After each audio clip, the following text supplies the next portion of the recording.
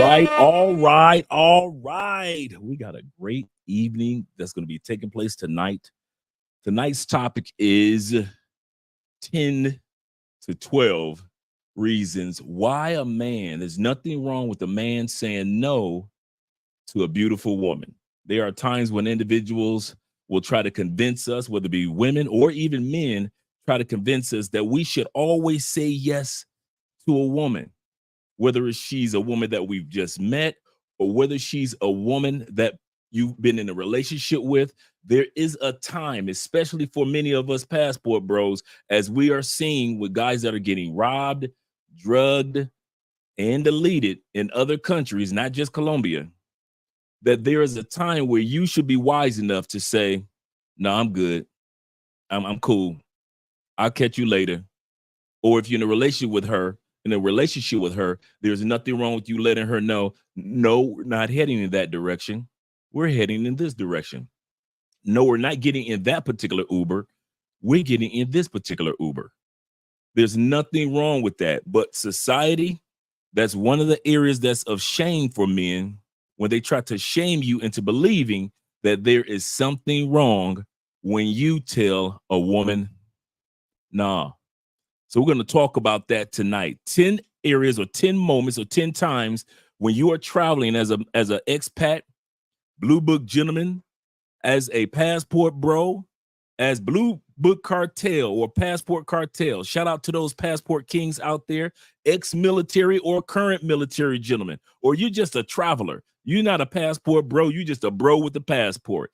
At the end of the day, there is a time where you're going to have to look out for you. You're going to have to use your wisdom and your discretion. And just like it's nothing wrong with telling women no in the United States when there are times to say no, there is nothing wrong when you're in another country telling women no as well. But before we get started, let's get ready for these shout outs. And our shout outs, of course, are sponsored by the Passport Bro app. Hey, Globetrotters! Are you ready to elevate your travel game and make every trip unforgettable? Get ready to revolutionize your adventures with Passport Bros app, your ticket to turning passion into profit. With Passport Bros, your travel videos and posts aren't just memories, they're money makers. Share your awe-inspiring experiences with the world and watch your bank account grow with every click. But wait, there's more. Connect with a vibrant community of fellow explorers, where camaraderie knows no borders. Exchange insider tips, forge lasting friendships, and create memories that last a lifetime. And that's not all. Gain access to exclusive discounts on accommodations, from cozy boutique hotels to luxurious resorts, ensuring you can travel in style without breaking the bank. So why settle for ordinary when you can experience the extraordinary? Join the Passport Bros app today and unlock a world of adventure, connection, and endless possibilities. Download the app now and let the journey of a lifetime begin. Download now on the App Store and Google Play.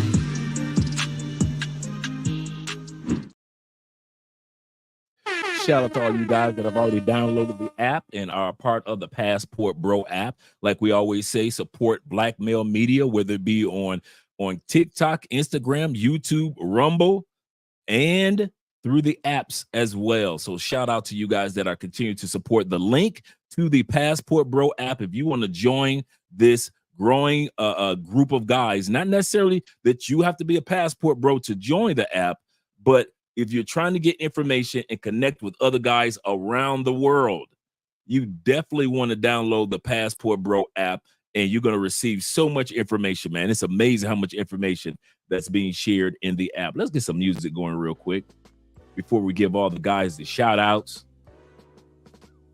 All right. And shout out to my man, new member for a month. Shout out to my man in the building, LJ the Southern Vegan, who's been a member for the month. Shout out to you. Shout out to my man Will in the building as well with the $9.99. Glad that you're here. It feels so lovely to be here tonight. What a beautiful, give yourselves a round of applause. You're so lovely. Everyone's so lovely. And while you're in the clapping mood, I'd like to give a big round of applause to my band, Sensual Chocolate. Sexual chocolate. They say so fine, don't you agree? Yes, sir. Thank you very much, Will, for the $9.99. He said, greeting Andre, and chat fam. Chat lives matters. He said, I'm running late tonight, but push the like button and support Black male media, just like this brother said.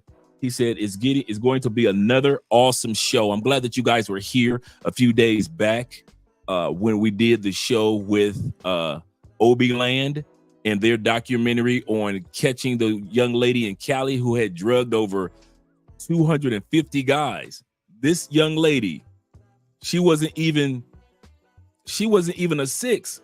She was average at best here in South America. This is a sister. And she was able to coerce, by being an average woman, coerce over 250 drugging and robberies. And these guys were able to work alongside with the police, and they were able to do an investigation and get this woman captured. And I'm glad, I was so happy that we were able to donate to Obi Land, and Obi Land was actually here during the live stream watching our reaction to their video. So it was great to see those guys here at the same time, us being aware and learning a little bit more that Medellin is not the only place where you got to look out for women. In other words, if you bring Medellin behavior to any city in Colombia, you'll get Medellin results. I'm going to say that again. If you bring that Medellin behavior, like you can smash anything, it don't matter. I could hit up any app I want to, doesn't matter what city I'm in. Cool. Go ahead. It don't work in Medellin, does it? For some dudes it do, but many dudes that are in the graves right now, that are buried somewhere or discarded somewhere in Colombia and never made it home, and their family's still wondering where they are, those apps didn't work out for them, did it? So let's not take that gamble. But don't think that you could come to Cali with that Medellin behavior and think that the apps are going to work for you in Cali. They don't work here either. Oh, I'm going to shoot to Cartagena. The apps don't work in Cartagena either. Well, I'll go to bed and the apps don't work in Colombia. Stay off the apps. Become a safe. The one thing that's getting me about men, this new generation, as you can tell, I'm growing the beard out. I didn't know I could grow a beard. That's the crazy part. First time ever growing a beard, right? The funny thing about I see the differences between the generations since I've hit 73 years old. That at 73, I noticed that younger guys, you can't tell them nothing.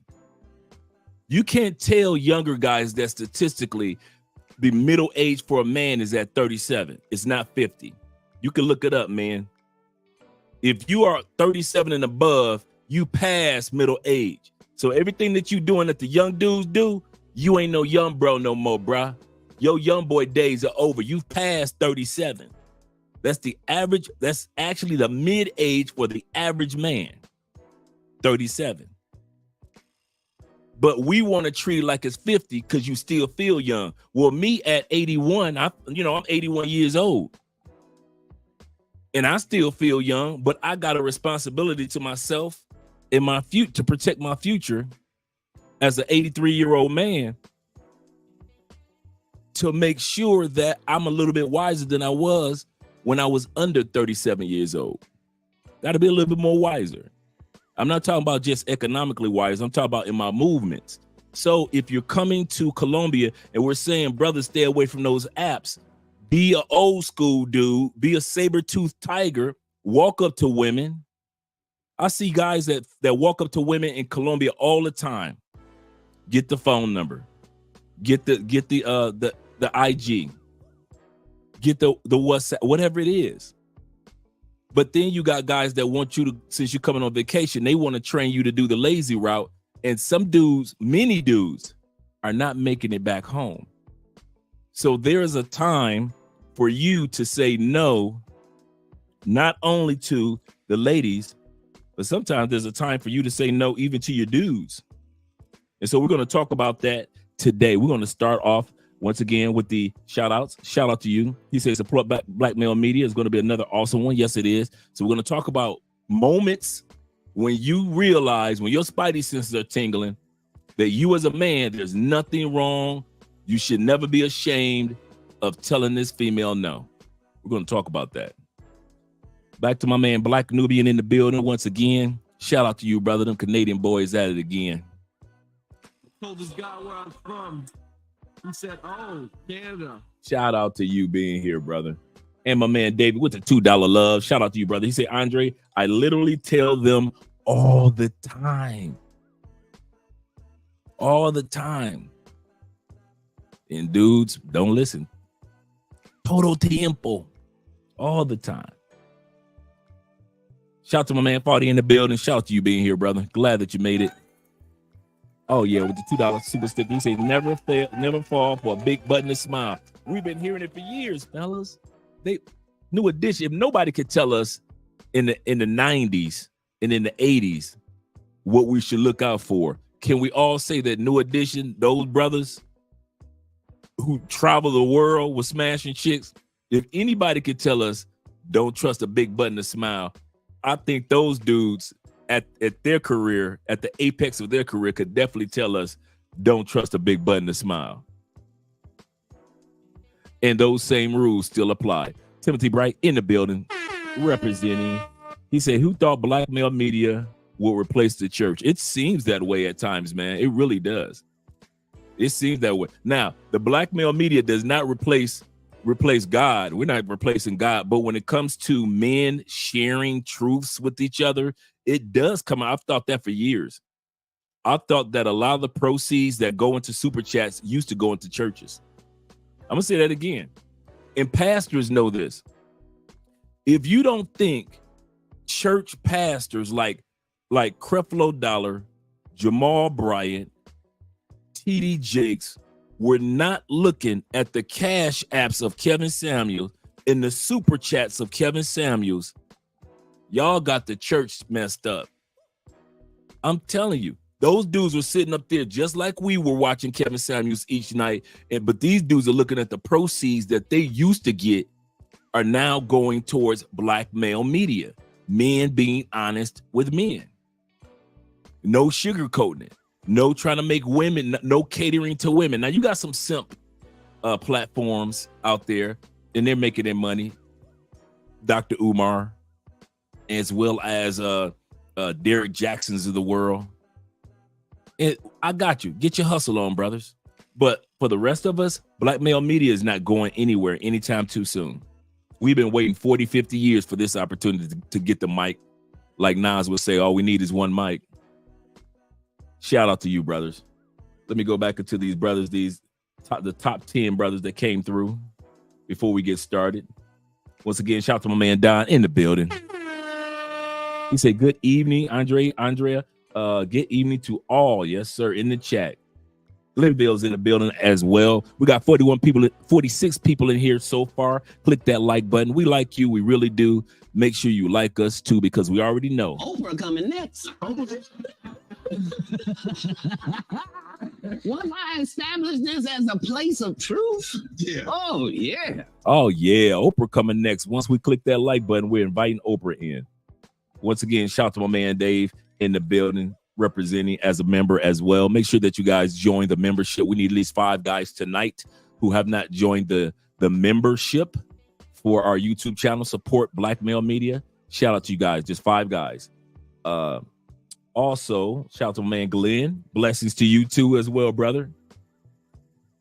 El Patron is in the building. What's good, brother? What's good? Shout out to you, brother.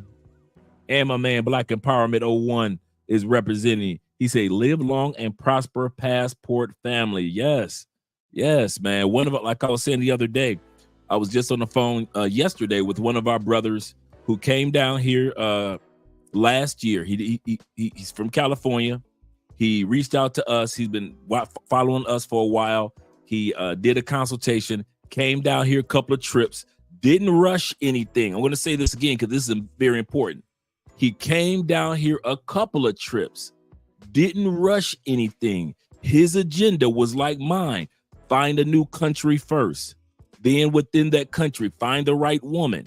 As he was taking his time, found the right woman. They've been together in a stable relationship for the last year plus, as well as, well, actually the last year. And they just gave birth to their first child as they were putting the paperwork together and everything, that where he's going to get married, that they're going to get married.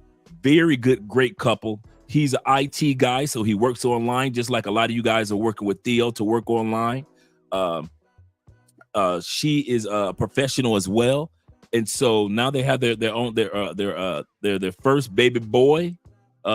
He's getting used to all the ladies of the family being around, because, you know, in the States, we're not used to the mamas and the aunties and the sisters and all the ladies just bombarding this new baby boy. So he's getting used to that. And his parents are going to come down to Colombia and spend time with them for a month and a half, because both of his parents are professionals and have retired.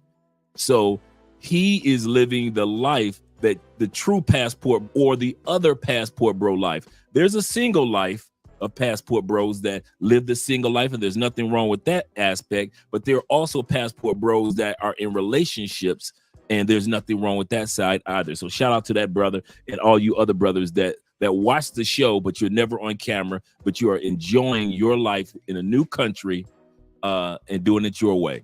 So shout out to you guys. Shout out to my man Ransom, also in the building. Buenas tardes. Good evening to you, kind sir, mi amigos. Yes, sir. And my man Kenny in the building. Shout out to you as well, being here. And my man Tevin King, who's always here representing. Yes, sir.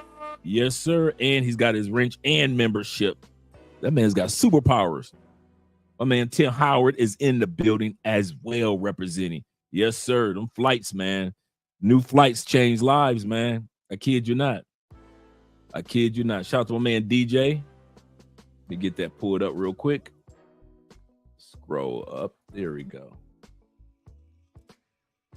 I'm feeling good, DJ. I'm actually making sure that I control the balance of my voice. I don't project it. I've turned the mic up a little bit so that I don't have to, or I don't get in the habit of just throwing my voice, because you guys know how I talk. I'll lean into the camera and just go off. Well, I need to learn not to do that. So I'm sitting back, relaxing, not talking as much, doing a lot more reading. Andrea got me some new books today. She actually, see, that's what I'm talking about. When you got a good woman, I didn't have to ask for these. I'm gonna say you this again. When we always talk about how Colombian women want to get something from you, there are some women that in Colombia that want to build into you or sow into you as well. Andrea got me today. She got me The Psychology of Money. She has and she went and got herself the Spanish version. She's already read. She just finished reading this week Atomic Habits. She said it was so good. She said, babe, I'm gonna get this book for you. So she got me this one. And then she got me Tony Robbins, which I've always wanted, The Holy Grail of Investing. Tony Robbins is worth $750 million, just in case you guys are wondering. Much of his money was motivational speaking in his books, but Tony Robbins is an excellent investor, and his connections with the best of the hedge funds investors, he put all the tips in several books. I've got a couple of his investment books, and the other book I had was these multi-billionaires. Tony Robinson asked them, if your son or daughter had to start from scratch with investing, what would you tell them as a multi-billionaire? And he wrote a book that's centered around, I forget the name of it. I have it in my phone. I actually have it in my Kindle. And so to have your woman invested in you when it comes to knowledge, a true leader is a true reader. All great men. I like what one guy said. He said that when it comes to stoicism or being a stoic, he said that a room without a book is like a body without a soul.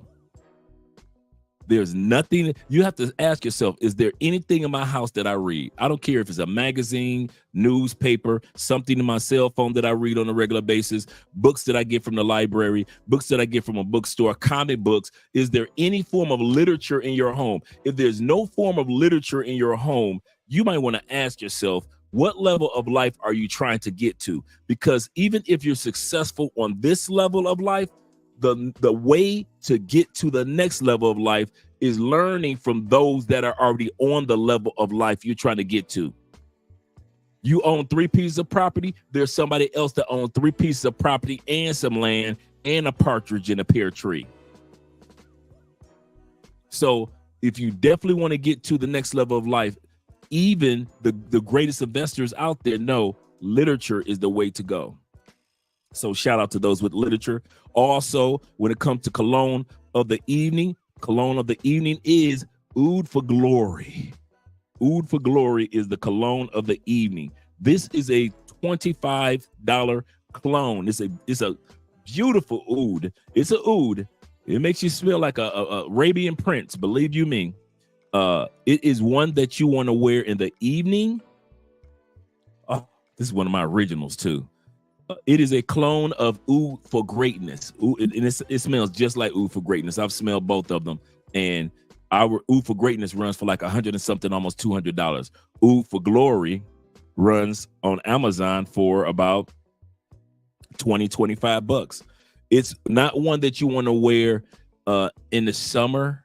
You want to have like the fall, winter, or if you're going to wear it in the summer, you wear it at night. This is not a club cologne. I'll say it again. It projects. Oud, the Middle Eastern scent, it projects. So you don't want to be in a club dancing and that projection is coming off so strong with the person that you're dancing with that they're not comfortable. So this is not for going to the club dancing, unless you're going to be going to the club and you're just going to be sitting there enjoying some drinks.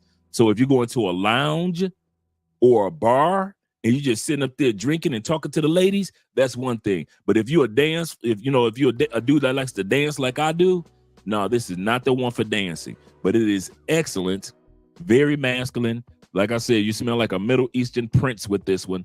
I got a few oud scents up there, and this is one of my favorite ones.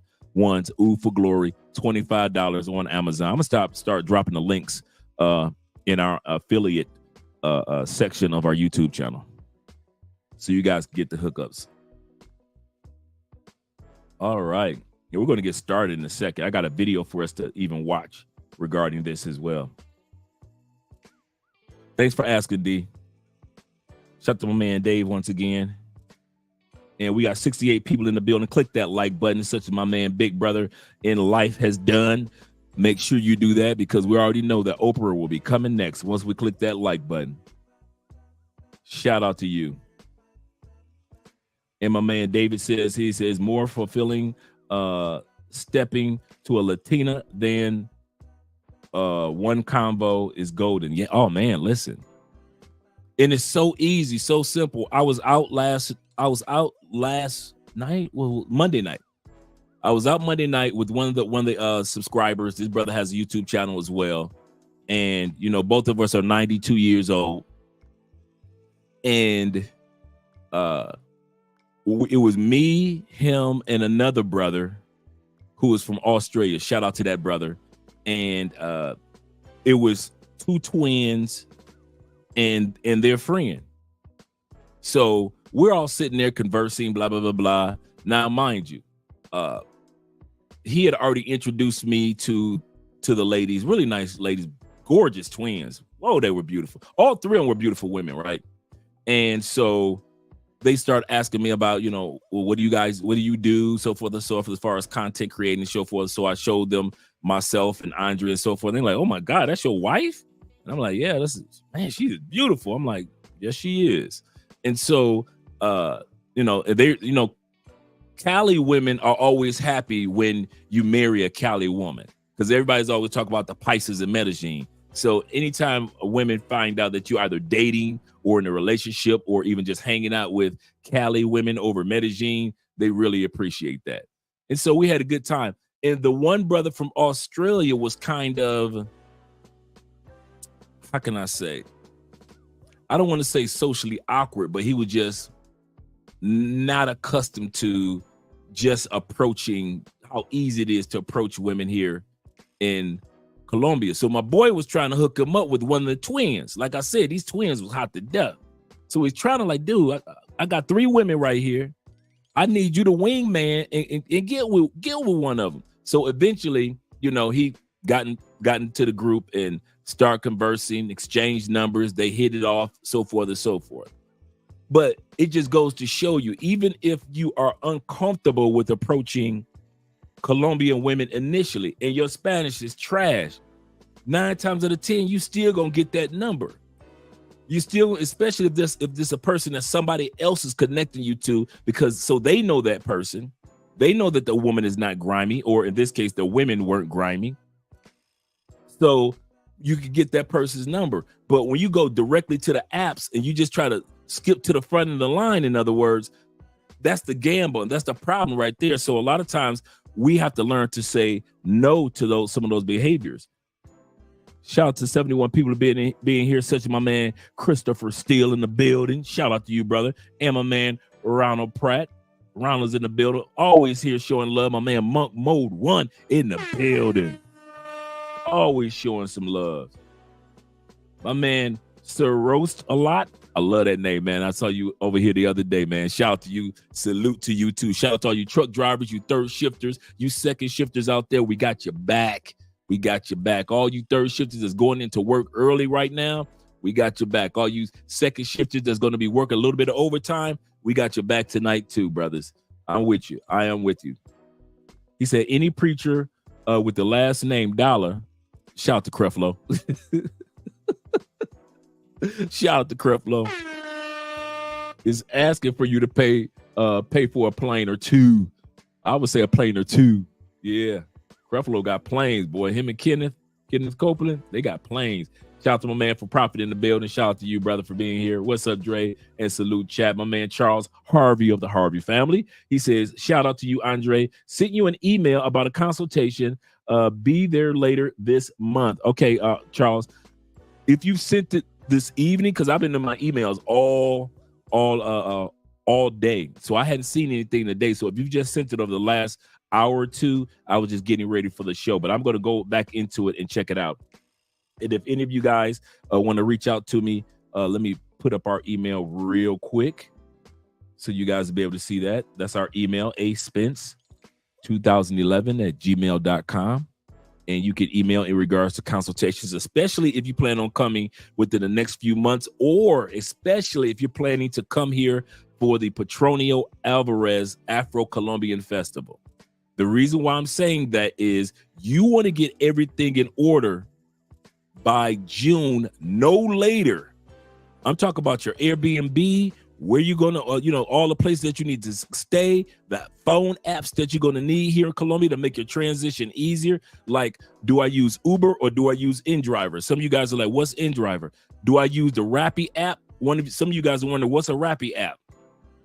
You can use the Rappi app. Some of you guys that use Rappi app didn't even know that you could get cash delivered to your location, no matter where you are with the Rappi app. You think that Rappi is just for groceries and food. No, there's a lot of things that you can acquire immediately through the Rappi app. And one of them is cash. Rappi has its own ATM. So those things that we show you when it comes to the consultations.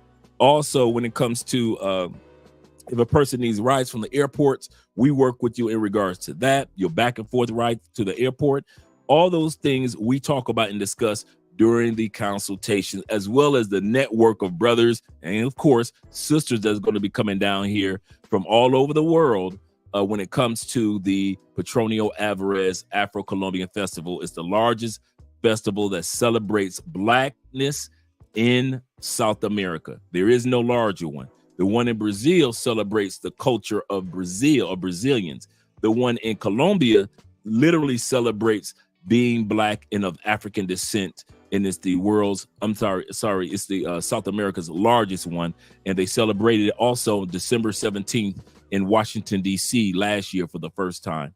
So shout out to you guys that'll be coming down for the festival. And the dates are August 14th, Wednesday, to August 19th. That following Monday is a holiday. So, oh yeah, shout out, speaking of holidays, shout out to all Colombians. Today is Labor Day in Colombia. So it's one of the rare days that Colombians have a holiday during the week. Every holiday in Colombia by law must fall on a Monday. So they'll always have a 3-day weekend when they have a holiday. And Colombians have a holiday twice a month. Go figure. Every month except for May and I believe it's September. May and September are the only months that Colombians don't have at least 2 holidays. And so today is actually Labor Day, or what they call work day, free work day, or free from work day here in Colombia. They don't call it Labor Day, but it's free from work day. And also, it's also called Family Day too. Shout out to you guys being here. So that's our banner. And move that out the way. My man, Growth Talk Coffee, Kofa in the building. Shout out to you, brother, being here. Appreciate you guys being here. Let's get started. We got 72 people in the building. It's so many people here, such as my man Shalope in the building. Shout out to you, brother, being here. Ronald said, do you recommend bringing credit cards? Yeah, that's all I use for the most part. I have my American bank accounts, my original American bank accounts, and I have my Colombian bank account. So I have bank cards, credit cards, debit card. I have all those things. I don't carry them all at the same time with me. So if I have one, I may have one credit card, and if that credit card can give me cash, that's the one I'm using. Now, if I need just a bank card, that's the one I'm using. So don't think that I've discarded all my bank accounts in the United States, and I don't. All my proceeds, all monies that we make go directly to our U.S. accounts, and we just transfer money down here as we need it. Why is that? I'm glad that you talk about credit cards. The reason for that is I want you guys to always remember this. In the United States and in many other countries, you are taxed by your paycheck, your payroll, right? That's how we get taxed. We look at our paycheck and we got taxed. In Colombia, you are not taxed on payroll. You are taxed on your whatever goes into your bank account. Doesn't matter if you made $300 that month on payroll. But if you got $2,000 a month going into a bank account because you got family members sending you money, you got an extra hustle on the side as a Colombian, whatever it may be, and it's $2,000 a month going to that bank account, you are taxed on that bank account in Colombia, not on payroll. Colombia does not tax payroll. That's why you have to have, most people in Colombia have to have a direct deposit job. Now, you've got some people that get paid under the table, little small workers. But most people with a regular job in Colombia, you have to have a direct deposit because you are taxed on what's going into your bank account, not your payroll. To whereas in the States, we get taxed on our payroll checks. Completely different. So what happens is this. I don't send too much money into my Colombian bank account. I don't go over the threshold of $11,000, $12,000 because if I do, that activates me to have to pay taxes in Colombia. As long as I stay up under the $11,000 a year threshold of money going into my Colombian bank account or accounts, I'm good. Well, last year I went over. I think I went over by like 2,000 or 3,000. So this will be the first year that I apply for Colombian file Colombian taxes. However, because I apply for file Colombian tax for the first time, that allows me to start. I don't know why it works like that. It allows me to activate on a higher level my Colombian credit rating. So my Colombian credit rating goes up like boom, like the same rules that apply for, even though they have a different credit bureaus, the same rules apply for the value of credit in Colombia. So don't think that, if you move to Colombia, you get a Colombian credit card that you won't be able to build credit line here in Colombia, as well as have one that you've built in the United States. You have 2 credit lines. That's what I have. And so as I take care of those, it opens up other doors for me as well. Yeah, but I usually keep all the money in the States. There is no way I'll be sending all that money from other areas to all the way to my Colombian bank account. Oh no, I'd be paying crazy taxes down here if it was that. Oh yeah. And plus I wouldn't be able to get the tax breaks that I really get in the States. Shout out to my man Shay Shar in the building as well. Shout out to you, Shay Star. My bad. Now let's get started. Let's start off once again. Tonight's topic. Tonight's topic is there are 10 to 12 times with a man there should be no problem with you telling a beautiful woman no. It should be no problem, a no-brainer. We're going to talk about these, but let's get started with the video first in regards to this. Let me move me out of the way. Put me on the side. How about that? There we go. Do you got any discipline advice for men? Yeah, bro. The power of no. Like, you know, a lot of times as you're in that process of building yourself up and making more money, you know, you're going to meet a lot of nice young ladies that are going to come across your way. You don't got to say yes to every single one of them, right? It's power in being able to say no to these women, stay to yourself, and just stay focused on your purpose and understanding that, you know, when a woman comes across your path and she's not in alignment with that purpose, keeping her separate and knowing that there's a bigger vision in mind. So just learning when to say no. You don't got to jump on every single shorty that comes across your path and just focus on the grind. That's it. That's a fact. That's a fact. Y'all hear that? You don't got to jump on every single shorty. The key for a man is self-control. For women, it's authenticity. You have to stay authentic as possible because our body tells us so much. Our body will tell you when you're craving a child, when you're getting angry because our hormones are all over the place. For a man, your body sometimes speaks against you. It will crave pleasure. Your key to successful mental health is complete and utter self-control in terms of your mind, body, and soul. You control what you consume. You control who you put yourself into. You don't go and sleep with every single one. You actually gain far more self-esteem when you reject women than when you accept women. That man that has women that he's rejecting feels far greater than that man who can't say no to anybody because he's jumping at the opportunities. Self-control even with what you eat. When I have clients that come to me and they've got a bit of depression, I say to them, until you go to the gym, until you lose weight, there's no conversation that me and you can have that will change your self-esteem. It won't do it. Don't have to have a six-pack, but self-control. And when a man practices self-control, he becomes such an unshakable being. Can you take a bullet for me? No. I feel so bad. I feel so bad I just said that. I probably would. You said that so I would take a bullet for you. No, you wouldn't. Would I? No. Will you take a... Say no to women. Nice guy mistake. Nice guys have trouble saying no to women and to people in general. If you want people to respect you as a man, you have to get comfortable saying no. Saying no doesn't make you a bad person. You need to make sure that everybody's requests are in alignment with your priorities. You need to set boundaries and borders and make sure that when people are asking things of you, you only say yes if it also serves you. Do not hurt yourself just to please others. Do not say yes in an attempt to get love from women or from people in general. People respect a man who has boundaries and is okay with saying no when the request doesn't serve him. Stop being a nice guy. Stop being afraid of saying no. Stand up for yourself. People will respect you more for it. Respectfully tell her no.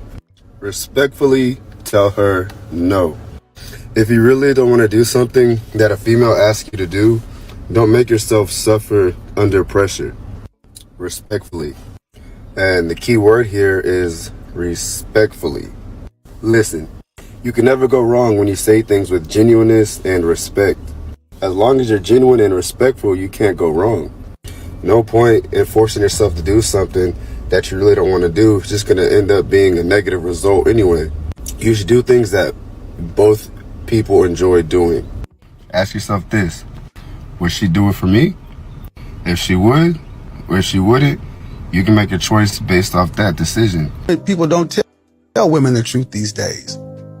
Men get told the truth all the time. Women have no problem telling a man, I don't want an average man. It happens every day on my show. TLC said they don't want no scrubs, and we have no problem telling average men, you ain't crap. But if I just happen to have the nerve to agree with the woman that says she's average, then I'm Satan. I think that's interesting. We're going to pause right there. Shout out to our boy Kevin. We still miss him every opportunity we get a chance to see him. Still enjoy and still watch Kevin Samuel's channel. Support the family. Shout out to him. He says Ronald says it's beneficial. Mutual exchange is key. Absolutely correct. He said this topic is important because because beautiful women are common, or beauty is so common, especially in other countries. And this is why we're talking about this topic, guys, because there are so many guys that have either gotten drugged, robbed, or deleted because they didn't take time to have this self-control of saying no, whether you were in a relationship with that person or whether you were just dating or hanging out with that person. There is a time for you to say no to a woman and not feel uncomfortable because you said it. So let's get started. You might want to even take notes with this one. Number one reason or moment in which a man should say no to a woman and feel comfortable with it. In other words, like the one woman said, be a man of self-control, because being a man of self-control is attractive to women. Number one reason is that this woman is playing mind games. When you sit back and see that she's flaking all the time, when she is not consistent, in other words, when 1 minute she's doing the voicemails or the video chats, or another 1 minute that she's showing true interest, then all of a sudden she's pulling back, playing all these games. Now notice, I'm talking to guys that are looking to travel or relocate in another country. Yes, these rules that I'm saying can apply to the States, but I'm talking to my brethren that are traveling to other countries, and some things can be exciting, but sometimes it can be problematic if you don't master the art of self-control by mastering the art of saying no at certain times, no matter how gorgeous the woman is. Bruh, I have never had a problem with telling a gorgeous woman no. I tell gorgeous women no all the time with a glance in this country. You think I don't, bruh, do y'all think I don't get tempted like y'all get tempted? I'm a married man, but I'm still a man. You think I don't get hit on by women here in Colombia? Man, I'm a 6'3", attractive, successful brother from the States. Are you crazy? And so are many of you. So if we don't walk in an air of self-control, dude, I could have cheated 100 times over if I didn't master the art of no, knowing that there's a time and a place for everything under the sun. There was a time for me to be a player. Now that I'm 93 years old, I'm telling you, there's a time for me to be a player. But now it's time at the age of 94 for me to sit my butt down somewhere. You see what I'm saying? So there's nothing wrong with men like me and men like you enjoying life, but not having to move like we did when we were 25 years old or 35 years old. Shout out to you guys that are out there under the age of 37. You are not midlife yet, but you guys over the age of 37, yep, is older. You may not be old, but you older. And some of you guys don't want to admit that yet. See, shout out to all you guys that of us Gen X. Gen X ain't never had a problem with going bald, have we? Did Jordan shave it all off? Yes, he did. Did Kobe shave it all off? Yes, he did. You know why? We grew up on Kojak, the white dude with the lollipop. Did he shave it up? Yul Brynner. All these dudes, when they were going bald, our generation ain't had no problem with saying, I had my era when I had brush waves and I had dreads. Now that it's gone, I'm going ahead and shave it on off, player. Not this new generation, not the millennials and the Gen Zers. They want to go to Turkey and hold on to it. They want to be like LeBron and hold on to it. It's like Kevin Samuels like say, you see that we can see that you lying. We see that you going bald, LeBron. You don't see that we see that? Man, if you don't shave that, LeBron should have shaved his hair, 8-9 years ago? But this young generation try to hold on to it. In other words, I come from a generation where we have no problem with living and enjoying each stage of life. When I was a child, what does the Bible say? When I was a child, I spoke as a child, I understood as a child, and I became a man, I put childish things away. Another thing to put away is the lack of the ability to say no. Guys, now that I'm 64 years old, I have no problem with admitting there's nothing wrong with saying no.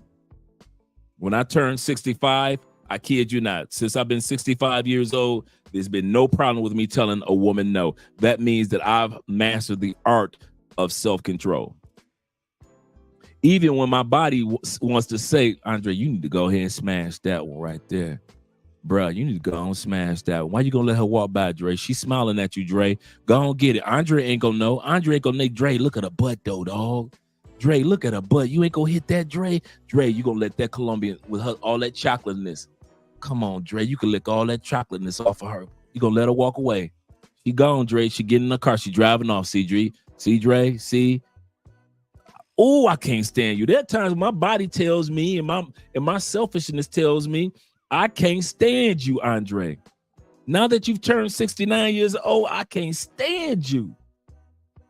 But that's what self-control is. It's the ability to control self, to master self. And one of the ways is when you see a woman playing mind games, I don't care how fine she is, tell her heifer no. I'm done. I'm done with these games. Don't worry about it. Delete my number. Here's where we go. My number one line that Andre will tell you is this. And some of you guys have heard me say this. Here's what we're going to do. When you hear me say, here's what we're going to do, that's my bottom line. I don't care what we're talking about. I don't care if it's male or female. This is where I put my foot in the, line in the sand. When you hear me say, okay, here's what we're going to do. And I sit up, that means that, okay, I'm taking the authority of whatever it is. I don't care if I'm talking to a male or female. Here's what we're going to do. Either we're going to walk away or we're going to tussle.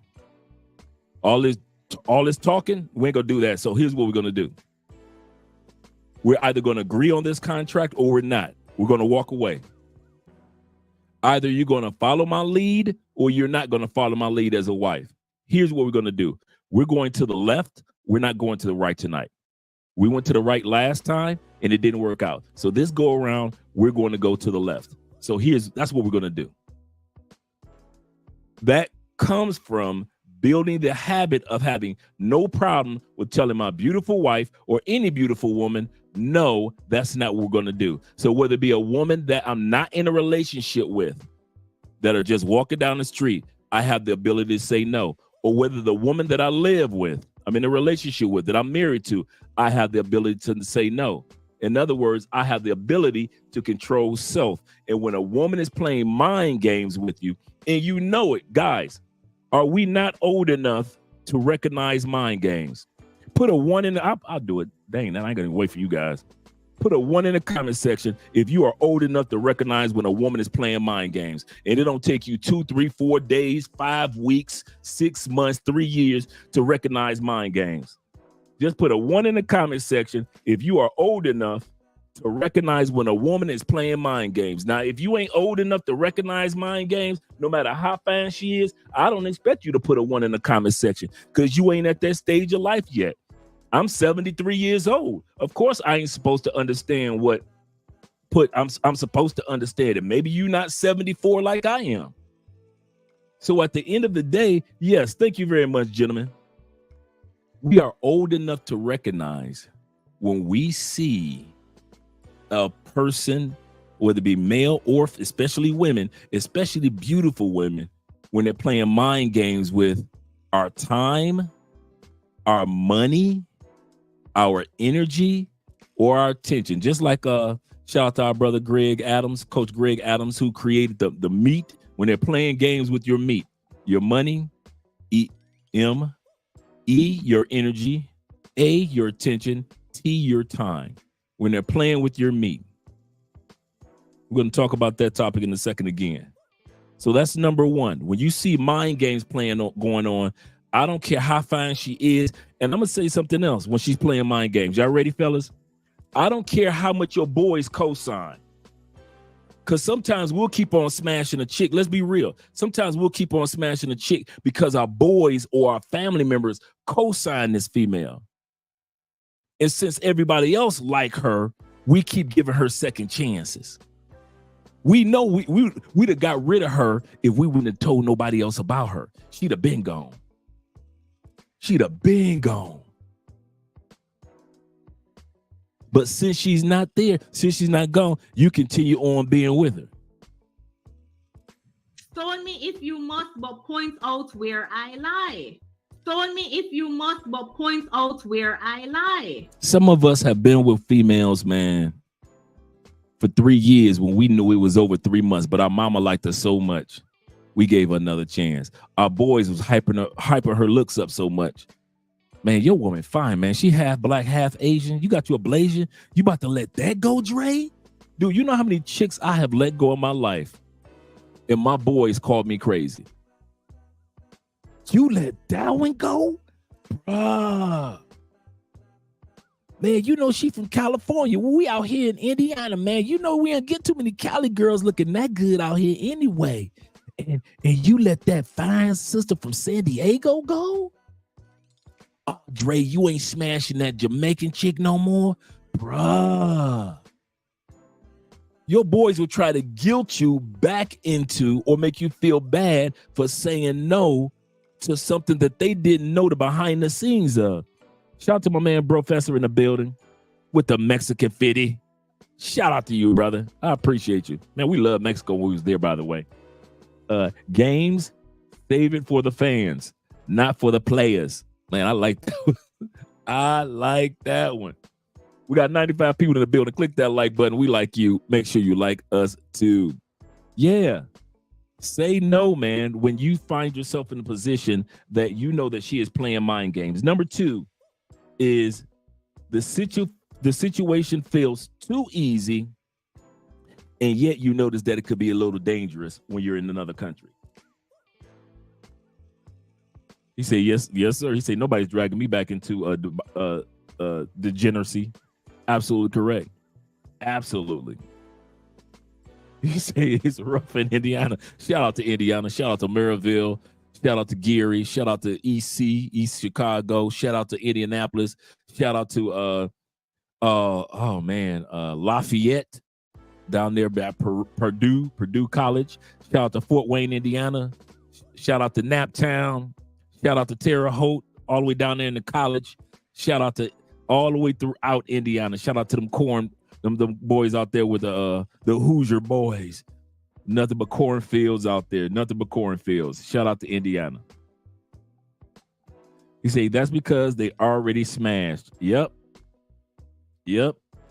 Shout out to my man LJ in the building once again. He said this topic is very important because beauty is so common. And he's absolutely correct. I know I read that one a little earlier. I'm just trying to make sure I didn't skip anyone. All right. Number 2 is, like I mentioned before, the situation feels too easy. Sometimes you could be in a situation where she's trying too hard to get your meat. Remember I said your meat, based off of Coach Greg Adams. Your meat is your money, your energy, your attention, and your time. She's trying so hard to get that meat that you fall for it. A lot of these guys fell for those women and got robbed and drugged because it was so easy. Guys, I keep trying to tell you, when you go to other countries, I know in the United States, we were raised in a hookup culture, and there are other countries where you can get that coochie. Bruh, I keep mentioning to y'all all the time, I got so much coochie in the States. I couldn't tell you that sister name or that female name for nothing. Don't let it be on a night where I meet her at a spot. She half drunk, I'm half drunk, but she just a sexy white girl. Next thing you know, we in the back of the car, in the parking lot. We ain't left the club. That's how easy it is. So we're used to being in a hookup culture where women feel like, girl, I'm gonna go out and give me some I'm gonna hook up with, I'm gonna get something tonight. It's been 6 months, girl, and shoot, I'm gonna let this thing breathe tonight. I done shaved, and they already planned on giving it out like that. So now we come to other countries, and we think that it's supposed to be like that. And I'm giving you warning. You come to many countries in South America, and she throwing the coochie out there like that easy, either A, one, you're going to pay for it in one way or another. Two, she a party girl. She used to throwing it out there to everybody like that anyway. She just a young girl living her wild, hot girl summer. Cool, got you. Three, she's a scammer. She plan on scamming you in one way or another. So once again, you're going to end up getting yourself in trouble. And the last one, like was actually the first one was pay for play. The second one is a party girl. Third one is a female that's out there scamming you, and these are the ones that come with the scopolamine. These are the ones that come with robbing you or deleting you. These are also the women that create Western Union poppies. She gave it to you good that first night, right? You get back to the States, right? All of a sudden you get text messages and emails saying her grandmama in the hospital, her brother need money for surgery, all type of, and you sit in it. They create Western Union poppies. Those are scammers too. So don't just think the women that drug dudes are scammers. Also the women that create Western Union poppies out of you dudes, Captain Saver O's. They're just as scammy as the ones that are trying to drug you dudes. They just get it in instead of taking everything from you, instead of taking everything from you at once, they just take everything from you in a payment plan. In other words, you sending her $300 a month instead of her stealing $3,000 from you when you came down here initially. She let you keep your $3,000, didn't she? But every month you sending her $300 because she didn't rob you and she's a good girl in Colombia. No, bruh. Colombia is not a hookup country. You do not, the average Colombiana that's not a party girl. In other words, hot girl summer chick. That's not a scammer and that's not a pay for play. Every day going to work Colombian chicks, they're not giving it to you the first night, second. You crazy. You can, dude, if y'all think I'm lying, go ahead and you guys that are down here in Colombia, ask Colombian women. Stop being scared. Tell them, prove I'm lying. Because I talked to enough of them. And I'm telling you, Colombian women look at American women like, y'all nasty. So you're going to give it up to a dude that you don't know nothing about the first night. And the few that do give it up like that in Colombia, like I said, party girls, pay for play, as well as scammers. Are all scammers party girls? No. Are all party girls scammers? No. Are all party girls pay for play? No. Are all pay for play party girls or scammers? No. But I've noticed that it's those three areas that you usually can get the coochie the first night, whether it be a good situation or a bad situation. But don't come down here to these countries and thinking that you're going to automatically get the coochie the first night. And since that situation happened, if it looks that easy, usually it's that easy to put you in danger as well. If it's that easy to get her coochie, it's that easy for her to put you in danger. That's why I say, if you notice that it's that easy, bruh, you might want to say no. Now, I know I'm talking to grown men. If a set of twins walk up to y'all right now and say, I'm going to give you that coochie right now, and you've been drinking, you going to smash. I'm just telling you what you can do and what you should do. But I know 9 times out of 10, most of us men, we going to smash them twins anyway. But don't say nobody told you if those twins, after you get done smashing them, they rob you. Don't be surprised. If they don't, cool. But if they do, don't be surprised. That's just how Colombia is set up. It's just set up like that. And a lot of countries are set up that it's not a one-night stand country. It's just not.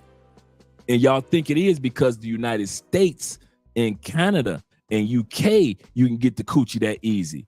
Not all countries are set up like that. Well, I went to Colombia and I got coochie the first night every time.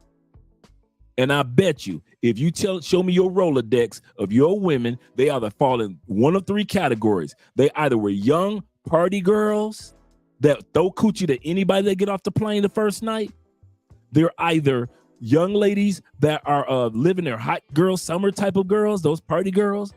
Number 2, pay for play girls. Or number 3, you're getting scammed in one way or another, whether you are there, or in other words, whether you are here in Colombia and they scam you and they rob you. Okay, whether you're here in Colombia, the nurse just came in saying, bring your voice down. Whether you're here in Colombia and you are, whether you're here in Colombia and you saw your girl just interrupted my thoughts. Shout out to Andrea. Whether you're here in Colombia and you're getting scammed immediately, or whether, like I said, she turns you into a Western Union poppy when you get down to back to the States. Either way, you are getting got. And usually, that's why dudes never want to share with me their Rolodex, because I could most dudes that come down here, if I see their Rolodex, is usually they're women fall in those 3 categories. It's rare when a dude showcases that he's been with consistent good women. It's rare. It's rare for me. If I showed you my Rolodex of the women that I was with, if I had, let's put it like this, if I had 10 women in Colombia when I first got here, I would say 6 of them were really good women because I know what type of women I gravitate to. But yeah, a few of them were just party girls. So I understand what it's like. So I'm not going to pretend like I'm uppity and I didn't have a Rolodex that had good women and party girls in there too. Of course I did. But I'm not one to deny it either. That's the difference. That's the difference. Yeah, she's showing love. She's just trying to make sure that I control my voice and everything. So, and there's no use of me being loud, especially since I have the mic up just right. So shout out to Andre. Yes, sir. He said, if you got game like Casanova first night, he said, yeah, even if you got game, shout out to you, Kobe, you can have all the game in the world and the party girls will give it to you the first night. You could be a lame and party girls gonna give it to you the first night. That's what they do. They go out to the club, they party, they're young, they're having fun, they're wilding. They're wilding. Forget about my mom's generation. Forget about my sister, my older sister. I am out here and I'm wild. I'm young. I'm free. I'm 23. And so those are the ones that's gonna throw you the coochie. But when you get one that's got a job to go to in the morning, you ain't getting that coochie like that. And I'm not talking about, usually you guys get the coochie from the girls that got a job and shit. What did she do? I'm a waitress. Oh, I'm a barmaid. Oh, I work at so-and-so strip club as a waitress. Party girls usually don't be having them solid jobs, them solid careers. You'll never get a party girl and she be like, yes, I'm a secretary for the mayor. It don't usually be like that. And I'm talking about one night stands. Like I said, you can smash the secretary of the mayor maybe night number 2, but you probably 9 times out of 10 in Colombia, you ain't gonna hit most Colombian women the first night. That's all I'm saying. The second night, everybody up for grabs. Third night, everybody up for grabs. But that one night stand move, like you can hit it and disappear. No, Colombians don't play that. They don't play. Even side chicks don't play that. I'm gonna put it out there again. In Colombia, even chicks that know you got a wifey or a girlfriend, side chicks, if you gonna hit this, I'm your side chick for real. That's how Colombian women are. I ain't gonna go up to your wife. I ain't gonna go up to your girl. I'm gonna be straight up with you. But if you hitting this, oh, you hitting this for a minute. That's how Colombian women, like in the States, you can hit a chick, meet a chick, smash her, and kind of like disappear on her. It's a one night stand that happens. She ain't tripping. Colombia, they like, listen, I know you got a wife. I know you got a life. But yeah, I'll let you run through this whenever you want to. I ain't gonna give it out to nobody else. I'm your side piece, and that's what we gonna do. I kid you not, bro. It's the craziest thing, bro. Side pieces do not cause. Dude, if you're in Colombia, even with Colombian men, I'm talking to you Colombian men too. If you can't control your side piece, you don't need one. It is so easy to have a side chick in Colombia. It is the craziest thing that you would imagine. These women have no problem with being a side chick. And any dude that's been to Colombia long enough, you know, there are plenty of women down here that will play their side chick position and have no problem with it. Ain't gonna call your wife, ain't gonna be running up on nobody. Plenty of them down. It's the craziest thing. Now, not all side chicks, but a lot of them are like that. But like I said, if it seemed too easy, number two, you might want to say no to it. Let's continue on. Let me make sure I didn't miss any super chats or any major comments. Fisher Colby said, if you got game like Casanova, first, I know, right? And I know plenty of dudes that run through women the first night, but usually they kind of like young, cool. And like I said, there's nothing wrong with the party girls. Like I said, I had it in my phone too. So who am I I'm not criticizing or judging anybody or saying, oh, you should only get quality. No, bro, I ain't had no 100% quality women in my phone. I had some good quality women and I had me some party girls. I knew some girls that I could just smash on a dash here in Colombia. And I knew I had serious women. And I knew eventually I would want to gravitate toward the serious women. But until I found somebody serious, I had some party girls in my phone. So I'm not one to sit back and criticize or try to put somebody down. So don't think that I'm coming at you like that. But what I'm saying is, if it seems too easy, in some cases, it can seem dangerous as well. So you got to make sure that you watch your own back. The word caution in its original definition, the word caution means to be self-bodyguard. The word caution, not worry, not concern, but the word caution, which is under that same umbrella, means self-bodyguard. Caution means, to give you an example of it, is what keeps us from walking into the middle of traffic as the average person. Because you are cautious, you look both ways. It means you have a self-bodyguard on the inside of you. Cautious. That's what caution is. It means to have a self-bodyguard. And when you come to Colombia, you have to still have that self-bodyguard in you for things to work out. Yeah, Ultimate Warrior. Shout out to Ultimate Warrior. Those 404s. Yes, sir. Shout out to you guys being here. Number 3, and then we're going to go back to the video. Number 3 is that you don't really want her, but fuck it. Sometimes we sit back and just like the video that we saw this Sunday of the brother that got drugged and he was on Oberland video and they had to go do this investigation and finally catch the woman, the sister that was drugging him in Cali. None of this would have happened. I'm not coming at him. Don't get me wrong. But in his situation, many of all of us have found ourselves smashing chicks because we were bored. I did that in the States plenty of times. Actually, the last chick I smashed, remember the story I told you guys about the one chick that I smashed for about a year before I went on monk mode? And I told her, like, listen, I ain't gonna come to your house. I ain't gonna be your man. I ain't no birthday gifts. I'll let you come to my house twice a week. I have your favorite drink, your favorite music. I'll smash you. It'll never be another woman, but I'll never be your man because I'm leaving the country. I just don't know what country I'm moving to. And then when I realized Colombia, then I went on monk mode. In other words, I cut her off. But I smashed this chick a year before I went on monk mode. And during monk mode, that's when I met Andrea, right? Prior to that, the last chick that I smashed she was Native American, 5'8", jet black, beautiful hair going down her, you know Native American women, their hair, beautiful hair, body like a sister. She had that dark red undertone Native American / Venezuelan Brazilian tan, the greenest eyes, bruh. Like a lagoon, beautiful light green eyes. You know, some women got those dark green eyes, and some of them have those really light green eyes that look like somebody shining a light in their face. It's just they're green, but they're kind of like almost to the color of their pupil. But they're still beautiful, right?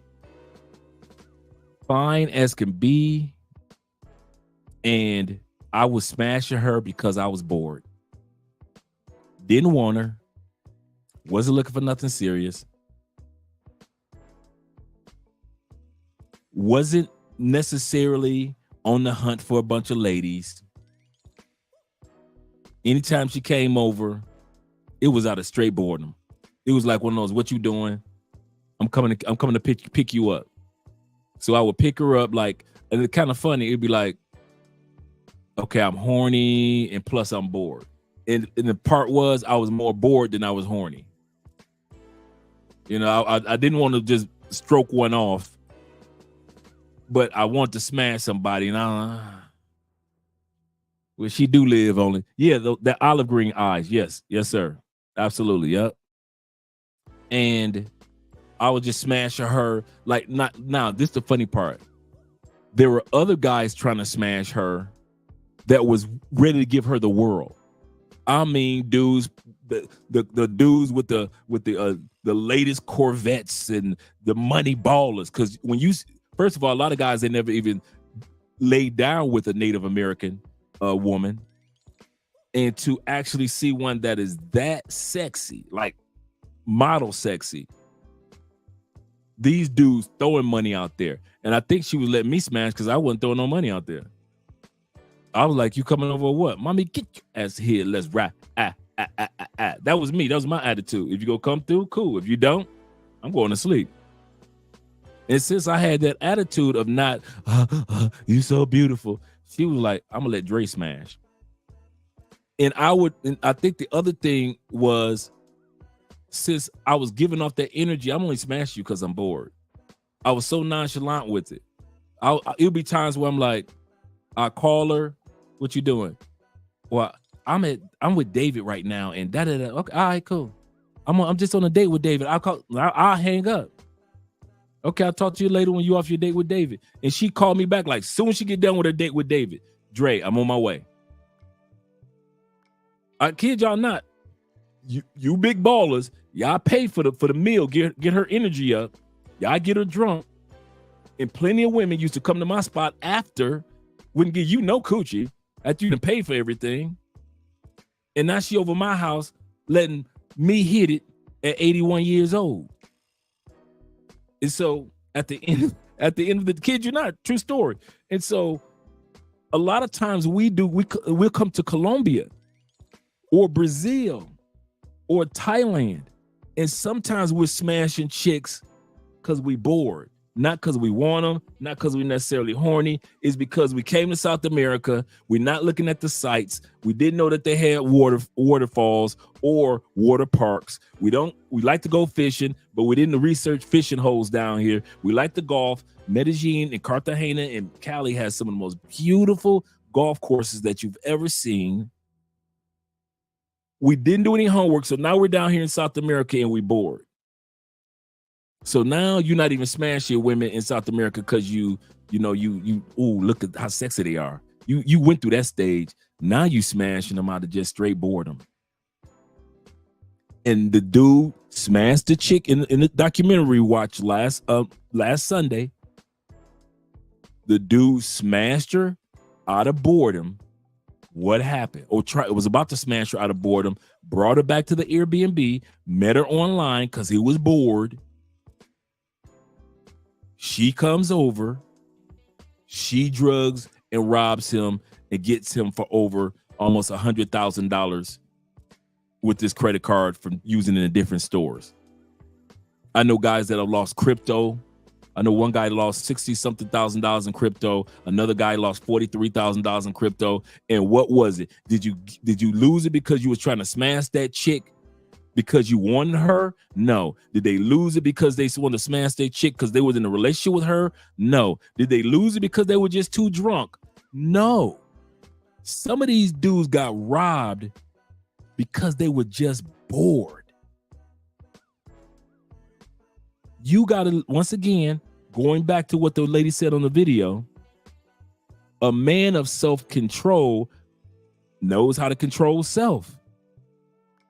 If you're smashing chicks because you're bored, you really need to check out Colombia because there's a lot to do here, and smashing chicks because you're bored should be on the last thing on your list. So like I said, the one that number 3 is you really don't want her, but you more or less like, fuck it. You know what? Fuck it. Let me call her. What you doing, girl? Or fuck it, let me hit this app real quick. I know Dre and DC Rob, you know, it's 99-year-old dudes. We've been telling y'all stay off the apps, but since you guys that are, you know, you are under 37, you're not midlife. Once again, I said earlier, midlife for most men is the age 37 on up. So if you think that you're not middle-aged, I'm gonna say this again. All you 42-year-olds, you are middle-aged. Yes, you're not old, but you are older. You're not 92 like I am. I'm 92 years old, but you are not under the age of 37. All you 38-year-olds, 39, 40-year-olds, you are older. You ain't a young cat no more. You passed the mid-age for the average male. It's not 50. I don't know who the hell came up with that concept, because during that time period, we're the oldest, we're the era that lives the longest throughout human history. I'll say that again. Throughout human history, most people died in their mid-30s, early 40s. Most people. We're talking about the 1910s. We're the longest living since the early times of Abraham in the Bible. We're the longest living age there's been in many, many centuries. So when I sit back and I let you guys know statistically, you can look it up, the middle age for the average man is 37. 37 years old is middle age for the average man. So all you dudes that sit back and shock right now in the comment section, I ain't middle age. Oh, yes, you are, brethren. Oh, yes, you are. Let's go to number 4, then I'll go to the video. Number 4 reason why there's nothing wrong with you saying no to a woman is, let's go back to the first 3. First one was she likes to play mind games. If she's playing mind games, man, ain't nothing wrong with you telling a beautiful woman, go on with that and go on to the next beautiful woman. The next one, number 2, is the situation feels too easy to be true. If it's too easy to be true, we already know that 9 times out of 10 it's not. Number 3, you really don't want her, but you're bored, so you're more or less like, fuck it, I'm gonna go ahead, I'm gonna go and get on these apps, man, and see what's this about. And you end up like my man ended up, shout out to him. And this is the funny part. In the documentary that Obi-Lan did with the brother that got drugged, he not only said that he hit the woman up on the app because he was bored, he also said, I didn't even want her when I saw her. So you are bored in your hotel room. You use the apps when guys said don't use the apps. You get the woman, and when she's face to face, you don't even want her, but you still hang out with her. You still invite, you see how crazy this is starting to sound? You still invite her to your Airbnb. He said he didn't even want her physically. Not based off what he says. He still didn't want her. She gave him a massage that he said was the worst massage that he ever had. So he didn't jump up from that. But since I'm bored, I'll let this woman give me the worst massage that I've ever had. I'll let her serve me a drink. I'm breaking all the rules. And I end up getting drugged and robbed based off of the fact I'm so bored, I ignore all the red flags of somebody that I don't even want. Just imagine that. It's one thing to at least have somebody that you are physically and sexually attracted to that ends up getting you.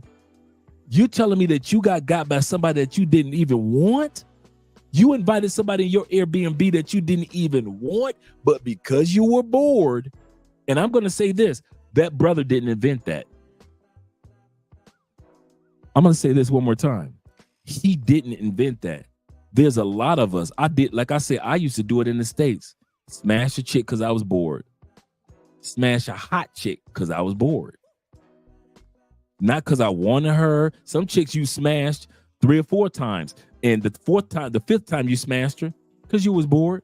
The first couple of times because you wanted her. The rest of the times because you were like, let me call LaWanda. Hey, big head, what you doing? I'm about to come pick you up. Give you 30 minutes. Oh, okay. The kid's daddy about to come pick him up. All right. All right, I'm gonna hit you back in 30 minutes. And then, okay, the kid's dad. Okay.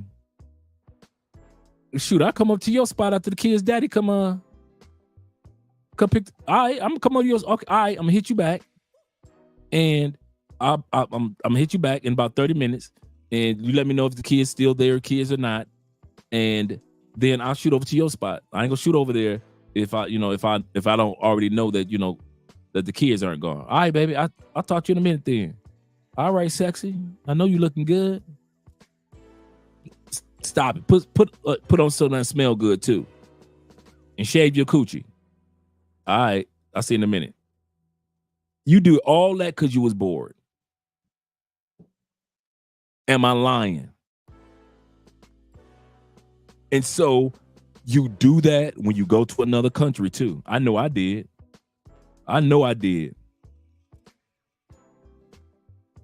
Shout out to you guys being here. So let's go back to the video real quick. And we're talking about the importance of men saying no. There's nothing wrong with a man saying no. Attractive word that you can say to a woman is no. Maybe you're out and you're at a bar and you're meeting some new girl and she's like, oh, hey, I gotta go do something. Can you hold my bag for a second? She hands you the bag and now 20 minutes later, you're like holding her bag like an idiot. The reality is you just say, hey, no, I'm not gonna hold your bag. I'm sorry. I would love to continue talking to you. When you get back, come talk to me, but I'm not gonna hold your bag. By saying no, you're showing that you're set in your ways, that you are comfortable in your energy and your masculinity, and you're not going to be a girl batting her eyes is not going to have you change your mind. So if your man tell you no more girl trips, how would you respond? We don't have a problem. Why? Because I would think that he's insecure. Now, I ain't gonna lie. If this man, was taking care of everything, I ain't have to pay one bill. We don't have to compromise. Let me just do at least one. Is this hypothetical man saying it because, maybe one time you went on a girl's trip and then you did something you weren't supposed to do, or you never did nothing bad? He just put his foot down. I don't think most guys do that because they don't trust the friend group. It has nothing to do with it. It is trust issues in there, because he don't trust the friend group, and it has nothing to do with control, but more about safety. Safety. Safety because it's all girls going on the trip. He don't know what's going on. Who gonna snatch y'all? No meals. We're gonna pause it right there. And whether you're in a relationship or you're just living your best life as a single guy, there's still moments when you need to have the ability or use your ability to say no as a man. Whether you're dealing with Big Shirley or Miss Slim Goody, you still need to use that ability to say no. Because if you don't, what'll happen is if you can't say no, you'll say yes to almost anything. And that's how a lot of guys get caught up in South America. The next one we're looking at, number 4, is you're looking for something better or different. When it comes to a beautiful, gorgeous woman in South America, there is nothing wrong with saying no if you are looking for something different. Some dudes are coming down here just to have fun. Nothing wrong with that. I'll say that always. Some dudes are looking to relocate to South America. We're 93 years old.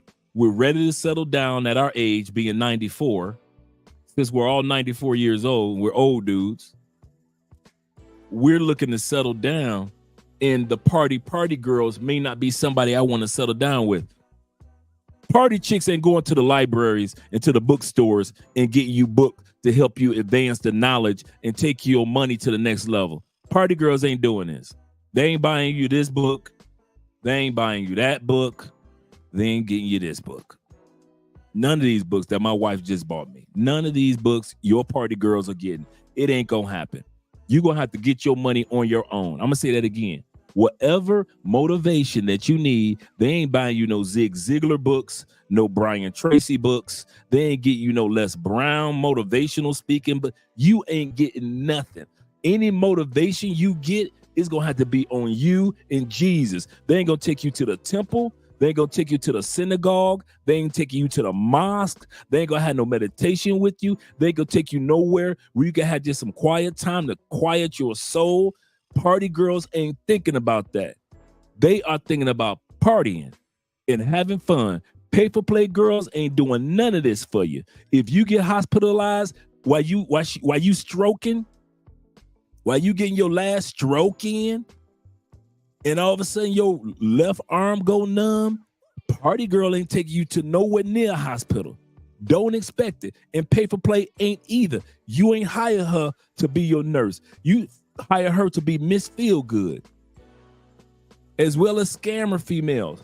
If she put 1 drop of scopolamine into your drinks, or if she put 30 drops, if she just go 1, 2, or she goes like this and shake it like it's ketchup, she don't know the difference and she don't care. And as soon as you drink it, either you gonna survive or you don't survive. She don't care. You on party boy, hot boy summer mode. Nothing wrong with that. But there are guys that come down here and they are looking for something a little bit more serious. They went through the party boy mode. You know, I'm 74 years old. And at 75, I already know at the age of 76 that I am right now, that I am not on the party boy mode like I used to be. Now, could I be when I was a single man? Yeah.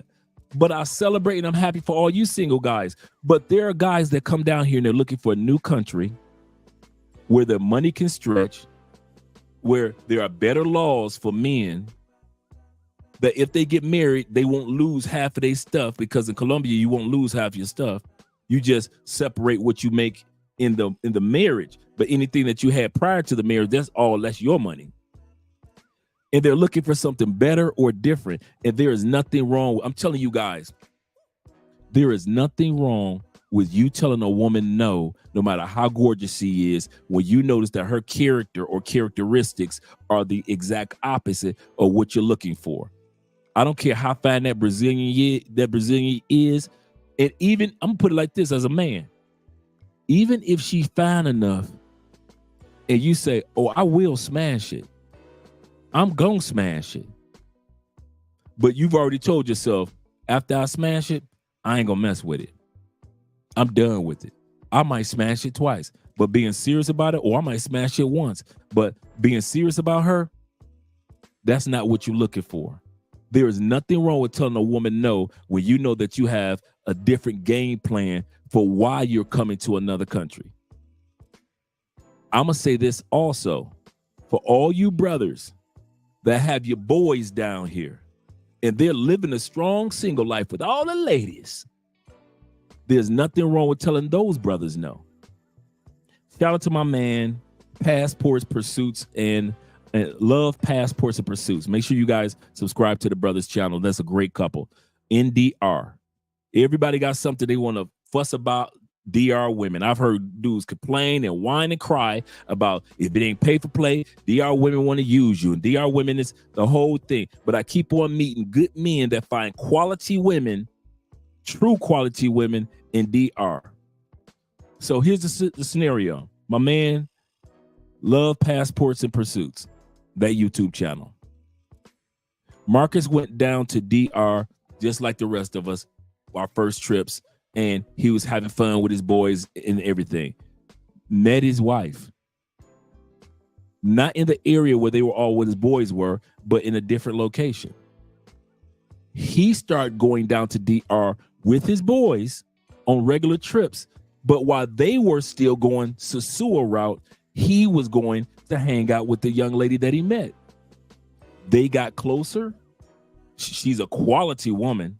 If you've ever watched Love Passports and Pursuit, you could tell that she loved that man. They live in DR. They're living an amazing life together.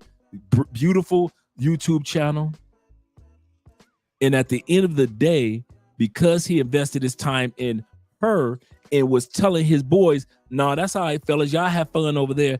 We're all getting back on the same plane anyway. I'll see y'all like the last day or the last 2 days and we'll hang out. But I'm going over here and spending time with this lady that I met and see where this goes.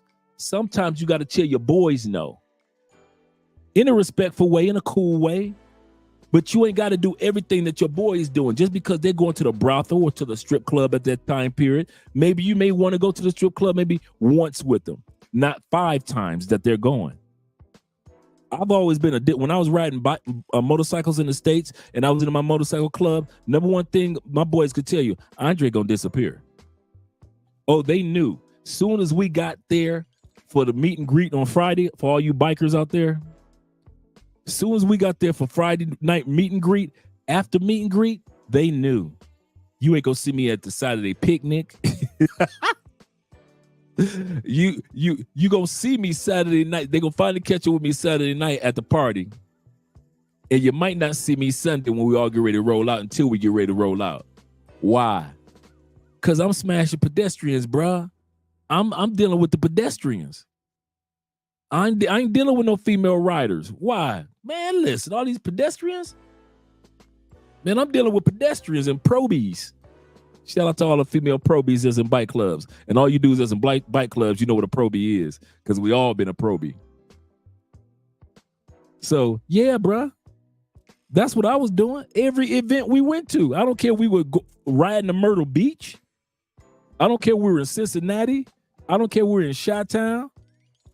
I'm a disappear artist. In other words, I'm my own man and I don't necessarily follow the trail of all the other guys. And that's just has always been my habit. And a lot of you guys are just like me. You just don't follow the trail of your other partners and they don't understand that. In other words, you have no problem with telling a female no, but you ain't got no problem with telling dudes no.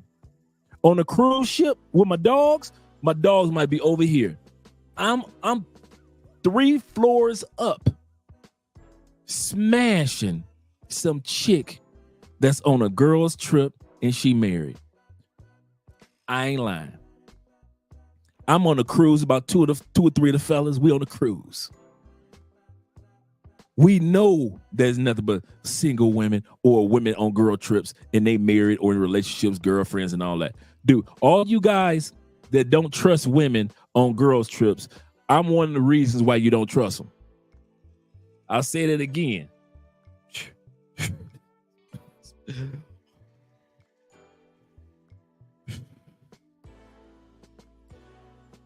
I'm one of the reasons why you don't trust your girl on a girl's trip. I don't blame you. I do not blame you. I don't blame you. Because it was dudes like me. When your girl on a girl trip on them cruise ships, man, listen. You are not only on land back in the States, 5 states deep past Florida. The cruise left out of Florida. Your woman is in the middle of the Atlantic Ocean with me. Bruh. Doing some stuff that she ain't did with you since the first time y'all dated. You didn't even know she could still do that. Bruh. I want sex in the kitchen, over by the stove. I want put you on the counter, by the butter rolls. Hands on the table, on her tippy toes. Girl, we'll be making love like the restaurant was closed. Man, listen, that's how I had your girls. So I don't blame you dudes for not wanting to, you know you can't go on no girl trip. Why? It's dudes like Dre out there. While my boys on this side of the cruise ship, I'm all the way on this side of the cruise ship on floor number 6. You better believe it. In other words, while they're playing poker, I'm over here poking. There's nothing wrong with saying no to your boys, even if y'all on the same flight and on the same trip. Nothing wrong with that. Blaze your own trail in Colombia. Blaze your own trail in Brazil. Be safe. Let your boy, like some of you guys are saying, let your boys know where you are. Let your boys know what you're doing. Let your boys know who you're with. See your boys' photos. Be wise and in safety. Some of you guys are saying that in the comments. Shout out to you. Yeah, for real. Let's hit that R. Kelly again, because that's how we're hitting y'all girls on a cruise ship again. I want sex in the kitchen, over by the stove. I want put you on the counter, by the butter rolls. Hands on the table, on her tippy oof. Girl, we'll be making love. Restaurant was closed. Man, I hit one so good. After the cruise, I was hitting it. She was 6'1", She was a female male delivery person. Out of B-more. Shout out to B-more. And her husband let her and her girlfriend go on a girls trip. And her girlfriend was supposed to be like a lookout girl. All I needed was one of my boys to be a wingman. And if you've ever been on a cruise, see, some of you guys ain't never been cruising. But you guys that have been on a cruise ship, that's right, climbing trees. And for you guys that have never been on a cruise ship, right? The clubbing, if you go to a right cruise, the club life is like you think that you in Miami somewhere. And I mean, it's off the chain. So while her girlfriend in the club hanging out with my boys, laughing, giggling, drinking it up, me and her done snuck back up. And then, if you've ever been on a cruise ship, when you leave the club, what do? You go upstairs to where they serving pizzas and food, because the food is 24 hours. So they done took her upstairs, the girlfriend upstairs, distracted her with pizza and more drinks and everything, and they gonna head back down to the club. I'm on the 6th floor with Miss Postwoman, who's been married for 12 years.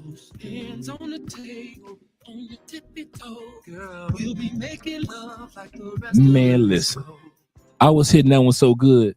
How come after the cruise, she took a flight to Tampa? I don't see how her husband, how she got away with it. She said, Andre, I'm about to take a flight down there. I said, girl, it's only been a month. She said that it's been a month too long. I'm on my way. She flew herself out to come see your boy. So when y'all don't trust y'all women on girls trips, I don't blame you, because I don't know no other YouTuber that's going to tell you I had your girl over by the stove. By the butter rolls. She was 6 feet on her tippy toes. Ain't nothing like seeing long leg, chocolate legs shaking. Just long legs shaking. And that was your wife on the cruise. Came back smiling, talking about some I shot the sheriff. Yes, believe you me. Long, yes sir. Trembling, yes sir. And that's why she took that flight out the next month. She said, I'm coming down to spend the weekend with you. Come on, B-more. Come on down here to Tampa, girl. Come on back down here.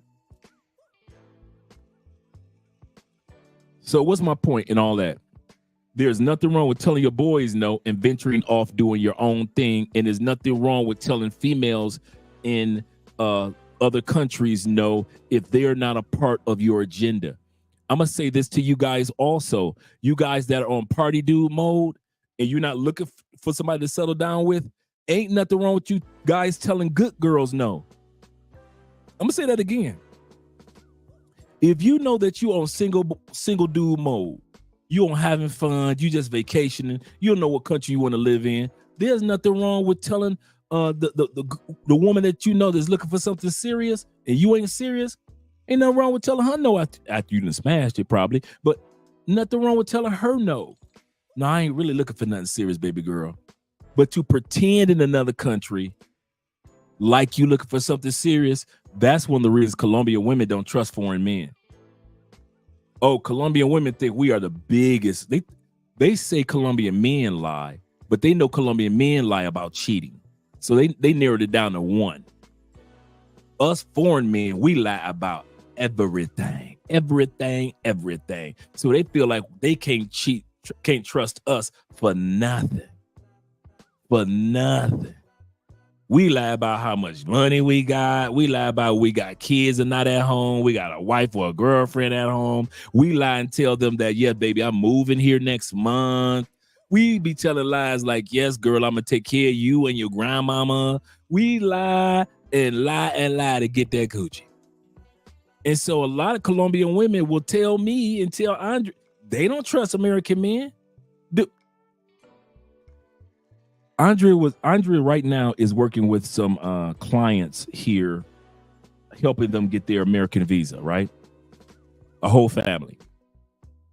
And they're like, okay, just small talk. Like, oh wow, Andrea, I see you're married, blah, blah, blah. Yeah, yes, I'm married to a guy from this American man, blah, blah. And the first thing that the wife said was, she said, oh, I don't see how you do it. I don't see how you married. Well, oh yeah, Uriah. They love that balcony with the ocean. With the ocean. Yes, sir.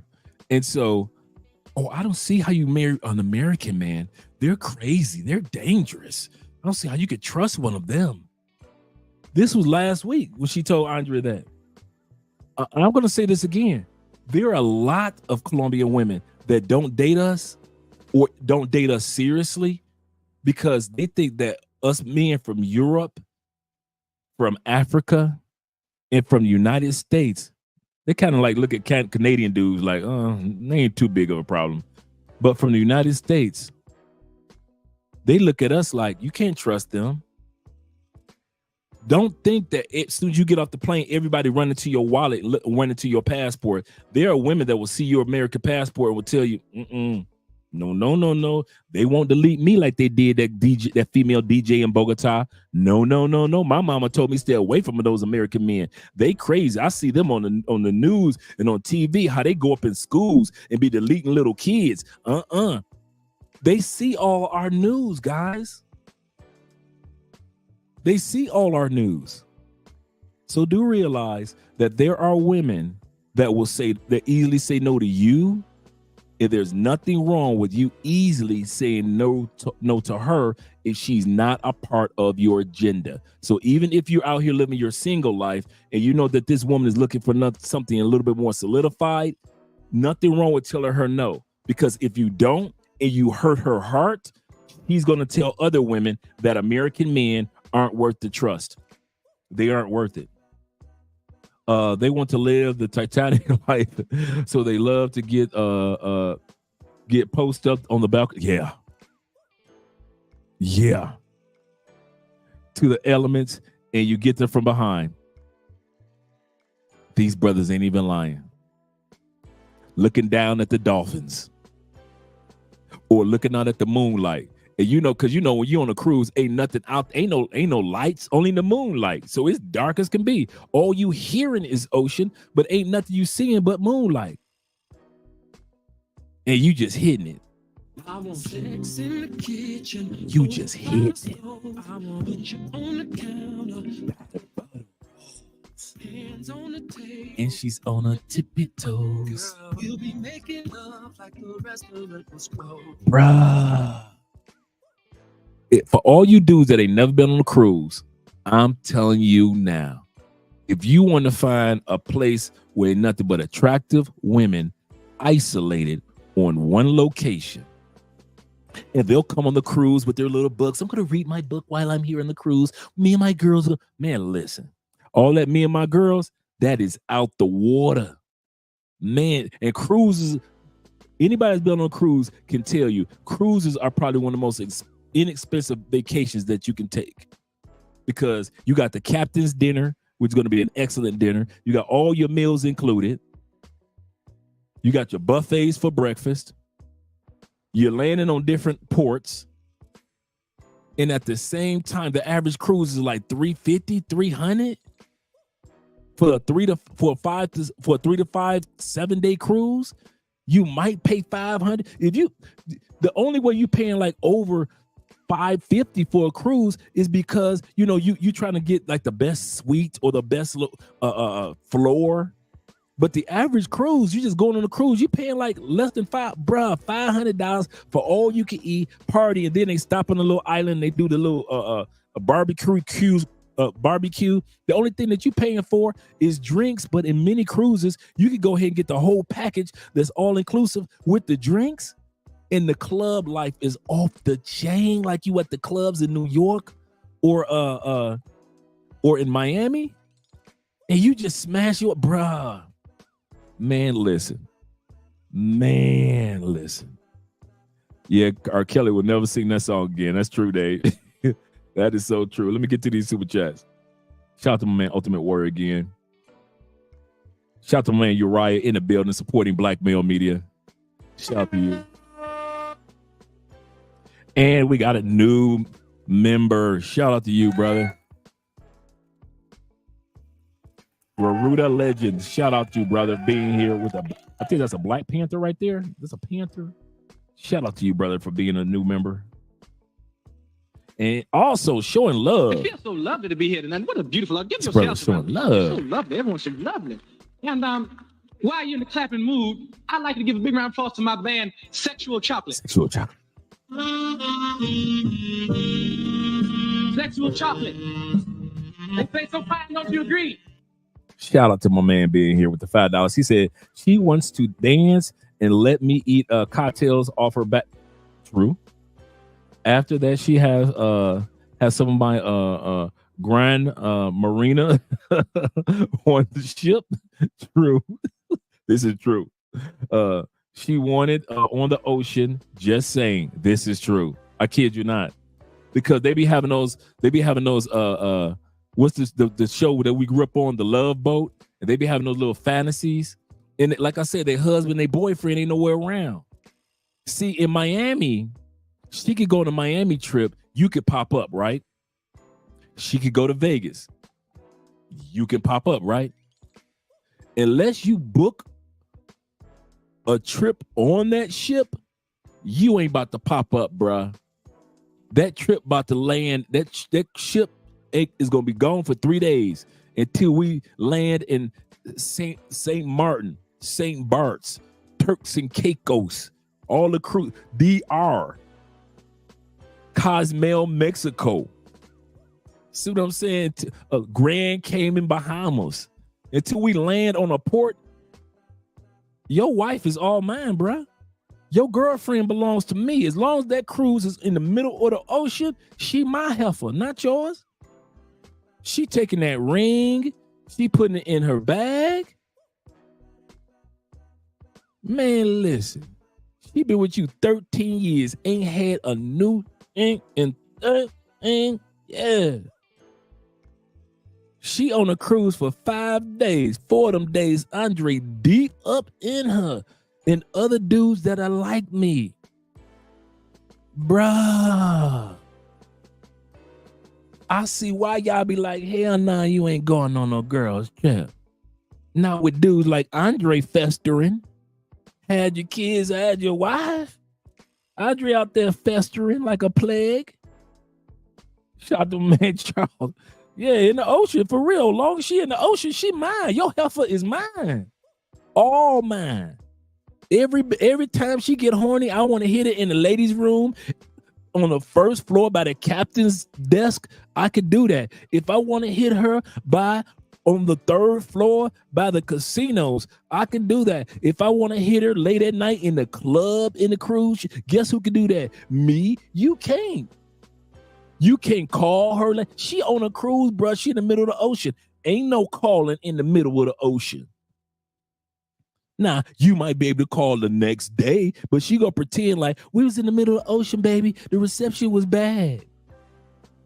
The reception was bad, but the sex was good. I'm letting y'all dudes know, man. If you single, bruh, 2024, book you a cruise. And don't let it be one of them old school them theme cruises where the theme is old school hip hop. Well, it'll be LL Cool J, Mary J. Blige, In Vogue are performing on a cruise ship. So ain't gonna be nothing but sisters and horny hip hop head white women. Or don't let it be leaving the ports of Miami is the Jazz Cruise Festival. Or don't let it be one of those swinger cruises. Where everybody knows somebody hitting somebody each night on a cruise. The Michael Basin swinger cruises. Come on now. Stop me when I'm lying. Stop me when I'm lying. You don't want the Michael Basin's, the swinger cruises?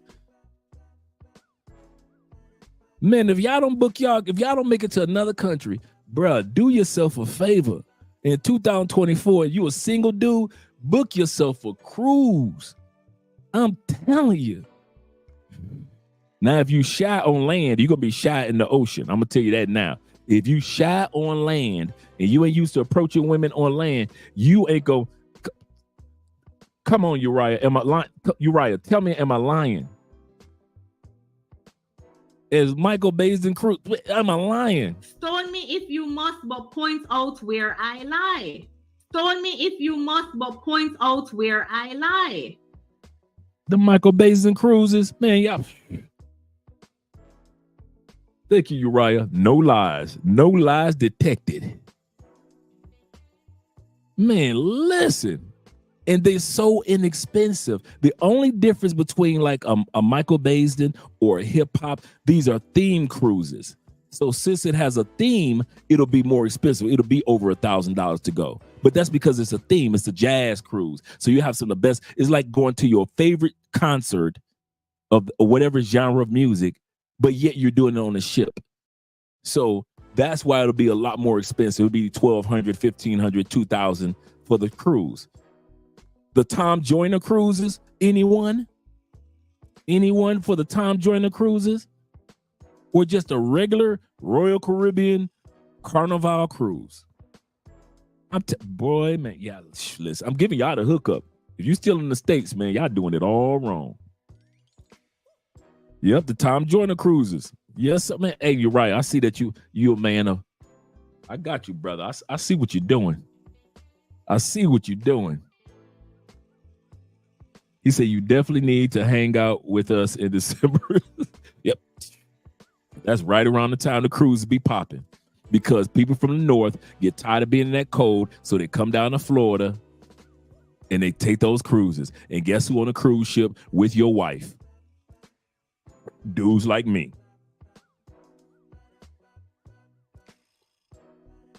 I wish I could lie about it. Yep. That's exactly how it was. Kid, you know. So y'all need to get that together. Get that together. Boy, ooh, man, it was dastardly. I was twisting man, I'm on a cruise just I think my mustache grew 12 inches. I'm like a villain twisting my mustache.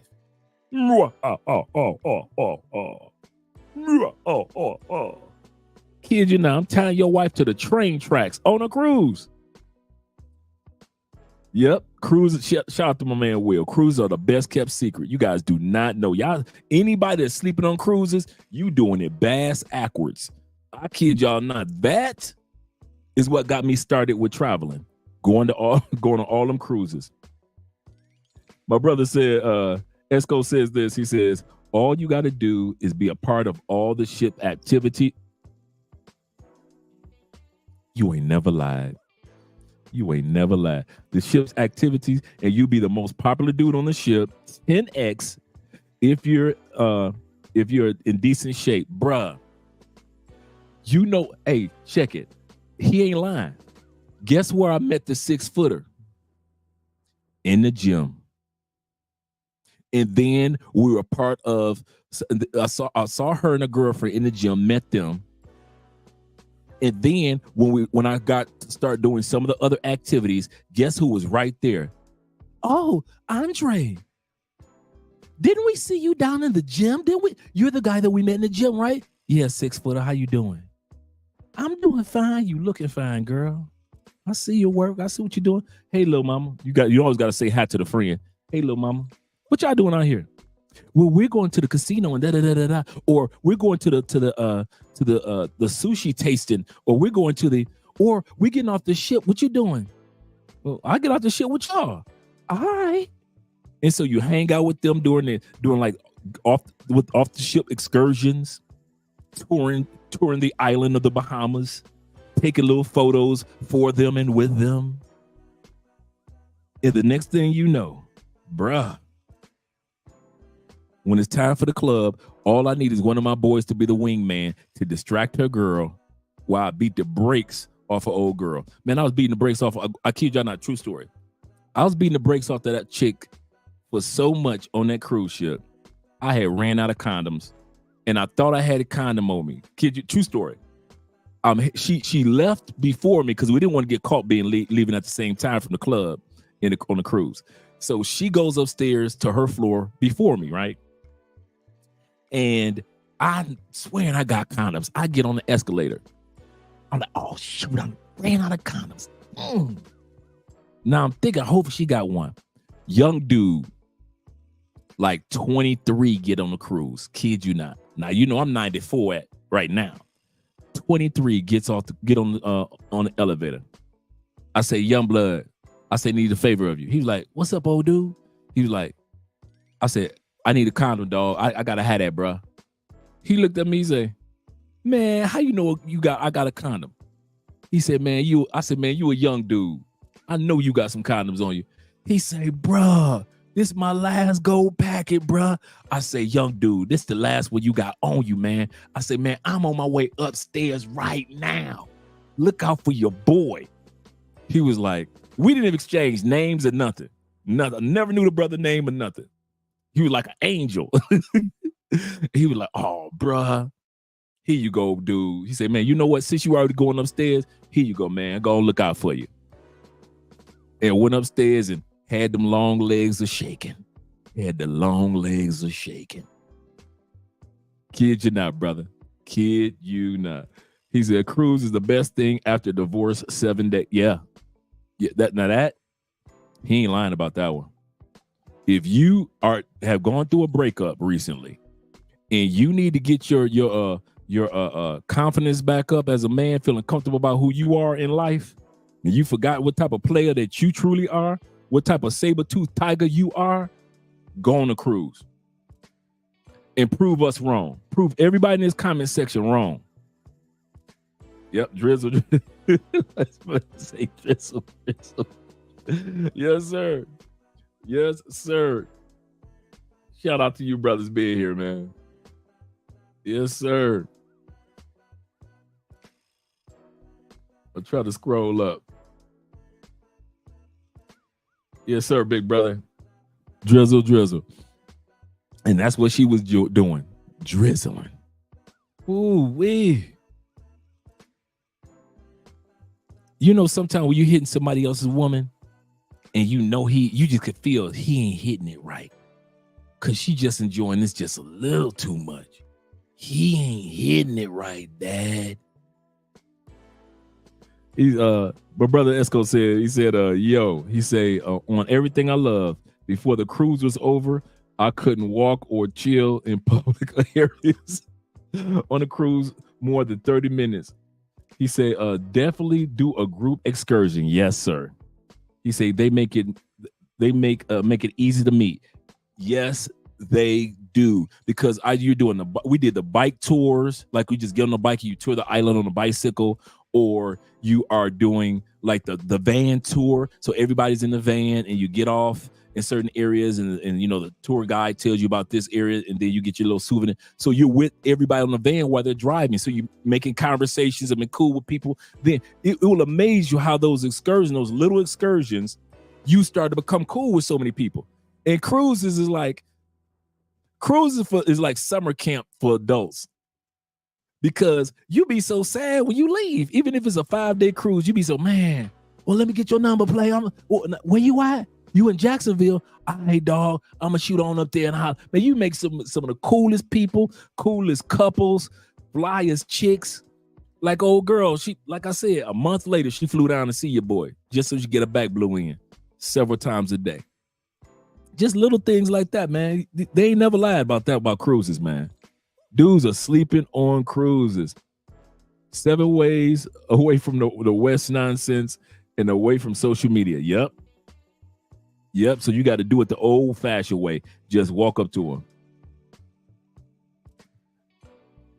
them. Yep.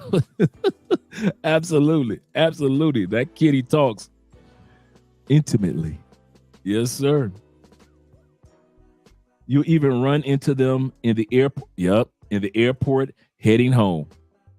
I got the most numbers there at the airport because they're trying to stay in touch.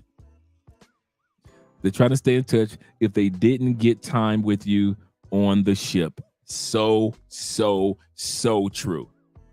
because you got all these hundreds of people getting off the plane. Everybody's headed to the airport. And then I discovered there were people that do double cruises. I never even heard of that. There are people that literally get off of one boat, and hours later they're getting on another boat for another cruise. I met these LGBTQ sisters. These sisters, real cool sisters, and they were doing this cruise, and then they had another cruise scheduled literally that day to get on that cruise. I was like, I never thought about back-to-back cruises. I know dudes that are truck drivers. Shout out to you truck drivers. And some of you guys may have heard of this.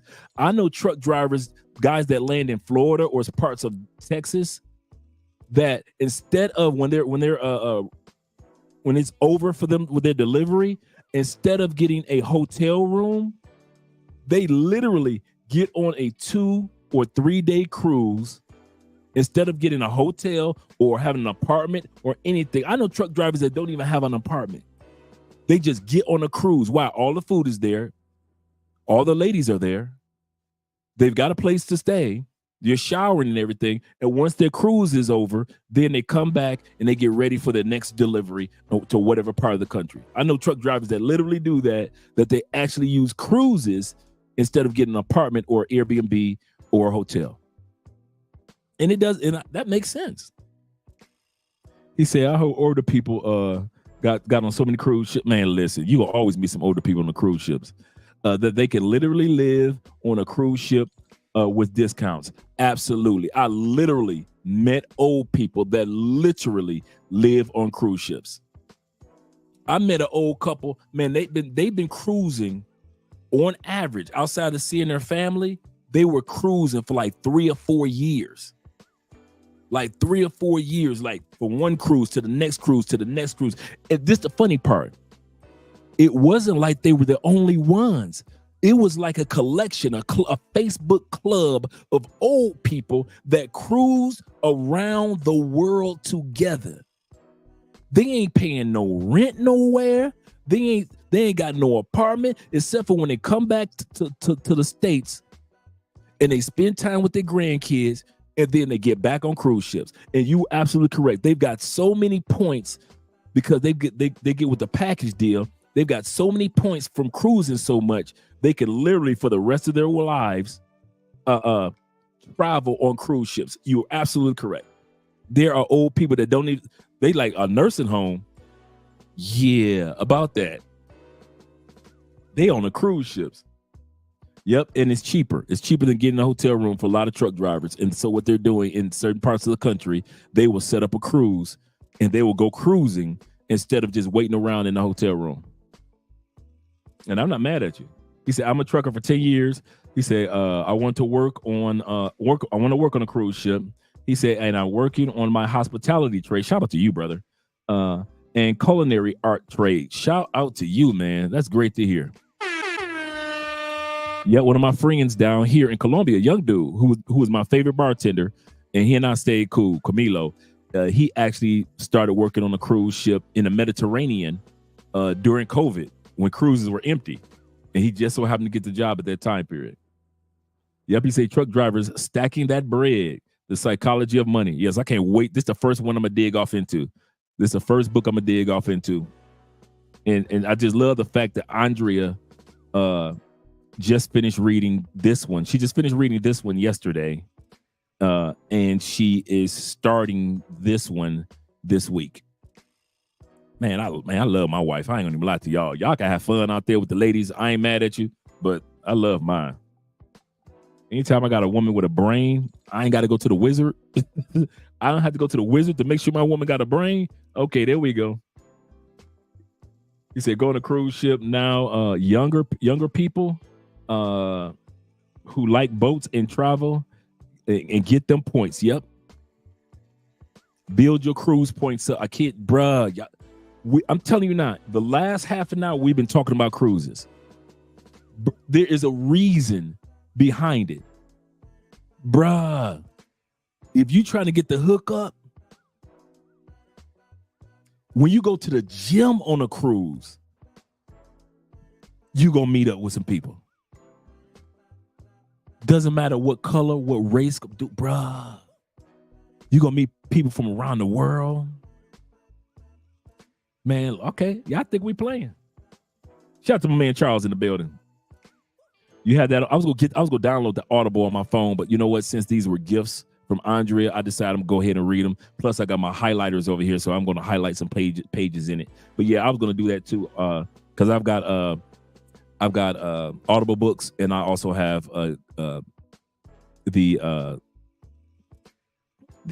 other one that you could download. I'm having a brain cramp. The other one that you can have, the Kindle.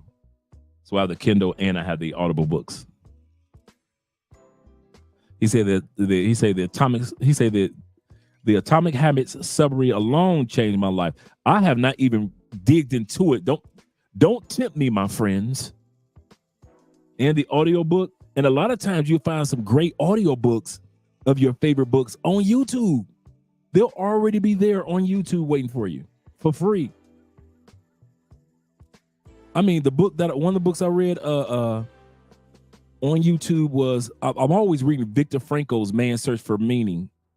Excellent book. What books? I just read Meditations by the Emperor, the Roman Emperor, who is the Stoic. Just read his Meditations, which were notes to himself. Gaius. I just read Emperor Gaius' book. It's on YouTube for free. What other book? Hero with 1,000 Faces is on YouTube for free. So yeah, he said, yeah, a lot of them on YouTube. Absolutely, already been uploaded. He said, I work on a cruise ship for 13 years, travel over 70 countries. Shout out to my man Ruben. He's done it, ladies and gentlemen. He done it. Yep. Marcus Aurelius. Thank you very much. Marcus Aurelius. Meditations. Yes, sir. One of the greatest books of all time. Yes, sir. And it was actually not written to people. He was actually writing it to himself. But they took his books, his diary, and turned it into one of the most amazing books there is, man. He talks about how to handle every situation. Man, next to the Bible, when it comes to talking about handling the situation with people, I mean, he lets you know that, you know, there's a reason why the world has good people and bad people. Everybody has a purpose here on the planet. Even though we may criticize different people, everybody has a purpose. That's why the Passport Bro movement has so many moving pieces, because everybody has a purpose. Great book. Yeah, for real. And that's the crazy part. His son, who watched his dad be so wise, was just in case you guys wonder how bad his son was, if you watch the movie Gladiator that came out a few years ago with Russell Crowe, that emperor is the son. Of course, there's an actor that's playing the part, but the part that he's playing is the son of the emperor that wrote the book Meditations. Yeah. Yep, that's the sad part. His son turned out to be the exact opposite of his dad. Literally the exact opposite. You know, Marcus Aurelius was not a heavy spender. He was a down-to-earth guy. He's a people person. He was a very humble man for an emperor. He wasn't into just exploiting his position for sex or alcohol or parties. And when he died and left everything to his son acted a dang fool. Forget about my dad. I'm going to show you how to party like it's 1999. And if you want to see how his son acted, just look at the movie Gladiator, because that's the part of the emperor in the movie Gladiator.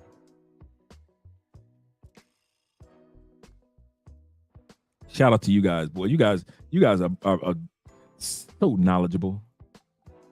Yeah, man. I focus on stoicism greatly, man.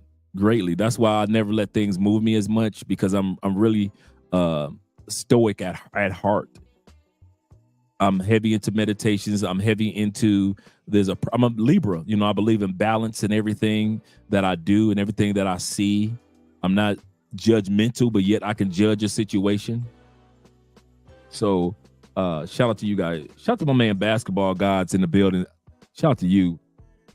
He said Marcus' son was actually was actually another man's, the Gladiator. Wow, I didn't know that. His wife stepped out on him. Oh. Got it. Got it. Shout out to you guys with all the tips and insight into that movie. Let's continue on with the notes as well. Let's go on to, we're talking about that there are reasons that there is no problem for you guys to say no to beautiful women. And the next one we're going to look at, we're going to go back to the 4. Number 1 was that she is playing mind games. Say no to her, man, if she's playing mind games. Number 2, the situation feels too easy to be true. Let her go. Number 3, you don't really want her, but you're just doing it out of boredom. If you're just doing it out of boredom, it's just like when the dude got drugged in Cali by the young lady. And he was just doing it he was messing with her just out of boredom and got. Number 4, you're looking for something different, looking for something better than just what she's offering. Number 5, you see that she's a waste of meat. What is your meat? Your money, your energy, your attention, and your time. If you feel like this woman is wasting your time, she's wasting your money, she's wasting your attention, she's wasting your money, your attention, your energy, man, let the chick go. When you know she's a waste, don't save her. She don't want to be saved. She don't want to be saved. It's just basically the truth. I know some of us feel like, well, I could change her. Some brothers will come to South America, meet an attractive, good woman, and will try to pay her out of being pay for play. I have yet to see, I think I've seen it one time, but this dude moved down here. A guy met a girl through pay for play, built a relationship with her because he lived here, and they became a good couple. I kid you not. That's the only time I've seen that in my 6 years. But he lived here. Now, I wouldn't take a pay for play and convert her because I already know how many. I can't even look at her lips the same way. Like, wait a minute, I used to pay for those lips. Now I'm about to marry those lips. Ugh. I know how many men that ran up in you. And I'm about to date it? Seriously? But they're a good couple, so I can't deny that. But other than that one incident, every guy that I've seen try to turn a pay for play into a housewife, it's never worked. Not one time. Not one time. And you guys will come down here and try to convert her. In other words, wasting your money, your energy, your attention, and your time on somebody that is not worth it. When you should have just told her, even after you smashed it, no more. I'm done. You're not worth it. But every dude thinks that they can rescue somebody. Every dude thinks that they can be Richard Gere and you can save your Julia Roberts, like in the movie Pretty Woman. You can meet you somebody that was a pay for play, and all of a sudden she's in a red dress at a $500 a plate dinner. That's in the movies, Richard Gere is an actor. Julia Roberts was acting. That's not real life off camera. You cannot change a woman, turn a hoe or a heifer into a housewife. It is not going to happen. And I'm not talking about women that had their hot girl summer. Dang near every woman is going through that stage at one point in time or another. I'm talking about, this woman is pay for play. Soon as you get back on that plane, somebody else hitting it. But since you say, well, baby, I'll give you $400 a month, just don't get that coochie out to nobody else. That never works, guys. That never works. So stop giving your money, your time, your energy, or your attention to these women that you know are pay for play just because she's pretty. Just because she's pretty. I was talking to the brother that was dealing with the twins the other day. The brother that like I was telling you, he had the two twins and their cute girlfriend, and the one brother who wasn't on board. The dude in the end, the brother took both twins and the girlfriend back to his place and had fun with all three. He had just ended his relationship in Medellin with somebody he was dating for a couple of years. Very gorgeous. And he basically was like, you know what? It didn't work out. You know, nothing wrong with that. Relationships don't work out all the time. But he realized, okay, I'm at this stage. I could say yes to these type of women, but at this stage, I'm not ready to say yes to another type of women or jump into another relationship. In other words, there's nothing wrong with telling at a certain stage of your experience in South America, telling one woman, no, I'm not ready for that yet, but live your single life and say yes to other women. Don't waste your energy on trying to build a fast relationship after you've just ended another one, in other words. Don't waste your time doing that. Take your time. Take your time. These ladies ain't going nowhere. The next one is number 6. Number 6 is when your reason for you to feel at ease about saying no to a beautiful woman is when you're when she's out of your element or you're out of her element. I'll tell you what I mean by that. You ain't ready for that one. Say no.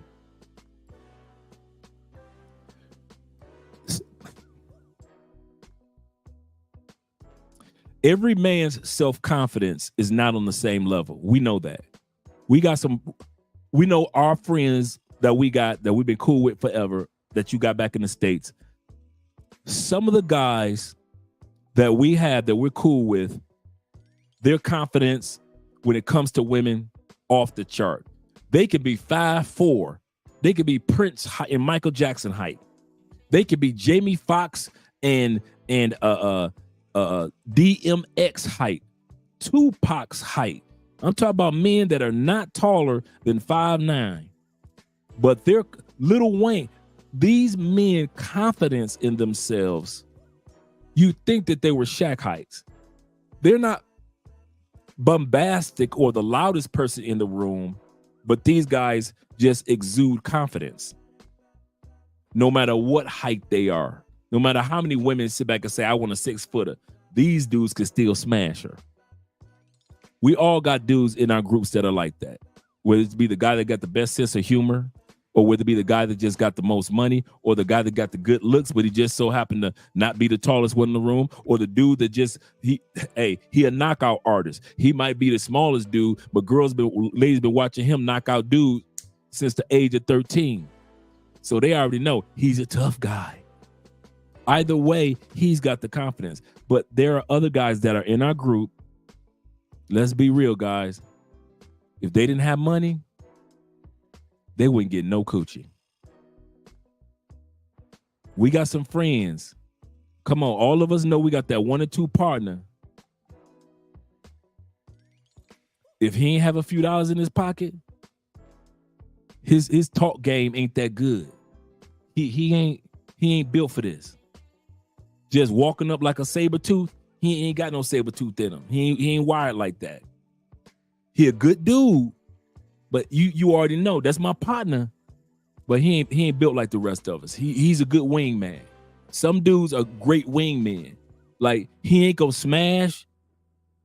The female that y'all meet, you meet 3 females that night. 2 of them you gonna take. All you need for him to do is just be a distraction for one. He ain't even got to smash her. Some dudes are built like that where they know I don't have to encourage the woman enough to smash. All I got to do is distract her enough while you go smash his 2 friends. I mean, her 2 friends. You see where I'm going with that? Some dudes are built to be wingmen. You know, we can sit back and we can sugarcoat it and act like everybody that get off the plane got alpha male confidence. No, some dudes get off the plane and they simps. Some dudes get off the plane and they're sigma males. They're not simps. They're just, they just think, they don't care. They lay back. Hey, whatever it is, whatever. And then you got some dudes that get off the plane that are alphas And then you got some guys that get off the plane and they're just kind of like, they take their time when it comes to the ladies. Let's put it like that, respectfully. And they'll always be the one you could depend on them. Like you can hook him up with her fat girlfriend. You can hook him up with her fine girlfriend. Why? He ain't gonna smash either one of them. He ain't built like that. He ain't built like some of you dudes.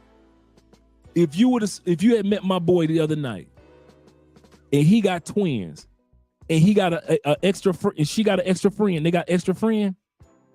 Oh, where you wired the twins and the friend and him when they went back to the spot by themselves. No. Some of y'all dudes wired like I was. Oh, all of us going back to the spot. I'm tossing up twins and the friend right along with you, bro. We doing tag team once again. I don't care. We just met 15 minutes ago. You think I'm gonna let you just toss up the twins and the friend by yourself? Oh no, brethren. We tossing up twins and the friend as a unit. One of the twins activate.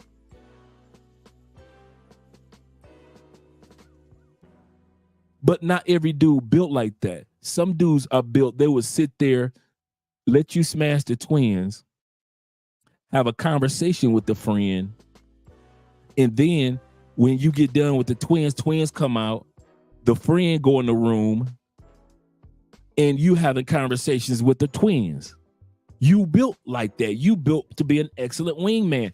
And I ain't putting anybody down, but what I'm saying is, we all know as men that not everybody has the same confidence level in themselves or confidence in themselves on the same level. And so number 5 is reason why you would say no to a woman. You ain't built for that. Get you a regular Colombian woman that's a real sweetheart. She cute. You know, she's a Colombian 6, 7, or 8, but she just got the cutest demeanor. She's sweet as bear meat. I got partners down here that's just like that. I got partners down here that are good, stable relationships because they realize I ain't built for these party girls. That ain't me. It ain't nothing bad with it. It's just they like, I ain't built for no party girl. I ain't built for no pay for play. I'm built for relationship women. And these dudes know that they were built for relationship women. You put them around party girls and pay for play all the time, they're out of their elements. And there's nothing wrong with that. You put some party dudes that get off the plane around some good Colombian women. They lost. They don't know what to say because they so used to going to the app that you put them around some really good Colombian, attractive Afro-Colombian women. You want to see some dudes that turn shy all of a sudden? Take away their apps and now they can't spend money to buy the chick. They got to have a real conversation with the chick. All that confidence that they had, that's out the window. I ain't talking about you going from a pay-for-play chick to a party girl. That's dang near the same. I ain't talking about you going from a pay-for-play chick to a party girl to a scammer. That's dang near the same. I'm talking about you becoming a silver-toothed tiger, going up and approaching some of these decent Colombian women that are just as attractive, just as fun, but they may not throw it out there the first night to you. These dudes don't even know how to walk up to women in the mall no more. They don't know how to walk up to them in a grocery store, at a restaurant, and it's so easy to get the number of a Colombian woman. Super easy. And they will not do it because they're so used to pay for play that they're out of their element. So when I say, that the other guy who's a relationship-centered guy, if you're a relationship-centered dude, I got to the point where I became a relationship-centered dude. So I was telling hot chicks that were party girls, no, that's all right. Remember my story I mentioned to you guys my first night in Colombia. Remember I said I walked up on that Afro-Colombian chick? Dude, one of the baddest chicks I've seen since I've been here. He's coming down the stairs. I'm going up the stairs towards my hotel room in El Poblado when El Poblado was cool. This is like 2017. And I'm walking up. We exchange numbers. She said, Andrea, you want to come party? You want to come hang out? I mean, this your first night. You said it's your first night. I know you ain't go. I said, babe, I'm tired. I've been on that flight all day. Even though I was just coming from Florida, I've been on the flight. I've been going to, making sure I got money exchange, this and that. Then I was hanging out with Ace all day. I'm tired. And so I said, I'll hit you up tomorrow, little mama. Ain't nothing wrong with it. In other words, I was telling her, no. Yes, you are fine. Yes, you are my type. Yes, I am having a good time here in Colombia. Yes, this is my first day.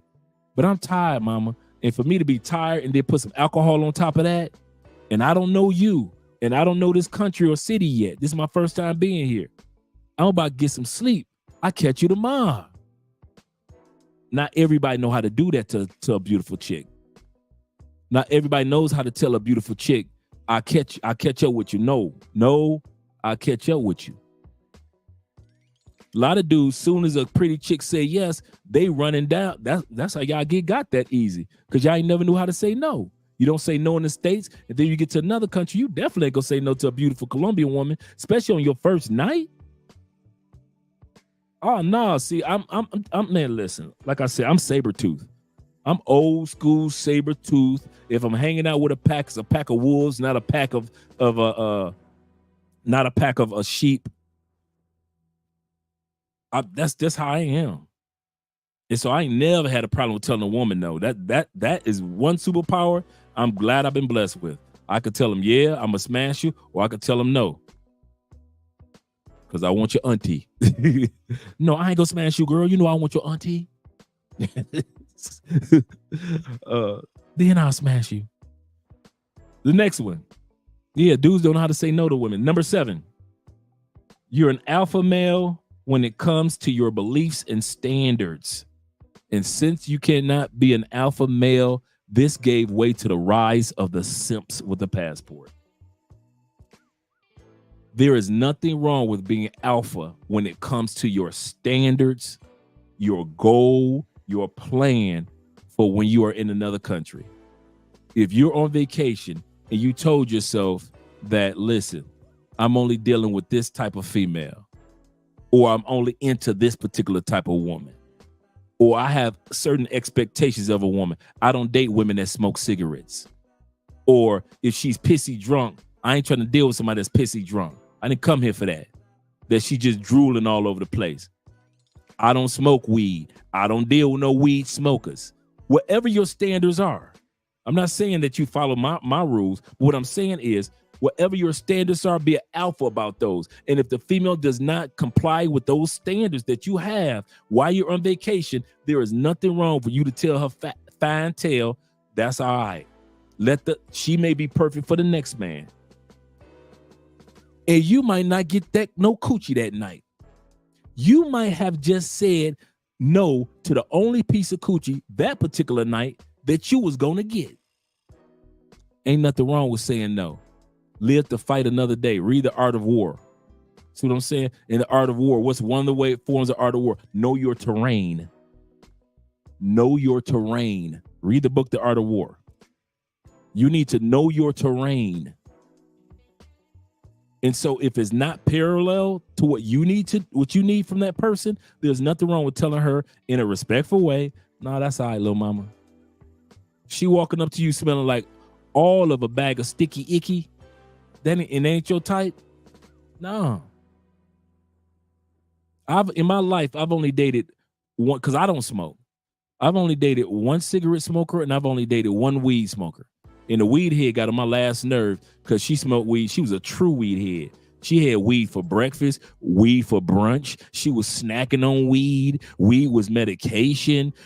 She used weed for mental health. She used weed as pre-workout for the gym. She used weed as post-workout for the gym. She used weed for late night dinner. She used weed for cravings. How you crave weed in the middle of the night? How is weed your coffee for breakfast? Dude, and she was fine. True story. Chi-Town. Take this chick to go see Life Jennings in the House of Blues. This is in the wintertime. Go see Life Jennings. Even when those Her these days, hustling days are gone. She'll be by your hand. You see what I'm saying? And even when those 20s start spinning, I'll go digging women disappear. She'll still be here. Must be Life Jennings, right? This dude, this chick is such a weed head. We sitting there in the House of Blues waiting. All the pre-performers go up and everything. Great seats. True story. She says, I'll be back. I'm thinking she go. I think I told you guys this story. I'm thinking she's going to the ladies' room. This chick comes back a half an hour later.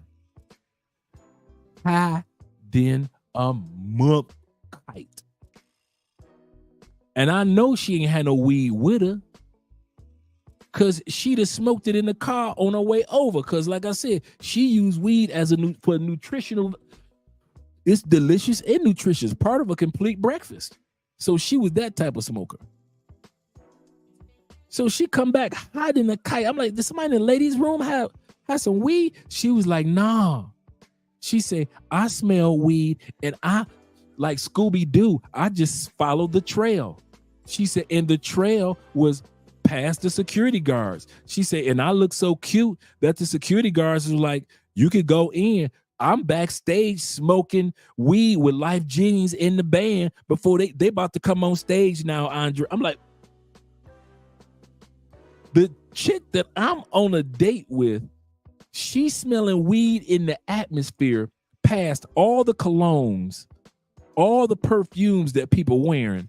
She smell weed. She Scooby-Doo it like she Wolverine of the X-Men.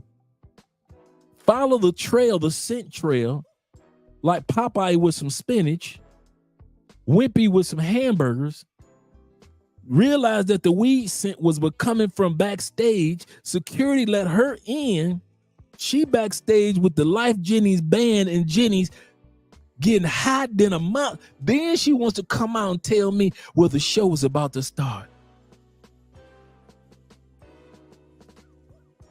True story. Man, some of these stories, I need to write a book. I swear. True story. She ain't smashed none. She would have told me. She was that bold. And we weren't dating that serious anyway, so she could have easily told me.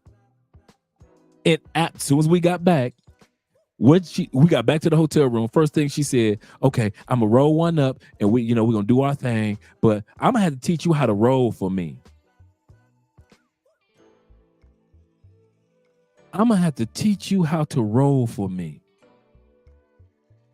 Man, are you crazy? I only got one job. My job is to have you like this. I want sex in the kitchen. That's my job right there. Put you on the counter by the butter roast. Hands on the table. On her tippy toes. We'll be making love like the restaurant was closed. Yeah. I met her by mistake anyway. True story. Check it out. I'm at a club. This is how I met her. I'm at a club in Fort Wayne, Indiana. And she's from San Diego. Bad little mama. I ain't gonna lie to her. She was fine. And so I hit on her, get her number. She leaves. I hit on another chick, nicey, but she wasn't that fine. But this one was nice. I get her number. So I'm leaving the club about an hour later. I hit these chicks up. I hit one chick up. I'm thinking it's chick number 2. She was nice but cool. She said, what you doing? But I said, why don't you come on over? Here's my address. So she shot me the address. I shoot over. I'm like, man, I wish I could have got that little nicey from California run through her. I say, but I take contestant number 2. She was a cutie from a local cutie from the fort. Man, I pull up in the car. How come it was walking down the steps, coming out to greet me was the chick from California. The original one that I wanted anyway. The whole time I'm talking on the phone, I'm thinking I'm talking to contestant number 2. It was actually the one who I wanted anyway. But I didn't know she was a weed head like that, man. I had to leave her alone after 2 weeks, man. If you don't smoke weed and you dealing with a weed head, I mean, it was cool how, like I said, I pull up to her house and I'm looking for contestant number 2 to walk down. I'm like, okay, cool. You know, I smash a little cutie. Man, I see California walk out. I'm like, oh my goodness. I'm about to smash the California, the San Diego. I'm about to get some San Diego coochie in Indiana, in the cornfields. Oh, it is on. I love you, San Diego. I love you. But goodness gracious, boy, y'all got some weed heads. So if the female don't follow your standards, in other words, what your plans are in all sincerity, bruh, even if she fine, nothing wrong with letting her go even after you smash. Even after you smash. She does not hold your standards. She's not part of what your game plan is for the short term or for the long term. Let her go, man, even after you smash. He said, I like weed. He said, I'm trying to vid not below my tolerance, right? He said she never have weed when I don't have weed. She only around when I have flowers. Yeah. This chick will roll over from sleep. Just roll over, just half sleep. Eyes still closed. Rolling one up.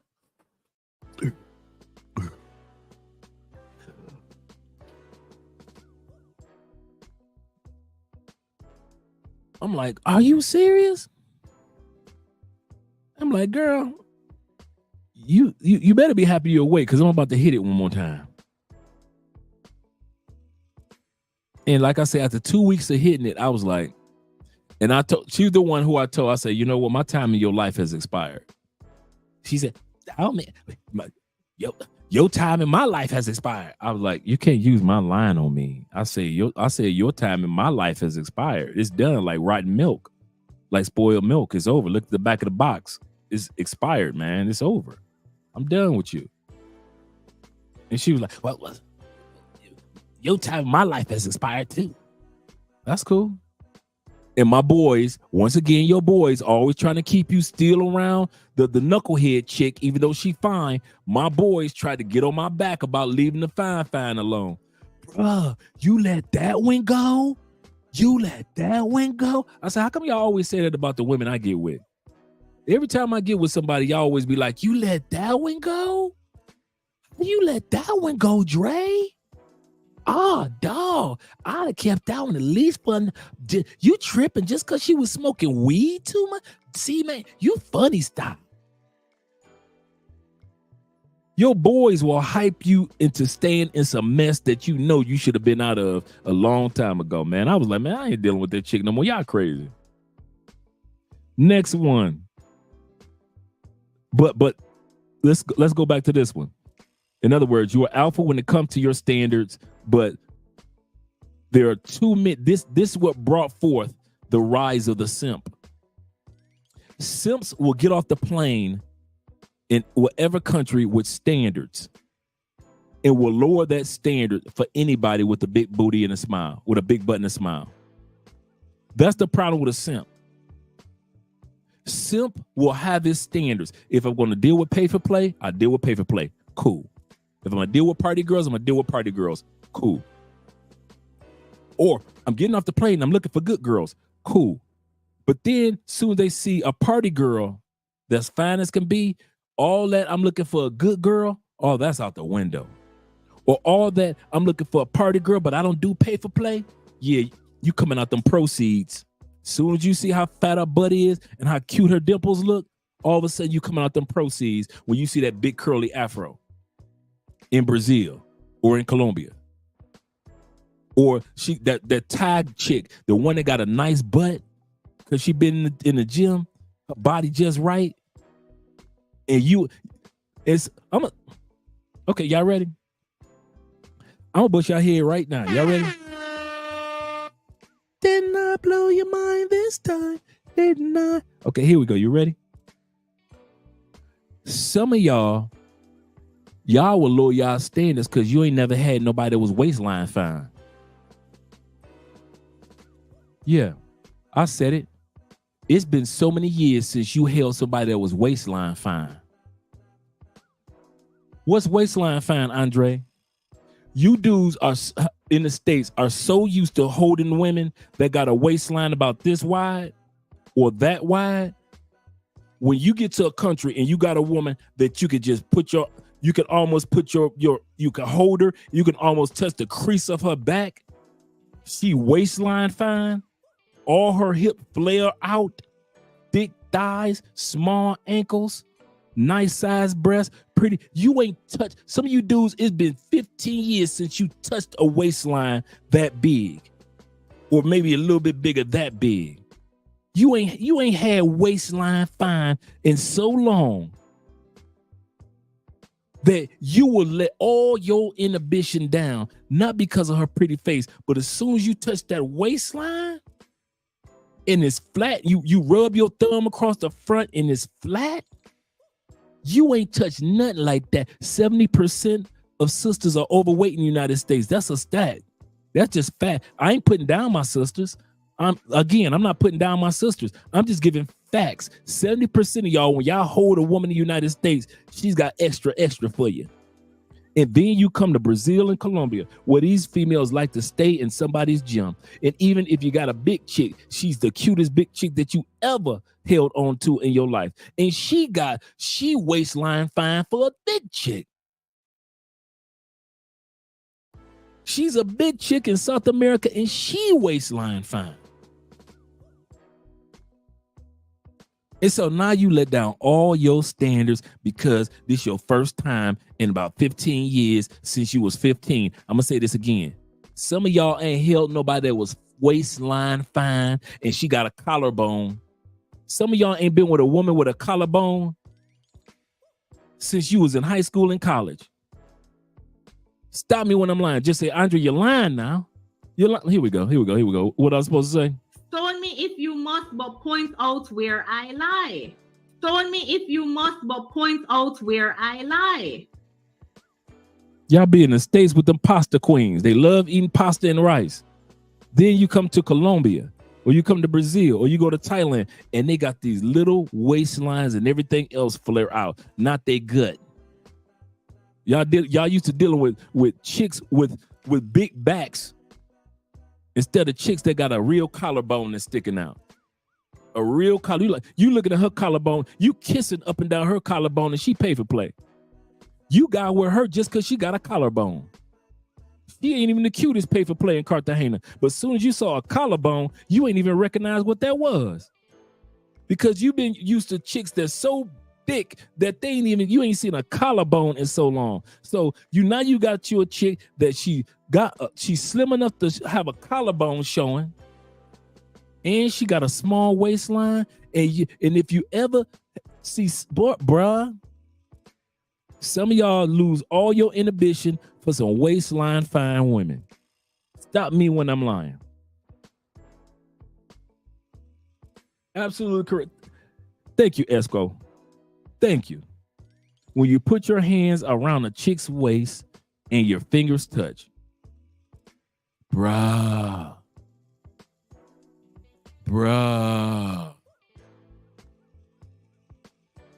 Especially, the other cool part. When she tall enough, but yet light enough for you to lift. You get with some of them tall chicks in the States, you ain't lifting that. If she 5'7", you ain't lifting that up no time too soon, unless you've been in the gym on a regular. You know, I'm 79 years old. So as a senior citizen, according to what the other young passport YouTubers say, as a senior citizen of this passport bro movement, me being 82, I can't lift nothing up. So in the States, you ain't lifting up no Barbie dolls no time too soon. Then you come to South America where they stay in a gym, and yet they still got height. So now you can lift 5'7", 5'9" up in the air. Why? She got a collarbone and she fine enough. She waistline fine. You just lifting 5'9" all up in the air like she 5'4". You tossing her all over the bed like she 5'3". She all a 6'1" in Colombia. And you just splatting her all over the wall, just splatting her body, just splat. She spread eagle all over the wall, all over the balcony. You just grabbing a handful of Colombian hair. You just tugging. She head going back. You got a handful of hair just tugging.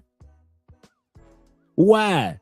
Cause she got the height of the American woman, but she ain't got the weight and the size of the American woman.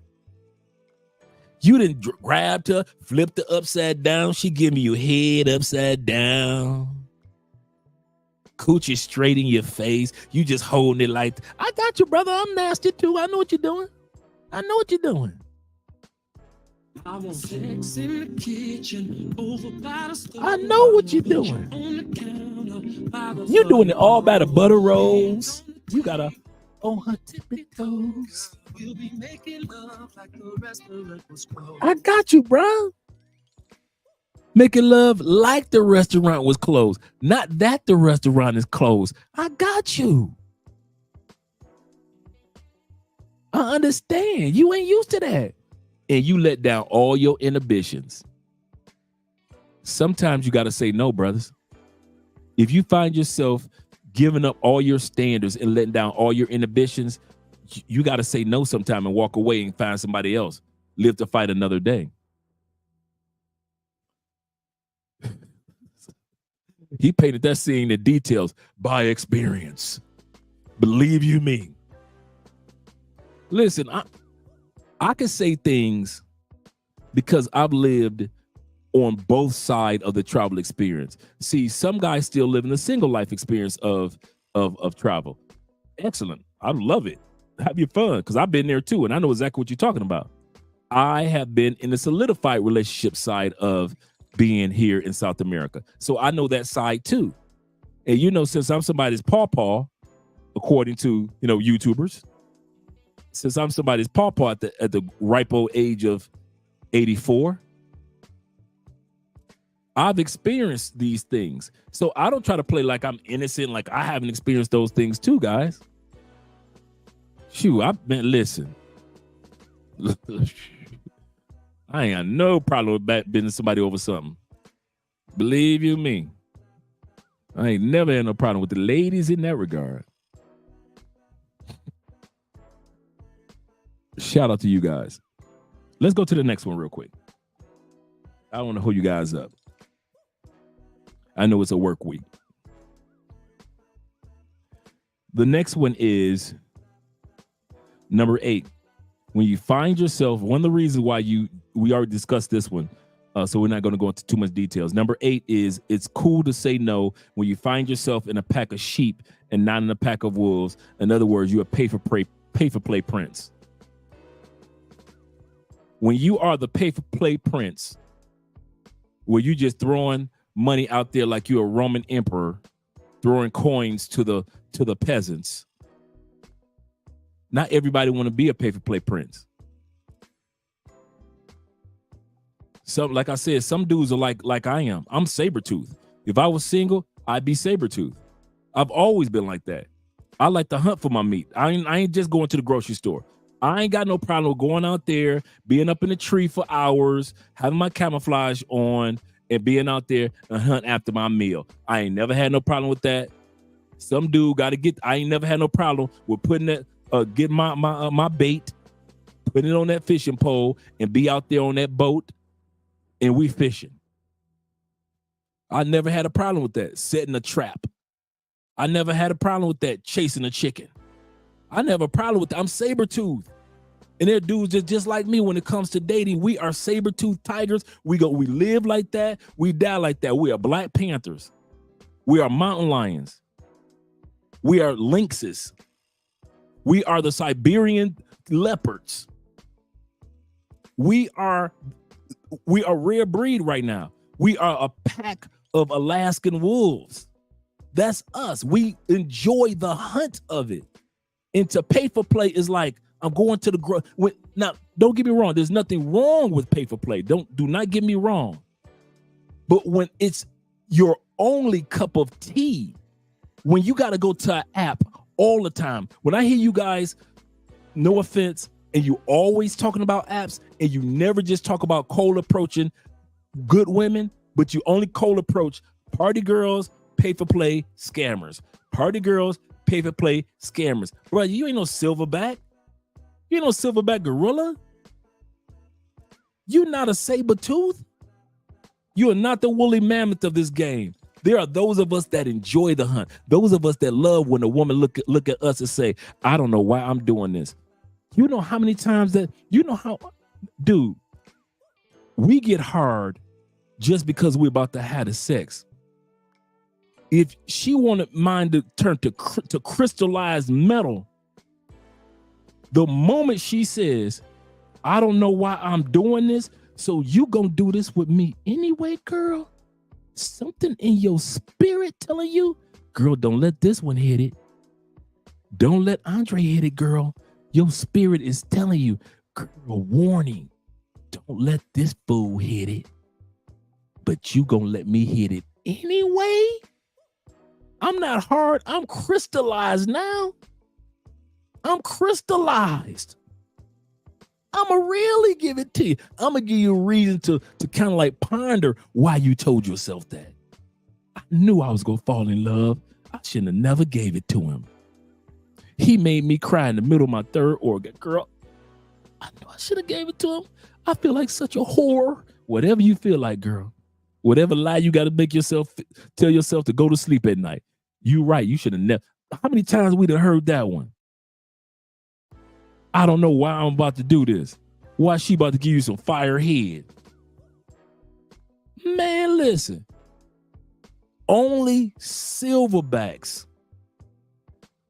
woolly mammoths, saber tooths, Alaskan wolves like us understand you ain't gonna get all the hunts. We ain't got no problem with that. See, some of y'all go on a 5-day trip to Colombia and you can't handle if 2, 3, or 4 Colombian women tell you no. Me, I've already calculated that in my numbers. Okay, if I walk up to 10, 5 say no, but 5 say yes, I get to smash 3 of them in the first couple days. Cool. I may not smash them all the first day, but if I can smash 3 within my 5-day trip, I'm doing good. I'm gonna say it again. I told myself before I got on that plane, as a silverback gorilla walking on my knuckles, I already know there's not one mass alpha animal out there that gets all the prey that they want. They sit back and say, listen, okay, if I do this many amount of hunts, I'm gonna get this many amount of results. In the best meals, I'll probably get 3 amazing meals out of the 10. Cool. But some of y'all ain't ready for that. So you go to 10 pay for play and you can smash 10 pay for play, or 10 party girls and you smash 10 party girls. I got you. Have your fun. But me, it's not about the sex for dudes like us. We can have sex anywhere. We're from the United States. I enjoy the fact that I'm in another country, can barely speak that language, but I can look that woman in the eyes and somehow, some way, I wasn't going to give it to an American, but I'm going to give it to you, Dre. I don't even trust Americans, but I'm going to give it to you, Dre. Americans, I read the article, y'all crazy, but I'm going to give it to you, Dre. That's what dudes like I and other brothers are built for. So when you dudes sit back and y'all cry about y'all putting down pay for play, no, we're not. Do your thing, brother. All of us have been there at one point in time or another. But who many of us really are, we're hunters, man. We are hunters. That's me. I'm waiting for the no's. Give me them. Hey, give me 6 no's so I can go ahead and get them out of the way and I can smash my 4 yeses. I ain't got no problem with the 6 no's. If I can smash 4 or 5 yeses and get 5 or 6 no's, I ain't got no problem with that because I'm a hunter. You guys like to go to the grocery store, and ain't nothing wrong with that. Same meat, same meal, in other words. But I ain't mad at you. Yeah, I'm a tiger shark, dude. I'm a megalodon. I'm sorry. I'm a megalodon. I'm a megalodon in my marriage. I still treat my wife as if I ain't never met her before. Girl, bring your girl, if you don't bring that girl. I don't be treating my wife like, well, yeah, that's Andrea. Well, it has been 6 years. Oh, well. No, bruh, no. I'm still acting like we in the plains of Africa with my wife. Yeah, man, listen. You don't stop being a saber-toothed tiger. You gonna still be a saber-tooth. Shout out to you guys. Let me get to these super chats. Shout out to you gentlemen in here. He said the Delters were in Colombia in the I saw that mess. I saw that hot mess. You know, we all know since kindergarten, women will do anything to get attention. Whenever there's a bunch of dudes and a bunch of women since kindergarten, the loudest girl, the girl that dances the wildest, or the girls that do the most flips, or the girl that does the most, get the best recital or whatever. Since kindergarten, women have always try to do something to make themselves stand. I got the cutest ponytail. I got the and now they come to Colombia and they want to do some stepping, and they don't realize even in the Afro-Colombian atmosphere, they're still looking at you like, what the hell are you doing? It was so embarrassing to sit back. It's not like Colombian women. Did you notice anybody clap after they were done? Anybody celebrated that moment? I'm looking in the back. Colombian women, they just sipping on their drinks like, what are these Negroes doing? Oh my God. Is this what the black men were talking about? They are loud. These women didn't do anything but confirm everything that guys in that were going to Cartagena these past years have been saying about black women in the United States. They're right. They do take up space. Wow. They don't think about others. They are loud. They're louder than the music. Oh my God. No man.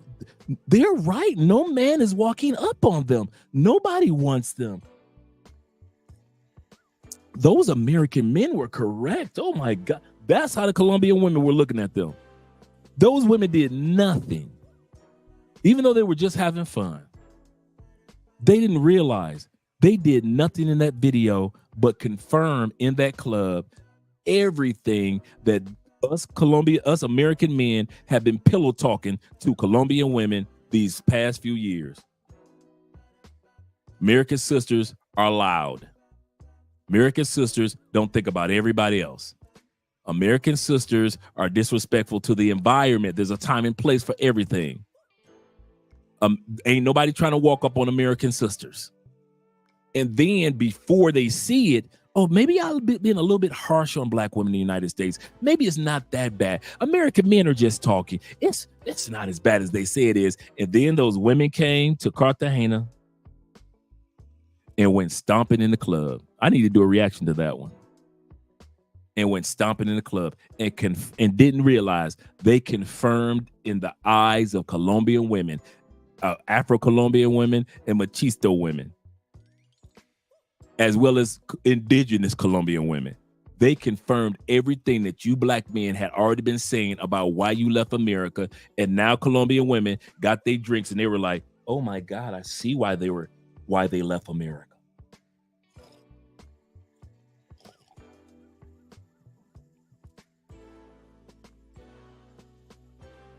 What's the only time you see Colombian women loud? When is that time period? Sports or when they're all singing the same song? I'll say this again. When is the time when you see Colombian women loud? A sporting event, or there's a song on that everybody in Colombia knows and everybody's singing it. Correct? Other than that, Colombian women are not known for being loud. So when you come into their country, ladies, and you represent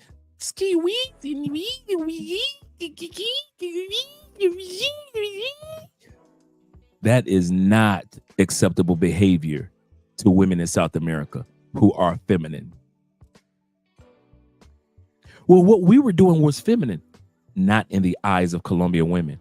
Why? Because the step lines that women do, you could put a man's step line right next to it and they both look alike, except for the routines are different. I'll say this again.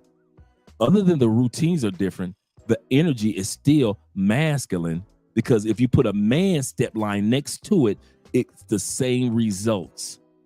Dancing and expression and the energy to dominate the atmosphere. That's what the stepping is for. Everybody's going to be noticing us. It is a masculine form of expression. Nothing wrong with stepping and being in sororities. Shout out to the sorority sisters out there. But what I'm saying is there's a time and a place to do that. You wouldn't do that in Italy. That's the crazy part. The things that they would do up under you guys in a black club in Colombia, I bet you they wouldn't have did that in Italy. They wouldn't have did that in Spain, would they? Would they have did that in Thailand? No. They did that in places and in clubs where if something happened, you Negroes, they would assume would have had their back. Once again, they did that in a club full of brothers from the States. Thank you, babe. I won't. They did that. Little mama brought me some water for my throat. They did that in a club in which they knew that many of you brothers attend. Think about it. All the clubs in Cartagena they could have went to, couldn't they? Other clubs where they could have went to in Cartagena, couldn't they? But some simp went to Cartagena making money off of sisters by saying, hey, this is a black excursion to Cartagena. I'm going to say this again. There are simps out there. They're out there making money off of inviting sisters to Cartagena. They can't make any money off of you guys because you guys are already going to Colombia. So what do? They are creating these excursion or tourist groups under the auspices of we're visiting Black Colombia. We're going to go to Palenque, the first black town. You'll introduce you to your black brothers and sisters in South America. Under that auspices, them simp brothers ain't doing nothing but hustling. They ain't hustling. They hustling as fast as a pastor. They don't give a dang about the black culture. They don't give a dang about introducing sisters to South America. Don't care nothing about that. All they're doing is, I've been coming to Cartagena for a few years. Let me see how I can make some money. I can't hustle the brothers because the brothers are already here. Who's not coming down here and who I can make feel comfortable with coming to Cartagena? Black women from the States. So now I can create these black excursions and be hustling them sisters just as fast as pastors in the States hustling them. I love my sisters. I'm going to say this again. I love my sisters, but y'all are some of the easiest targets in the world when it comes to y'all money. Y'all can let anybody talk y'all into any freaking thing with y'all money. It's amazing how some of us men can sit back, and that's just statistics. Women spend more than men on emotional purchases than the men do. That's just stats. No matter what race, color, creed, women have more emotional purchases than men do. And so you ladies going to have your girl trip and come down to Cartagena. Instead of just sitting your butt down and learning the culture, what do? You think that you could come down here and bring your American culture down here. And all you did was embarrass yourself and prove to Afro-Colombians, male or females, that the black men that have been coming down here for years before y'all got down here, sisters, that all those brothers were 100% correct. You are loud. You are disrespectful to other people's cultures and beliefs.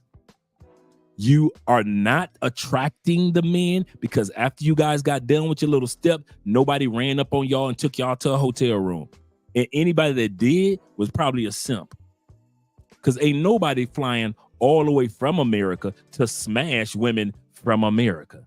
You could have did that back home, but a simp will do it. Oh, yes, you will. All you simps out there, oh, yes, you will. You will smash an American woman in another country easily. I believe. I already know. I already talked to a couple simps that are just like that. One simp tried to shout me down on his own show. You telling me, Andre, you wouldn't smash a fine sister from Chicago if she was in Colombia? I said, man, I wouldn't smash a fine chick from Chicago if we was in Chicago. I'm done with American sisters. Where do you get that from? I say there's a lot of brothers that are like me. Now, there's a lot of brothers that aren't like me that still messing with sisters in the States. Nothing wrong with that. I'll say that again. There is nothing wrong with that. But there are a group of us brothers that's like, if I left the States, I left the States. All of it. I left all of it. I'll go visit the States. I'll go hang out in the States. But as far as my lifestyle, it's not in the States. So I'm not going to pretend I'm half States and half South America. No, my lifestyle is not the States. My family's in the States. My friends are in the States. My country is the States. But my lifestyle is no longer the States. So I'm not going to pretend by smashing American women in the name of she cute. I'm not smashing a Chicago chick in Chicago. I'm not smashing a LA chick in LA. I'm not smashing a DC chick in DC. I'm not smashing a Miami chick in Miami. I'm done with stateside. And there's a lot of brothers that think like me, and there's a lot of brothers that don't. So be it. So like I said, those sisters didn't do anything but embarrass themselves, if anything. Absolutely correct. Shout out to my man Will in the building once again. He said Cruz is the best kept. Man, you ain't never lied. Never lied. My man said, he said she wanted to be reachable, just like you from the land between parts. Yeah, yup. To get in between ports and ports, internet phone signals don't work like that. When you on a cruise ship, he ain't never lied. You can smash a dude's wife or girlfriend or mama. It could be a female going on a cruise with her mama. Her mama could be so fine. She been with daddy for 30 years. If mama fine, she gonna get her back broke in on a cruise ship. Oh yes, she will. I'm sorry, all you dudes that are pawpaws like me. All you 64-year-olds, 67-year-olds like I am. All you ultra retirees. Because I'll be 66 this year. I'm telling you now. Your woman is not off. If she fine and she older, she gonna get her back broke in too. And don't let the daughter, if she 30, or if she 22, she might get it too. Them cruise ships, boy, man, listen. Have fun. Be a gentleman with the women having fun. Yes, that's all it takes. Just being a gentleman. And all of a sudden, they just open up their heart and open up their legs for you. Yep. That is, man, listen. Y'all sleeping on them cruises. He said cruise is the best thing about, I looked at that one. After a divorce, 7 day. Yep. Woo-woo. He said, by the way, Grand Marina is a cognac. Oh man, let me write that down, bro. Let me write that down. I need that.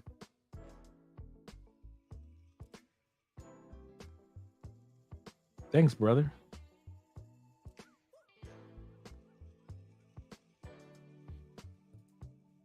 Oh yeah. Like I said, I'm always on learner mode. He says that is what I mean before. Mix 2 shots of it with 1 shot of lemonade. I promise you that alone would make a woman let me go put that underline right there and bring the highlighter in with it too. Yeah, let me go and use that highlighter. Make a woman moist when it touches her tongue. Only 2 shots tip. Got you, brother. I got you. Shout out to you. My man Top Gun is in the building. Shout out to you, man. Yes, sir. Yes, sir. Countdown. I'll see you next week, man, with the $10 super sticker for the love of the game. Just for the love of the game. I'll see you next week, man. Yes, sir. Countdown. Wait a minute. Well, technically it'll be this next week, but it'll be this weekend. Will says, thank you again, Will of Thrill.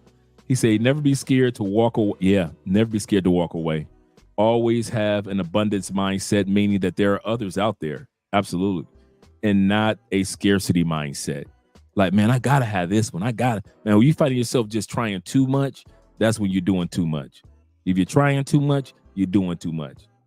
Shout out to my man Timothy Bright once again in the building. Make sure you guys click that like button. We like you. Make sure you like us too. He said, Andre, some of us plain come down there. Some of us plan to come down in December. Just found out Uriah is a little over 40 miles. We gonna do it. We're gonna do it. We're gonna make it do what it do. Whoever wants to go on a cruise. Oh man, I wish I could make a cruise in December. But the only problem is this. We're actually going to be overseas in December. We'll be back like the middle of December, like the last 2 weeks of December. And you know, that's family day in Colombia. That's like when Colombians come from around the world. I can hang out with you guys anywhere in the world at any time, except for from November and December, because that's when all of Andrea family's birthdays, and Andrea's birthday, November and in December is Christmas, and Colombians that whole month, you know, they celebrate Christmas the whole month, not just one day. And so you basically got to be in Colombia. And Andrea said, no matter where we live in the world, we know that we're going to be in Colombia November and December. So, yeah.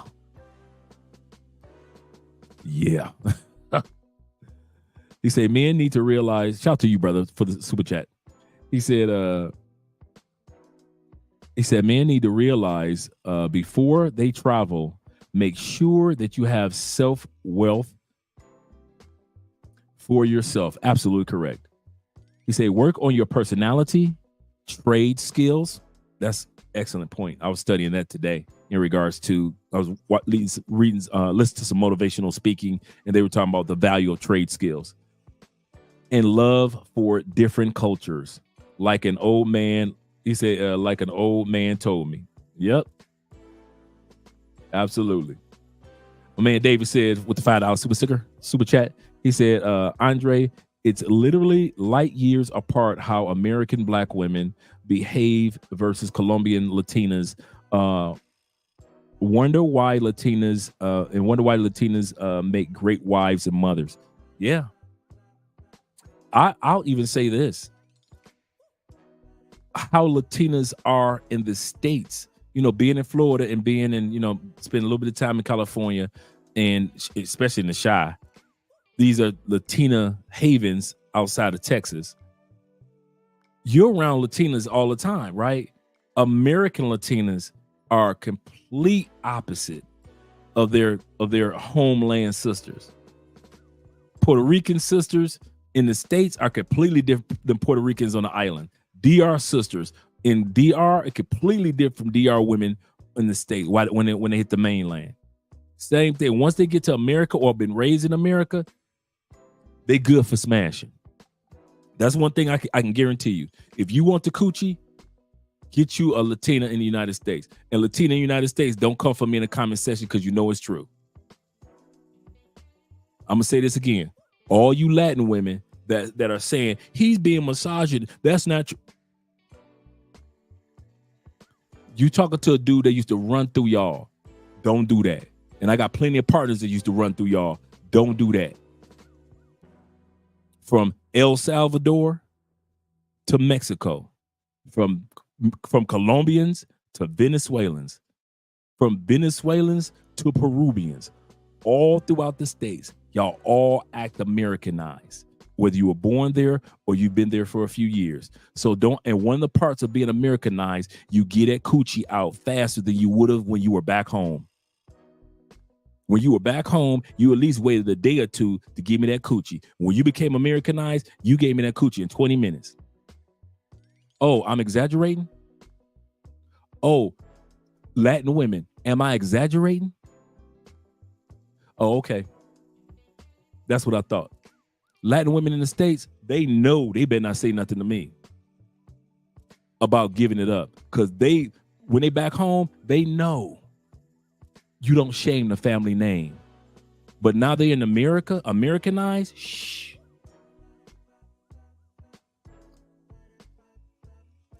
You already heard the rumors of police officers in Texas, Border Patrol guys, as well as police officers in Chicago are taking Venezuelans off the streets, sexy Venezuelans off that are just coming to the country, picking them up off the streets and taking them home and booing them up. I'm gonna say that again. You can look these up online, these articles up online. There are men that are police officers, state troopers, as well as the Border Patrol. These guys are finding the sexy of the sexiest, even though they aren't looking for, you know when a woman, that if you just clean her up, that she can look good, but she still got all the fine features. They are taking those Venezuelan women that are fine, no matter how raggedy her clothes look, she still got a big booty in them jeans. And they are taking those women off the streets and booing them up. Girl, I'll clean you up. How many kids you got? You can stay with me. You see, I got a job. Man, please.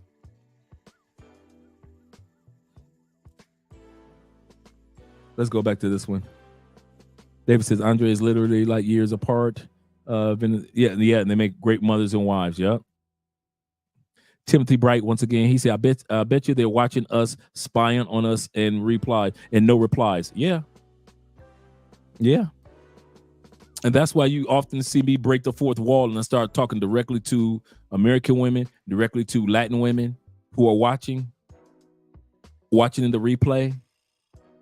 Because I kid you not. Now, am I stereotyping all Latin women and all American women? No. Because there's no such thing as extreme. So there's no such thing as all. And I'm not saying majority, but I'm saying it's enough. It's enough. Oh, it's enough. Man. And I don't know who's the fastest with giving away the coochie. California, Texas, Chicago, or Latin women in Florida. If I couldn't put a timer on how fast you can get the coochie with some women in certain parts of the country. Go.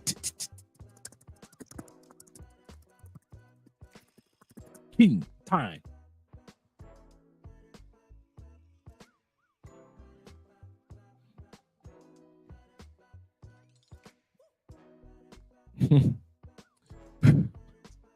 Man, I got so many stories I ain't told y'all, man. Goodness gracious, I got stories.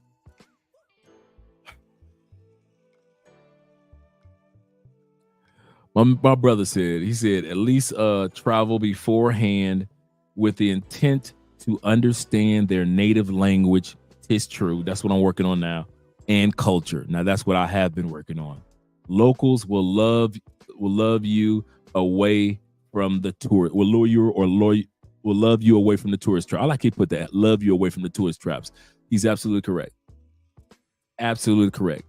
A lot of people come to Medellin. They go to the touristy, comfortable areas, and some great locals will introduce you to spots that are around the city. That man, if I was single, man, there'd be so many spots and things that I would see because some of my cool local Cali friends, guys that I got down here, man, cool dudes, man. And they respect the fact that I'm happily married. They really do. And their friends and their female friends that I meet. Everybody respects the fact that I'm happily married. As long as I marry somebody from Cali, they all good. It's kind of, that's the crazy part. You married one of ours? Okay, you good. You good. Your wife from Cali? All right, you good. It's crazy, man. It's crazy. They love it. My man Fadi's in the building with the $5. And he said, there's a clip of a group of Deltas line in Colombia. Yeah, we were just talking about that too, brother. And the locals looking at them as if they've lost their mind. Know where you are. That's true.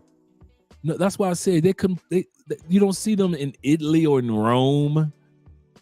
You don't see them in Madagascar or Morocco doing all that mess, but they come to where you Negroes go and think they could do Negro stuff. Why? Because they saw y'all do Negro stuff on YouTube. Oh, you think they just all of a sudden came down to become comfortable? Oh no. They watched y'all act Negro-nese as ninjas in Cartagena, and they was like, if those ninjas can be ninjas in Cartagena, why can't we? So when they got to Cartagena, guess what music they played? Ninja music. Dude, when I was a ninja, the anthem was Juvenile's Bag That Thing Up. Doom, doom, doom, doom, doom, doom, doom. You could be sitting up there half asleep in the club. Doom, doom, doom, doom, doom, doom, doom, doom, doom, doom, doom, doom, doom, doom, doom, doom. Soon as that's the Negro anthem. No, not lift every voice and sing. Lift every voice to earth and heaven rings. None of that, bruh. The Negro national anthem is Juvenile, Back That Thing Up. Everybody knows that in the black community. Doom, doom, doom, doom, doom, doom, doom, doom, doom, doom, doom, doom, doom. Soon as we hit that, and so they knew, the DJ knew who was a DJ from the States. All he had to do was put the black national anthem on, back that thing up, and he knew what would happen. The ninjas who were male and the ninjas that were female in the same spot. And Colombia is looking at all of y'all like, what the hell is going on in our country? What? We ain't never seen this. What is this dance what the is this? Is this on TikTok? I've never seen this. Is this on TikTok? And the dudes that was there with the Colombian girl, they had to explain what the hell it was. What was that we just saw? Yeah, baby. In the colleges in the United States, they have something called. What's a sorority? What's a sorority? Now you got to explain what a sorority is. Trey dropping nothing but facts. Shout out to you, brother. And all of you guys here tonight. We got 81 people in the building. Let's finish off the last two tips on this list. Because like I said, I know it's a work week. A work day. Let's go with number 9. We talked about this. Number 9 is reason for you to say no to a woman in the United when you're traveling or in the United States. But usually when you're traveling, we're talking about traveling tonight, because you're done with her. I talked about that earlier. Bruh, if you done with a female, say no. Man, she do got good coochie, but you don't even mess with her no more like that. Say no. She ain't the only one that got good coochie. Dude, she ain't the only one that get firehead. Okay, she did suck it from the back. I got you. Okay, I got you. She sucked it from the back and she licked your booty at the same time. Bro, I ain't mad at you. I feel where you coming from, brother. I understand. You ain't gonna find too many that's freak like that, okay? She sucked it from the back and she licked your booty. I got you. If she pulled it from the back, bro, what can you do? Bro, if she pulled it to the back, sucked it from the back and licked your, bro, I understand why you tempted to go back. But you still, at the end of the day, if you went through that experience so many times and you already told her, I still ain't trying to deal with you no more, don't deal with her anymore. If you're done with that person, Let her go, dude. Because all women do and all men do that go back to somebody, all you do is remind each other of why you broke up in the first place. It's rare that you see a breakup. I mean, a real breakup, and they get back together and they work out and they get married and they happily ever after. Usually, y'all get back together, y'all have some great sex, and then all of a sudden, y'all remind each other why y'all broke up from the get-go. From the get-go. So it is what it is. Stop me when I'm lying. When you done with her, you done with her. Say no. What you doing, big head? I ain't doing nothing. Why are you texting me, woman? I ain't dealing with you. Nothing wrong with telling a woman no that you're done with. In any country, bruh. With Dre, she sucked it from the back, dog. You don't, Dre, I miss it, bruh. I miss it. Bruh, I got you. But after she get done doing that, you ain't got no other reason for it anyway. That's why you left her in the first place, bruh. So go ahead. Live your nostalgia. Live your... Dude, you think I ain't got no freaks that I got memories of? They're like, man, I remember when LaWanda and ooh, she nasty. Ooh.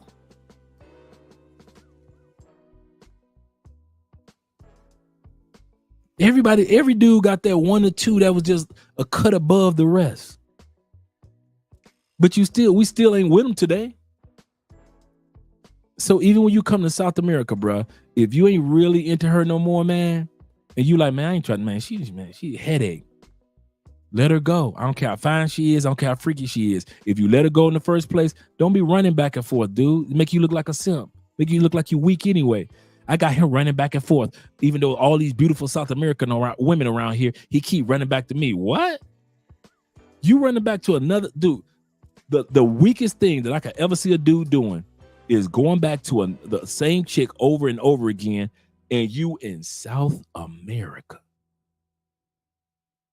There are herds, schools, pools, stampedes, migrations of hot chicks in South America.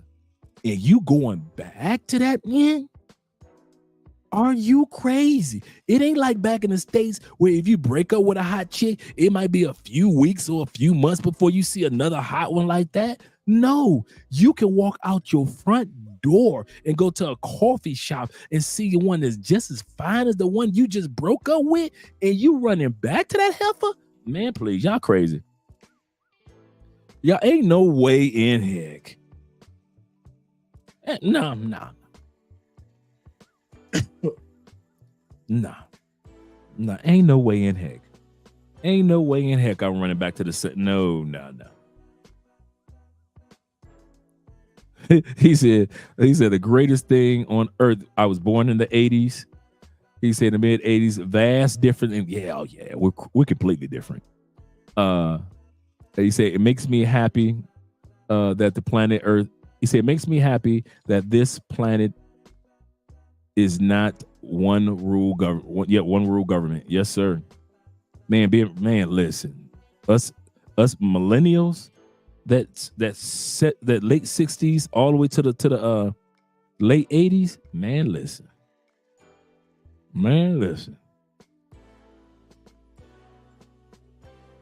He said, I believe in second chances. If you broke up once, it was for a reason. Oh, he said, I don't believe in second chances. I'm like that too. Andrea knows this about me, and Andrea is like this too. And we talked about this today. Andrea is a black and white person. There's no gray with her. Either you faithful or you're not. Either you in this marriage or you're not. Either you're her friend or you're not. Either you are a good person or you're not. Andrea is just she's just a black and white person. There is no gray or, well, maybe they were. No, Andrea doesn't do that. You know how you hear a lot of women say, you never know. He's fat because she has a thyroid problem. Andrea doesn't. No, Andrea's like, you fat because you ain't got your ass in the gym and you overeating. That's how Andrea, she's just straightforward black and white person. which I love her like that. But she's like that with the breakup. She's like, if it's over, it's over. I'm not coming back. I'm not bouncing back. She said, I would rather sit back and cry and miss you, but I will never come back to you. That's that Scorpio. That's that Scorpio. Scorpios will spoil you rotten, but when you mess it up, ain't no get back. Ain't no get back. That's a part of that sting. Ain't no convincing them to come back. Scorpios ain't coming back, bruh. They ain't coming back. All that good luck, wildness, all that treating you like you the best of the best, bruh. When they say it's over, you ain't never getting no part 2 to that movie. Never. It's only gonna be Dune Part 1. That's it. Believe you me. And I'm the same way. I'm not a get back artist. I've never been a get back artist. Never been a get back artist. Like I mentioned this to y'all before. My mother said, she said, Andre, you're the only man that I've ever met can be fully in love with a woman 1 week. And if y'all break up, the next week you could, without disrespect, you could treat her as if you never met her in your life. And that's true. I could be madly in love with a woman.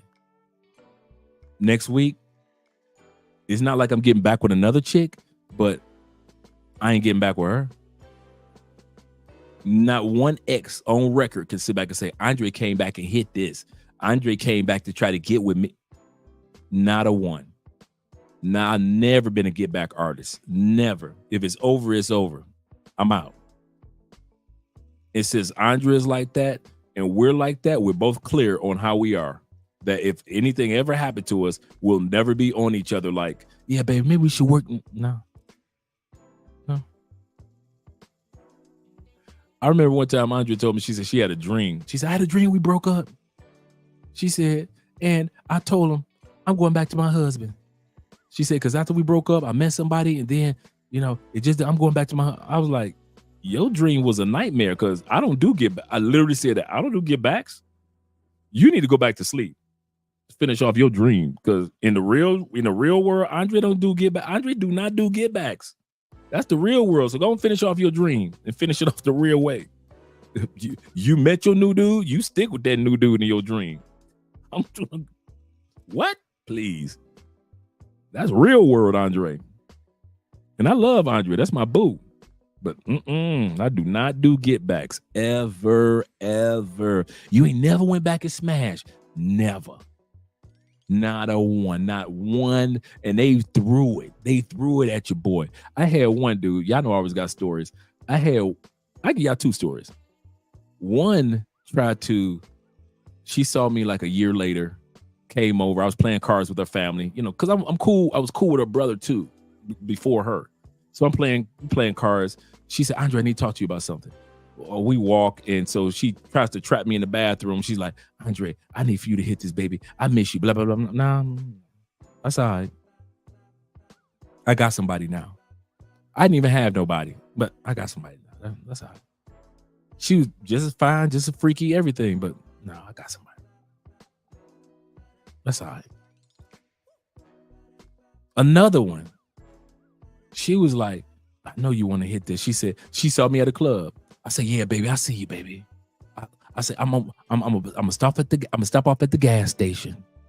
I'm gonna meet you at your house. That coochie shaved. And she knew I wasn't a get back artist. So she thought she was gonna be the one that I was gonna get back with. Man, I never showed up. She ain't never seen me to this day. I ain't had to go get no gas. I just wanted to get her out of my face, begging. Some of you dudes would have went right back over there. I'm drunk, it's late at night. Shoot, it's a free coochie. You crazy, Dre. Shoot, you ain't no real man. Nah, bro, I know I can get it like that. You don't think you can get it like that. So you got to get any handout you can get. Me, I ain't got to get handouts. And part of getting women from the past, that's handouts, man. I don't do no get backs. Hell no. I keep them in my roster. Keep them, bro. Every man's different. But as for me, I'm not a get back artist. No. Too much coochie out. No. Too much new coochie to be worrying about the old coochie. And I don't care how good that coochie was. I kid you not. I don't care how good that coochie was. I don't get good backs. That's just, I'm wired. So if you're done with the woman, there's nothing wrong with telling that woman, nah, I'm good. Let's go to the last one. And this should have been number one. Number one reason why you could say no to a beautiful woman is because you don't owe nobody no explanation about your decisions. I'm going to end with this one. Let's look at the end of this video real quick. Men don't need women. Women need men. Men could survive without women. If all the women disappeared tomorrow, men would be fine outside of reproduction. If tomorrow they made artificial wombs, what would they need a woman for? Who's a better companion, men or women? So men built the world. All the hard jobs are done by men. If men disappeared tomorrow, society would collapse. Men built the world that we complain about. Arguably, one of the driving forces for men doing what they do is women. What I'm saying is men could survive without women. Because men can be alone, women can't. Women are social beings, and men don't. You don't see women going out to the woods and just roughing it. That's a man thing. Absolutely. Absolutely. Do realize who you are historically since the dawn of time as a being. I think sometimes we are so busy being humans, we forgot that we're humans being, ing, running, walking, dancing, singing, learning, building. We are ing creatures. I'm not just human. I am a human being. That means that my habits, my mindset as a man has been honed throughout thousands of years of wars, building communities, building cultures, creating languages, libraries, architecture. All of this, what makes you and me, has been honed and went from the hunter-gatherer stage to the farming era, all the way to the industrial era. Now we got the technological era we're living in. And all of what makes a man has been honed and crafted and remolded and remixed it and put it back out there again to be solidified as what's called a man today. We built all this in. And for you to play yourself as if you're not a part of that manhood or that DNA is not in you, you dudes out there simping for women in the state, you don't owe nobody in. That's what my point is. The last reason why you could tell a woman no, because you don't owe her, you don't owe your boys, you don't owe your mama, your dad a reason, you don't owe me no reason when these cameras go off, you don't even owe your damn self a reason. If you tell a woman no, and she says, why? Because I felt like it. I don't deal with you because I ain't feeling you no more. I don't deal with you because I ain't into women like you. I don't deal with you because I already smashed you and the coochie wasn't that good. I don't deal with you because you got fire sex and you might string me off. You ain't gonna string me out, little mama. Your sex too damn good. I don't deal with you. If your boys ask you, man, why you ain't with so-and-so? I don't owe y'all no explanations. I am a historical creature.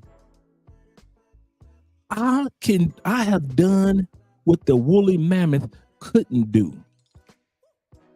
What every prehistoric dinosaur couldn't do. Land, air, or sea couldn't do. I did. I survived all of it. And you think I owe you motherfuckers an explanation? Yeah, that ooh for glory is fire. I don't owe you an explanation for why I don't mess with this heifer no more. Maybe I got another heifer I mess with, but I don't need to tell y'all my business. That's the number one reason why you could tell a woman no, because you don't owe nobody nothing. This is your 80-something years on the planet. On average, 70-something years for most men. This is your 70-something years on the, this is yours. You don't owe nobody nothing. When these cameras go off in the next 10, 15 minutes, guess what? If you feel like telling some female, no, I don't feel like messing with you. Or if you roll over If you roll over and whisper in the ear of the female that you with right now, and you tell her I'm going on monk mode like I did. Oh yeah, did you think the female was not mad when I told her I was going on monk mode? Do you think she was happy for me? Remember I told you the female that I was smashing? I'll smash her over at the crib twice a week. I wasn't messing with nobody else, but we wouldn't be in a serious relationship. And then when I went on monk mode, she like, wait a minute, I'm giving you all the coochie that you want. We never been out to dinner, no Christmas gifts, no birthday gifts. I didn't introduce you to my pastor or anything. Why is it that we can't keep this going? Because I need that year to get myself ready for this venture of moving into another country. And to have you on board is not helping me. So I'm gonna say no to your coochie from now on. She was hot. She was hot. And she reached out to me and said, well, what if you don't move to Colombia? I said, that's impossible. She said, what if you don't move to Colombia? Can we still be together? Some of you guys have heard me say this before. And I said, that's impossible. She said, why? Because I'm moving to Colombia. I don't owe you an explanation for it. Why she was calling me, freak was calling me. And I'm talking about freak that suck it from the back. She calling me. Dre, we talking about bad sister, black and Irish, jet black, naturally curl. You know how some women got the curly hair and it's so long and it come down their back and it's the hair is thick, but yet it's strong curls and it's shiny. They ain't got to put nothing special in their hair, but it's like jet black and it's shiny with hazel eyes, and she black and Irish and the nastiest thing that you ever saw on 2 feet. But she's a VP in public. She blowing up my phone while this one over here, who I was smashing on the regular, blowing up my phone. Everybody trying to take me off monk mode. This is like, I would say, like 4 or 5 months before I met Andrea. Everybody, dude, when you trying to be focused, some of the best coochie that you ever had in your life gonna blow your phone up. Promise you that. The ones that will come out the woodworks when you just kind of focus on self, they coming for you. And you don't owe neither one of those women any excuse. You don't owe me no excuse. If you decide to say yes to a woman, you don't owe me no excuse. If you decide to say no, you don't owe me or your boys a reason why you told that female, I don't mess with her. Dog, why don't you mess with LaWanda no more? Bro, who are you, Dr. Phil? Man, I don't owe y'all no excuses of why I don't mess with that woman no more. Y'all crazy. And why do you care? That should have been number 1 on the list. That's the final one for the night. The reason why you can say no to women because you don't owe nobody in this thing called life but yourself. And if you know that you are either done with her or you never messed with her and you just don't want her and you want something different, you could change your mind. You got the right to change your mind. Women always talking about they change their mind. Man, you know how many, dude, in this life, I've gotten a lot of coochie. And in this life, I've told a lot of coochie no. Oh, believe you me, your boy done said no many a night and many a day. Man, I told Andrea this story the other day. It was a female in Cleveland, and she was like a major drug dealer, right? She balling. Now, this is me. I'm just got a regular job, and she loved that because I wasn't in the game, and I was done with the game, right? I just want to be a regular dude, and this female was buying some of what you want, these clothes, you want these shoes, I buy everything for. She was just buying, purchasing, buying. I'm gonna come over in my car. She had a bad ride. I forgot what it was. I'm gonna come over and I'm gonna take you out to. Came over, picked your boy up, took your boy out to dinner, great restaurant. Then we went to a bar afterwards, had drinks and everything. I'm on my soft boy era, right? Oh, this is before soft boy. I'm straight on soft boy era, right? Soft man era, soft guy. Took me out to dinner. Then took me to a bar. Then took me to a club. She wanted me to herself. She wanted a quieter spot, so she took me to a bar, a lounge. I'm ordering top shelf everything. She don't care. So she done took me out shopping. Took me home to drop all my stuff off. Cause she like, you ain't got to drive, I'll drive. Then she took me out to dinner, took me to the bar. Then say, let's go. This is like 12:30. Let's go. I said, where we going? I got a surprise for you. She done got this penthouse. She done rented out this little pen. So we go to her place in the penthouse. She got this nice bed and she just turned some black porn on, scoring on, right? She turned the scoring on. She looked at me. I'm about to tear it. She looked at me like dudes look at women. I'm about to tear this up. Like Grace Jones was looking at Eddie Murphy in Boomerang, right? I sat there right on the edge of the bed, legs spread open. I'm good. She begging, come on, baby, please, baby, baby, please. She sounded like James Brown little sister. Baby, please, baby, please. Nah, I'm good. You can turn that porn off, little mama. I'm good. I'm cool. I'm good. You know, I'm tired for work. You know, I'm good. So I can't have none. No, I ain't in the mood tonight. You know, I'm good. Why you ain't attracted to me? You had me spend all this money and spend all this time with you?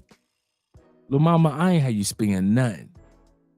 I said, I ain't never said I was attracted to you or was unattracted to you. I said, because I don't waste my time with nobody that I ain't into anyway. I said, but as for just assuming that you gonna get it, man, I ain't gonna even lie. I sounded just straight on the female side on that whole incident, right? That whole story. But I'm gonna tell the truth. I was like, you just assuming that you gonna get it. I say that's the part I don't like. I say you just assume because you saw other women were able to just get with your boy. You just automatically think that you can buy your boy off. Nah, that's why I don't owe you no explanation for real. I say, so here's what we gonna do. Y'all know my line. Here's what we gonna do. I say either I'm gonna go ahead and take a taxi back to my house, or you can go ahead and drop your boy off. And she looked at me and she knew I was serious, but she knew if she played like she was mad, she wasn't gonna never get it. So she had to keep cool because she knew Dre's serious. Maybe I can get him tomorrow. She never did. And got home. My little brother, I'll never forget this. My little brother was like, hey, Drake, because we wore the same size, because, you know, we're the same height and everything. He said, Drake, what you gonna do with all these clothes? I said, man, you can have all them clothes, man. Them clothes, shoes, you can have all that, man, bro. I don't want that. I was gonna give it back to her anyway. Man, I'll keep it. I'm that shoe. I'll keep all these. Dude, what's my point in telling that story? And me and Andre was just talking about the soft girl era. I didn't go into as much details as I went with you guys. Of course, I ain't gonna talk to my wife like that about another woman. But my point is, you don't owe anybody. Even if a woman tries to buy you, you don't owe nobody nothing. You could tell a woman that spoils you like crazy in South America. Hell no. That's all right. Some dudes ain't got no in them. I got you. I'm gonna say this again. Some dudes ain't built for no. You don't know how to say no to pretty coochie. I got you. Some of you dudes like, I ain't gonna never tell no woman no. Man, you ain't no real man, because I got you. You ain't built for this. You see dudes like me, I done had enough sex in my life at the age of 81 to where I don't have a problem with telling a woman no, because I done had enough that look like her, act like her, move like her. I done had sex from country to country, state to state, bro, in the States. I done had Utah coochie, Wyoming coochie. I done had the state of Washington coochie, California coochie. I done had Texas coochie all the way to Oklahoma coochie.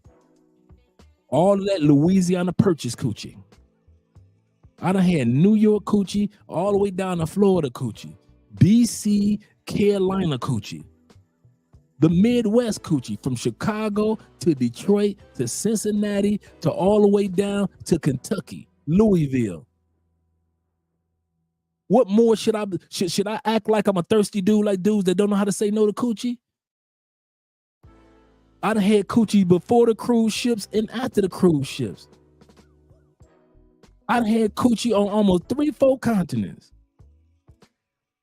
So why would a dude like me at the age of 89, and I know I look good for 89, at the age of 89, sit back and act like I'm thirsty like some of you brothers that can't say no to coochie? That's you, bruh. I'm way past your numbers. And I'm not gonna act like I'm not. You 36, 37, 38, 39, 40. You done got some good numbers for 40. I'm with you. I'm 72 years old. And my next birthday in October, I'll be 73. At the ripe age of 73, I done been where you trying to get to, bruh. So I ain't thirsty like that. I wasn't thirsty like that when I was young, but I'm really not thirsty like that now.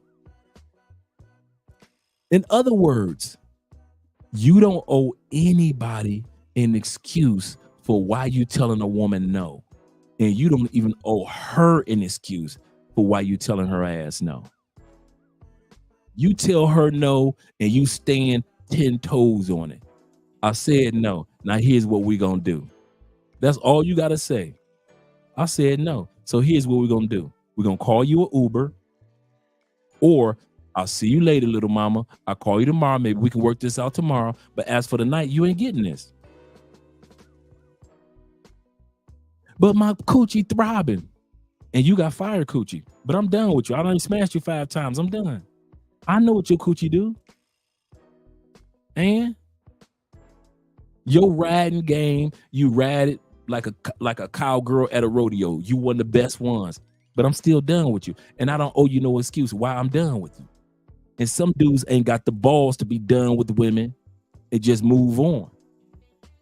And that's why we get caught up in the States, and that's how we get caught up in other countries, because we think if we don't have an excuse for leaving that person, an excuse that we can share with other people, then maybe we're making a mistake. No, you can leave a person and you ain't got to have an excuse to share with no damn body. I'm gonna say that again. Some of us will stay around because we don't have an excuse to share. Man, listen. I tell females, man, I used to tell females this. Treat me like y'all treat Chrisette Michele. Blame it on me. Remember that Chrisette Michele song, Blame It On Me? Blame it on me. Say it's my fault. Say that I left you outside in the cold with a broken heart. Blame it on me, girl. Blame it on me, baby. If your mama say what happened, your girlfriend say what happened, you can blame it on me. Say it's my fault. Say that I left you outside in the cold with a broken heart. You can blame it on me, but I don't owe you an excuse of why I told you this is over, or I ain't smashing you the first time. Every man want me, dude. I done smashed chicks that just because I told them no. I catch up with you tomorrow. What? Every man want me tonight. Go ahead and go to him. Okay, how many of y'all done got coochie from the chicks that told y'all no at one point in time? And you know that deep down in your heart, she gave you the coochie because she told you no. And you was like, okay, cool. This is my last story for the night. True story. I told you guys this one before. I'm at work at the college. I'm in the academics department. Academic recruiters, and the female worked in finance. We exchanged numbers because we were at a Super Bowl party. She talking all this craziness like, I turned you out. Little mama, stop it. So when it was time to do something, she was like, no, I got somebody. I said, okay, cool, good. She didn't told me to my face, no, you will never get this coochie ever. Okay. Andre is Andre. I told y'all I walked up I told y'all this story. I walked up in her department Made sure I had my best cologne on. I'm suited and booted because I'm always wearing suits at work anyway. I walked up in there clean, smelling good. I already knew some of her coworkers. I walked up in her department, walked right over to her desk. Hey, how you doing? Hope everything's good. She said, hey, Andre, da da da da. Because we were still cool, even though she told me no. I walked past her. I said, well, I'll see you later. I said, I'm just on lunch break. I was just saying hi. And then I said hi to her few coworkers that I did know out of the maybe in her department, maybe 70 people.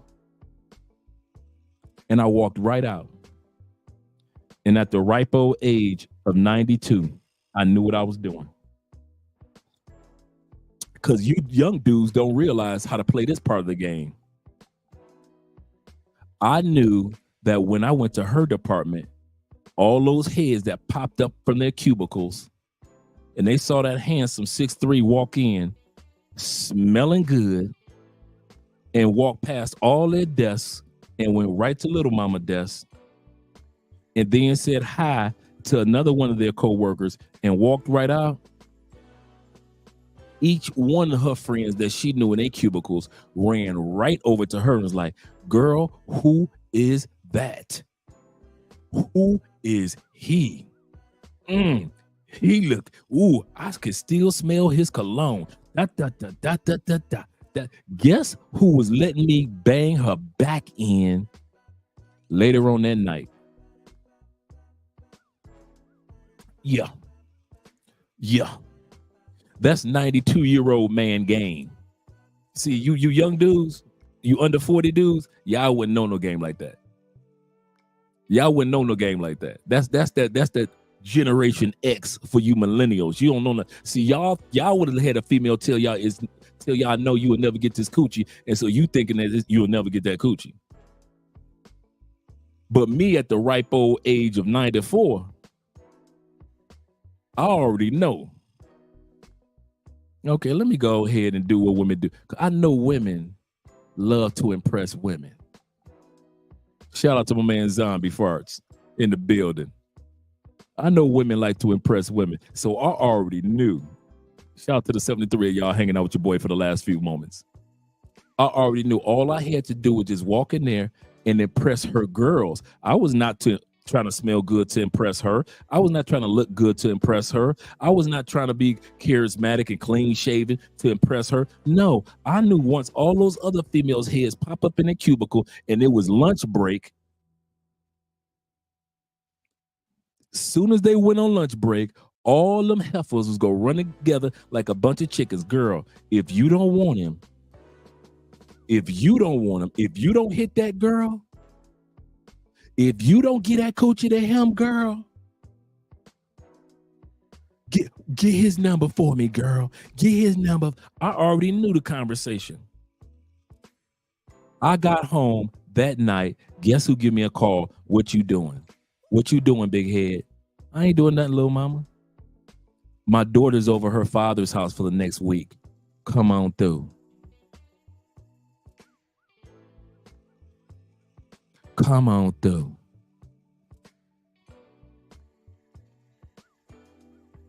You gonna suck it from the back? Yes, I will. I'm on my way then.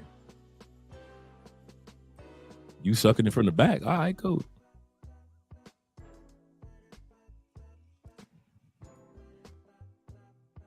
You young dudes would have thought the game was over. You'd have gave up. You'd have paid for play. You'd have went and got you another girl, a party girl. Nah, dude. I'm an old head. I'm a saber tooth. I love the hunt. See what I'm saying about being a saber tooth? Saber tooth got so many ways to hunt. I'm the blue whale, man. I'm the killer whale. Do y'all not realize this? I can go from the Antarctic to the Arctic. Come on now. And I'm not the reason why I say this, I'm not the only one that has the ability to say no to women and don't have to have a reason for nobody else. That was the number one. And that was the last one. You have the ability to say no to any woman and you don't owe anybody an excuse for it. That's why it makes it so easy for you to do that. If she needs closure, you ain't the one to give it to her. because I said it's over. I don't want to, I'm done. That's what that's all about. Let's get to the brothers with the super chats. Shout out to you brothers that are still hanging around with your boy for the next few minutes. Timothy said, I dropped oud to glory. Yep. Amnista. I hope I pronounced that correctly. On the floor. You dropped it on the floor. Oh, you dropped it on the floor. Oh man. He's talking about this cologne right here, guys. Cologne of the night, oud for glory. That's the cologne I'm wearing right now. Really good evening cologne. Now, it's not a cologne. So I won't be wearing this to bed. When I take my shower, I will not be wearing this to bed. It's an evening cologne, but it's not going to bed. It's not a having sex cologne. Why? It is really great. Like I said, it'll make you smell like an Arabian prince, but it is strong. So let's say you're in bed with a woman and you're having sex. It will throw off so strong, kind of like Baccarat 540. You don't want to be in bed having sex with somebody with some Baccarat 540 on. It is just super strong. What else is like that? Spice Bombs, Extreme. Some colognes smell really good, but they smell good from a mile away. That's how good they are, but that's how strong they are. So you don't want them to be coming out with your body heat thrown like that. That's what this one is. It's just that strong. So you don't wear it in the daytime if it's in the summer. I mean, you can, because they wear it in the Middle East. They wear oud in the heat, but you're not Middle Eastern. But this is a good evening scent, really good evening scent, good date scent. It really is. I mean, you really smell royal with some of these oud. So for him to drop a bottle of it, ooh. I know it took forever to get rid of that smell, because this lasts, boy. This lasts. Shout out to the sponsor of the night, my man Evan in the building. Starting the month off right as the sponsor. He said, Latin women overseas. Shout out to you, brother. It feels so lovely to be here tonight. What a beautiful. Give yourselves a round of applause. Give So Evan lovely. a round of applause. Applause. And, while you're in the clapping mood, I'd like to give a big round of applause to my band, Sexual Chocolate. Sexual Chocolate. They play so fine, don't you agree? Shout out to the man Evan in the building. Oh yeah, he said Latin women overseas ask me, what is wrong with your women? He said, I'll tell them. He said they have lost their minds, and I don't claim them anymore. I claim them like sisters, but I don't claim them. Yeah, I don't claim them. I'm like you, Evan. I don't claim them in the sense of women overseas have to worry about them being a competition or being a part of my arsenal. Like if I was still single, and a lot of times you guys hear me say, if I was still single, it's like I'm not looking to be single, but since some of you guys are single, I try to just speak in a way that you guys can relate to me. If I was still single, women in the States would not be a part of my arsenal after what we've all experienced in other countries. You telling me if something sexy came up on you and threw her clothes. Okay, how many times in your life has something sexy came up on you and threw her clothes off? Because we like to use that analogy all the time. When's the last time something sexy just walked up on you, whether it was a female friend from the past or whether it was somebody new, just walked and knocked on your door and threw her clothes off, other than the movies? Other than in the movies, when the last time you had something sexy just walk up on you and throw her clothes off? I had it happen one time in my life, and that was the female that I was messing with, best friend.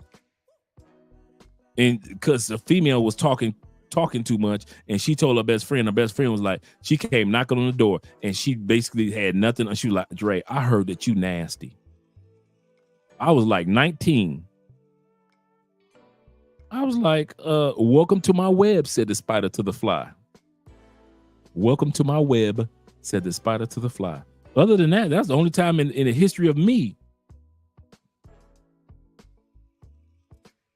So the brother is 100% correct. He said, when I say I don't mess with them, I don't mess with them.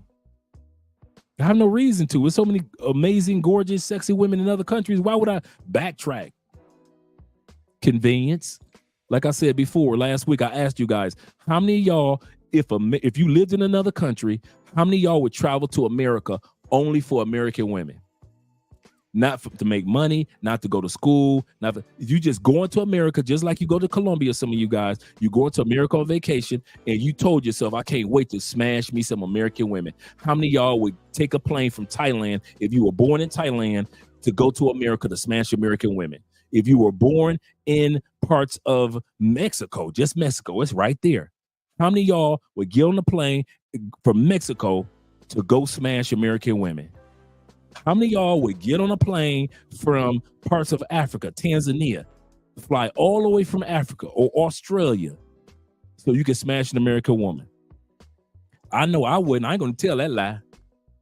I ain't flying from the border of Mexico into Texas to smash American women if that was my only reason for going to a country.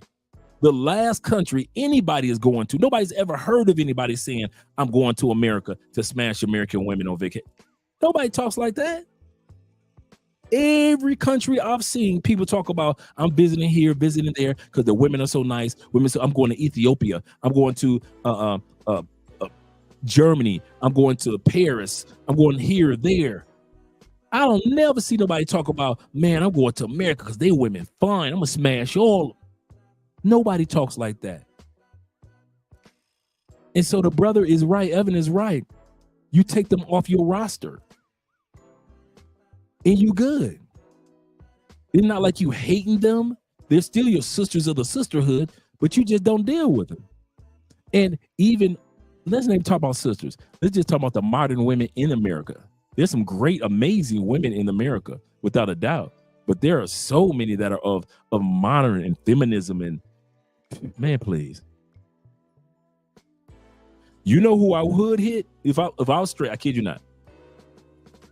If I was in the States, you know who I would still keep hitting? Because I was hitting them before. Sexy butch chicks.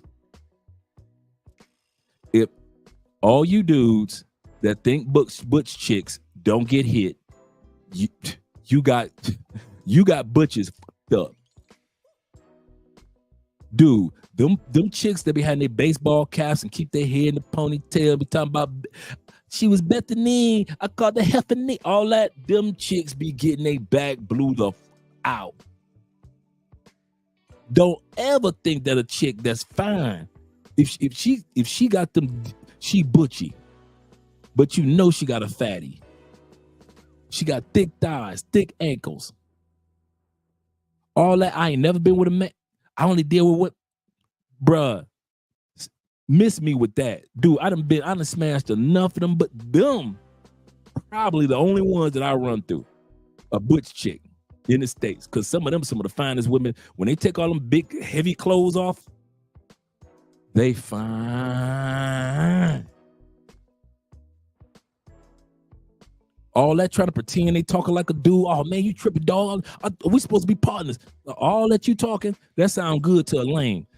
Underneath, I know exactly what you are. You still a woman. And you use toys to pretend that you getting it from a dude like me. You ain't got to use no toys for the night, girl. Bring your butchie out. You can keep your baseball cap on tonight, but the rest of it got to come off. Now them, they could get hit. But regular, everyday, mere mortal women in the States, nah, I'm with Evan. I'm done with them. I would have been done as a single dude with them. Yeah, done. He said one of the girls I met in Medellin made a TikTok video bragging about Colombian women hunting down and dating brothers like me. It's just sad, man. It's just sad how insecure that a lot of these women are, and they know that the battle is over. They're gasping. They're reaching for straw. They're gasping their last breaths of guys desiring them, wanting them. Don't you want us? No. And then you got dudes, you got plantation bros trying to convince you that you're wrong. You telling me that you can find no good woman in the States? No, I couldn't find good states in the States. I'm gonna say that again. Shout out to my man Evan once again for the nice sponsors. I appreciate you, brother, for the honey. I couldn't find good states in the States. It was the system, not the sisters. Sisters were like this part of it. The whole system itself had me get on a plane. Cost of living, I'm getting on a plane. Limited, inexpensive medical, I'm getting on a plane. Foods that are illegal in other countries, I'm getting on a plane. I just looked it up. Colombia ranks number 5 in the world for clean drinking water. You know where the United States ranks? 23. Not even in the top 20 for clean drinking water. I'm getting on a plane. Cost of education for the same type of education. Technology is technology, no matter where you get. IT is IT, no matter where you get the education. I'm out of here. I couldn't find the states in the States. I couldn't find the system. Like I mentioned before in another live stream, when it comes to alimony or child support, Andrea and I cannot just when you get married in Colombia, there is no such thing as no fault divorce. You can't just wake up one morning, I'm leaving my husband, I'm leaving my wife, and I'm taking hat. You can't do that in Colombia. You can sue your wife for half of her income dang near for the rest of her life if she leaves you in Colombia. I'll say that again. In Colombia, you can be sued by your spouse, or you can sue your spouse for leaving you trying to do a no fault. Colombia is a fault country. In other words, did you become an alcoholic? When she decided to leave you, were you an alcoholic? Were you a junkie? Were you beating on her? Were you not providing for the family and the kids? It's like a list. And if you don't hit that any of that part of the list, the courts will tell her, girl, if you don't get your back with your husband, the only way they will allow you to divorce amicably, hope I pronounced that correctly, is if you guys have been separated for 2 years and you both had decided we're separated 2 years, and now you can file for the divorce. But to just wake up in the morning like in the States and just say, I'm taking half your stuff, the kids, the house, and you got to pay for our attorneys while my new man is smashing me, which just so happened to be my attorney. Oh, no. I left. I'm on a plane. I ain't got to worry about them United States laws when it comes to relationships no more. And now y'all got the LGBTQ running things. And y'all got, this is the funny thing about the United States. I asked Andrea this. I say, babe, and I asked her yesterday. I said, here in Colombia, do they have women talk about men having masculine and feminine energy? She said, well, what are you talking about? And I knew that it was only in the States where they talk like this. She said, what are you talking about? I say, in the States right now, they're trying to convince men that men have energy that's so strong. Most of it is masculine, but much of who you are also is feminine energy. So you can dance between your masculine and feminine energy. That's how they talk about men in the States. She said, Andrea, I'm gonna tell you something. She said, I don't know what y'all doing in the States. She said, but here in Colombia, we want our men to be men. She said, as long as y'all masculine, that gives us the ability to enjoy being feminine. Y'all handle all the masculine stuff of life. We ain't trying to interrupt it. Y'all want to build it. Y'all want to make it. Y'all want to govern it. Whatever it is, do it. Y'all, we expect y'all to be men. She said that allows us to sit comfortable in our femininity. We girly girls here in Colombia. We ain't masculine. She said, now you got a few, LGBTQ women that are like, she said, but the average Colombian woman, we enjoy being girls, ladies. We ain't compete. She said, I hear you with y'all, the ladies in the States, I Miss Independent. I compete with my, she said, no, that ain't us. No. We are not, we don't want that. We want, literally, this is what she said, sit on this couch right here. She said, we want you guys to still be provider, protector, problem solver. That is your job. Our job is to take care of the family and bring in a little extra proceeds if needed. That's our job. So whatever y'all got going on in the States, y'all need to keep that there. She said, because that's not how we think about men. And we ain't looking for men to have part feminine and part masculine. And I kid y'all not, they are so serious about that here in Colombia. If you play a song, and I kid you not, and I've seen this several times in the club, play a song that's a duet.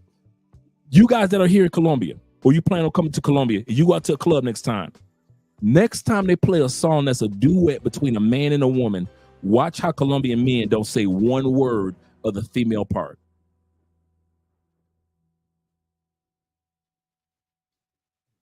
In the United States, it don't matter to us. We'll hum the female part, we'll hum the male part. It doesn't matter. It's no big deal. Here in Colombia, as soon as the female starts singing, the men will sit there, they may nod their head a little bit. And then when the male starts singing, they'll start singing the lyrics to the male part, and they'll sit. Now, women, they don't care. They'll sing male part or whatever part of a song. But watch Colombian men. It's the funniest thing, man. And if you don't notice it, you just didn't notice it. But I'm giving y'all homework. When y'all around Colombians and a duet come on, watch how Colombian men act. They will literally sit there. Or if it's a song by a Colombian woman, dude, they will sit there and they will sit there and drink. They will sit there and talk. They will sit there and converse. And the women, stop me when I'm lying, they will sing at the top of their lungs. And the men will sit there and talk to each other as if they're in a library, as if they don't even hear a song going on. And that could have been a song that they heard 200 times since their mama was, or since they were born in a shorty, but they won't sing it. They sit comfortably in their masculinity. Spanish has masculine terms and feminine terms. So some words can have a masculine word for the, and it have a or it could have a feminine word for the or a. The table can be in feminine. The car can be in masculine in Spanish. So to think that type of mindset is going to come down to Colombia, like they're trying right now, the feminists are trying to come up with a new word for the pronoun for LGBTQ. You know how they got y'all up there in the States talking about some damn pronouns? Call me them, or call me they or him, whatever they got y'all doing. There are those that are trying here in South America to create a word, but Colombia is like, you out your right. In other words, instead of having a word that is more masculine leaning or feminine leaning, like Colombian words are right, I mean Spanish is right now, they're trying to create a way that you can pronounce a word that's not feminine or masculine. It is just almost like a them. So what you gonna call a chair? A them chair? So they're looking at them like, you stupid. What are you talking about? So it can't be done. Masculinity and femininity on its own is entrenched in the Latin culture. Do you have LGBTQ? Yes. But even they know that, yes, I'm LGBTQ, but I'm still male. I'm LGBTQ, but I'm still female. In the States, they just want to be blended. Man, y'all can have that. Y'all can have that one. Shout out to my man, Party in the building once again. He said, as true today as it was back in the day, real G's, like assassins and ninjas, move in silence. True. And I'll confirm that. He say, size up, strike, fade back into the shadows. Absolutely correct. It will amaze you how most of the true passport bro movement, you will never see them on camera. There are brothers that have lived down here in Cali, Colombia, 25 years. White dudes, 20, love the passport bro movement. You will never see these dudes on camera. They own some of everything. They're connected to just regular everyday brothers. Average everyday white dudes. Cool as can be. Well, I own this, that, and you know, the land over by so and so. And yes, those 3 franchises. Well, I own one of them. I kid you not, dude. You will never see, like the dude I told you, mentioned to y'all earlier, that came down here, found his girl, built a family. They just had their son last week. His family is coming down to see the baby because it's their first grandson, even though they have a granddaughter. Family's coming flying in to where they are next month from California to enjoy the child and the relationship that he's built with the Colombian family that he has down here now, that spoils and takes care of him. And he said, Dre, I'm not used to this. I'm not used to having all these, you know, I'm used to having to do something. I ain't got nothing to do. And so at the end of the day, guys, I kid y'all not, y'all don't owe anybody when it comes to your nose. And he's absolutely correct. Most guys that you'll never see them on camera, most assassins, most guys like us, we move in silence. We ain't got a showboat. If I didn't tell you about some of my adventures, you guys wouldn't know. Why? Dudes, we move in silence. We really do. We ain't got a showboat. We ain't got to put every other female that we smash on WhatsApp. We ain't got to do all that. Before I met Andrea, nobody could say that they got footage of anything that Andrea did in Colombia. Nobody got no photos stuck in their phone of Andrea was smashing this. No. Move in silence. He's 100% correct. And fade back into the shadows, waiting for the next victim. Absolutely correct. He said, do marriage and divorce. He said, do marriage and divorce about Colombian laws need. Yeah, I should do a video on that one. That's absolutely correct. I should do one on alimony, child support, and marriage laws here in Colombia. Because I kid you not, when we got married, man, it was like a grocery. It was like they had a scroll. It's like they opened up a scroll and was like, yeah, if you do this, if you do that, if you do this, if you do that, if you do this, if you do that, then y'all can get a divorce. But if you don't do none of this on this scroll, y'all can't get a divorce. I'm so used to a no-fault country. I didn't realize that there were countries in the world that was like, y'all can't just be up and leaving each other. What are you talking about? What? No.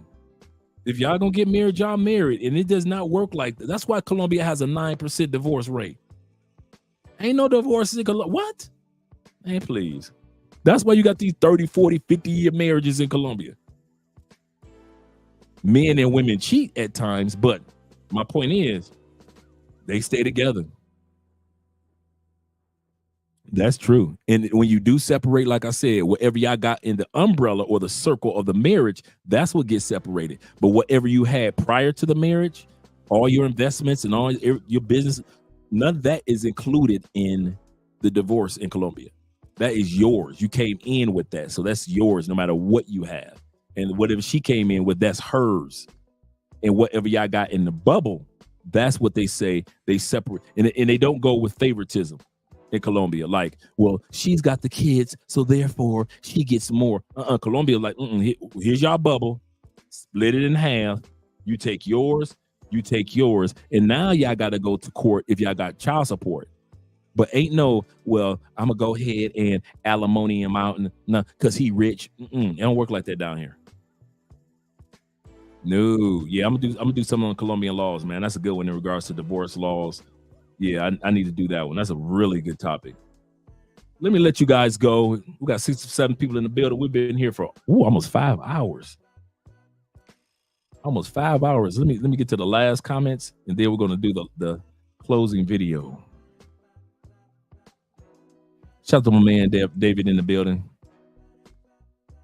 He said California is testing ground for the degradation of children. Yeah. Yeah. It's sad. It's sad. Yo, Grim is in the building. Shout out to you, brother.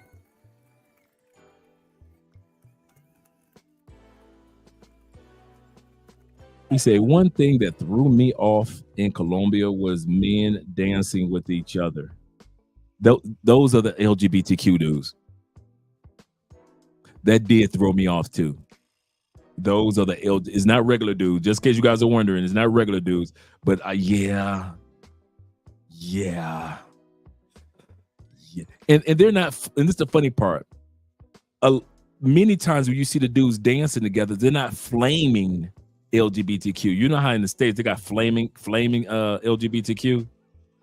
It's not that they're. You could tell that they're LGBTQ, but they're not flaming like I'm Miss Diva, that type of.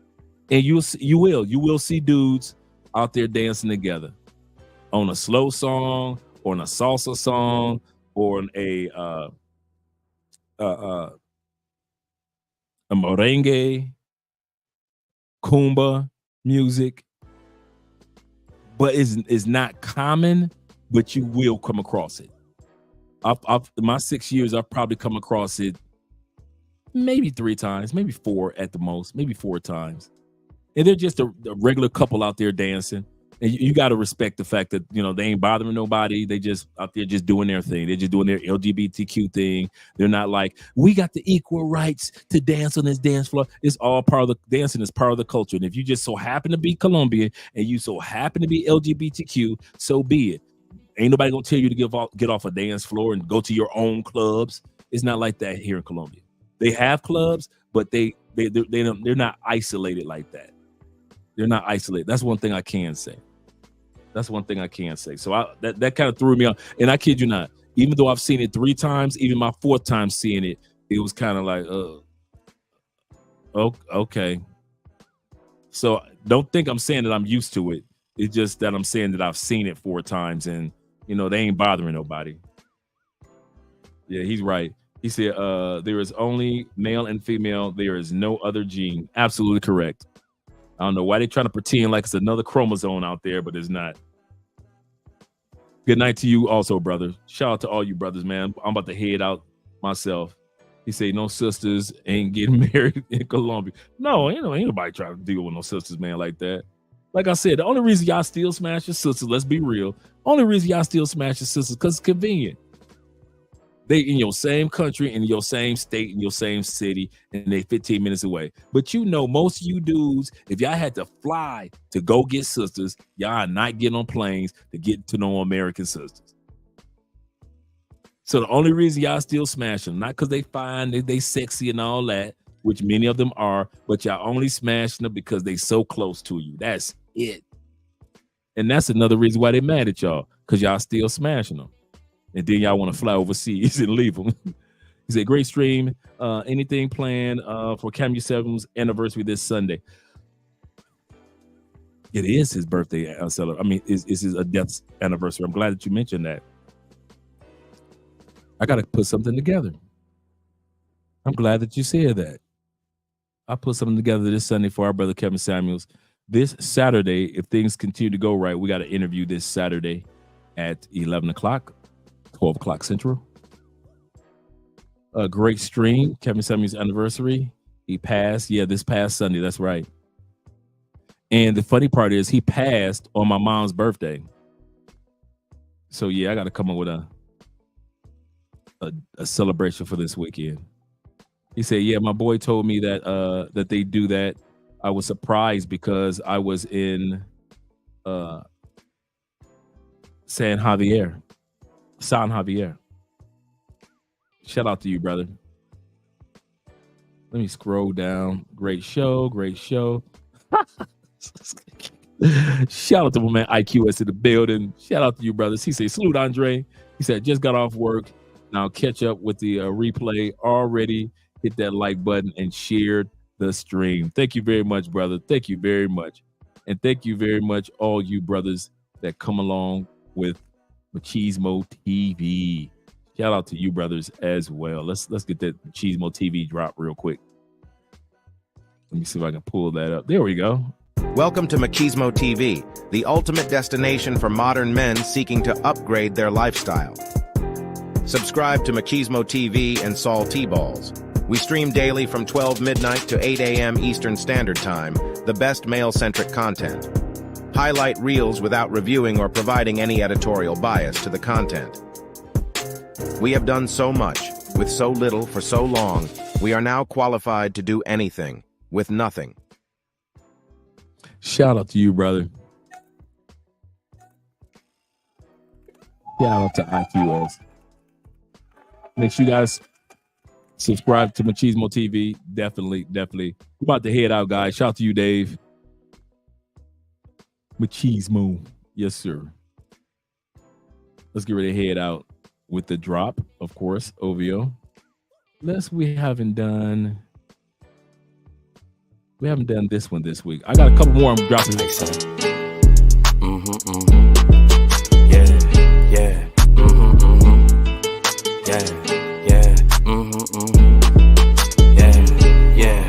Like it or love it, it's double or nothing. You ain't getting money, then you bugging. Damn fat, you know I'ma hug it. Lows by the truck, up the budget, cashing it in. Damn, I'm a bucket. OD, you know I overdoes it. If it ain't moolah, we cannot discuss it. Her name ain't Erica, she finna bust it. Her name ain't Mega, but yeah, she a stallion. The way that we dressin' ran out of Italian. New chain bustin', peep the medallion. Pull your own troubles out by the gallon. Her name ain't Lotta, but she from the south. Her name ain't Ruby, she got a big mouth. Putting it in, she sticking it out. Putting it in, she sticking it out. She like salsa, one in a hole, just like a golfer. If you ain't leeching, what can you offer? Ain't got it, they just be talking. Ain't got it, they just be talking. They gon' tell you what you wanna hear. Yeah, put you in a nice pair. Best if you don't listen. All this shit on me, I'm making her wet. It's double line, you know we the set. They know we up next, that's why they upset. Diamonds on me, and you know it's baguettes. Falling so hot, man, I need me a rap. If you ain't on time, then you getting left. Can't live in the past, ain't got no regrets. Ain't looking for love, just want me. Like it or love it, still gotta respect it. How you in first, but you coming in second. They watching you next, so you gotta protect it. Running it up and we breaking the records. You gave us your last, you should've just kept it. Eyes on me as soon as I step in. The eye on me, you know what I'm repping. It's eyes, so yeah, you know what we dressing. Our blessings is coming, they know that we destined. Like it or love it, they know how we coming. Just send us the budget. Send us the budget. She went a second, my hands are on weed. She tell me don't touch it. What you doing? We bringing them vibes, you know we don't force it. Tell them don't rush us. Don't rush us at all. Hate us or love us, it really don't matter. Ain't holding no grudges. Like it or love it, it's double or nothing. You ain't getting money, then you bugging. Damn fat, you know I'ma hug it. Lows by the truck, up the budget, cashing it in. Damn, I'm a bucket. OD, you know I overdoes it. If it ain't moolah, we cannot discuss it. Her name ain't Erica, she finna bust it. She want me to touch it, I'm making her cream. Like she a Russian, she for the team. She bring her cousins, I'm bringing my brothers. Now it's the scene, and we all for being. Like it or love it, I had just dub it. Ain't no in between, no in between. She for the streets, feeling so geek. She for the streets, feeling so geek. Like it or love it, they know how we coming. Just send us the budget.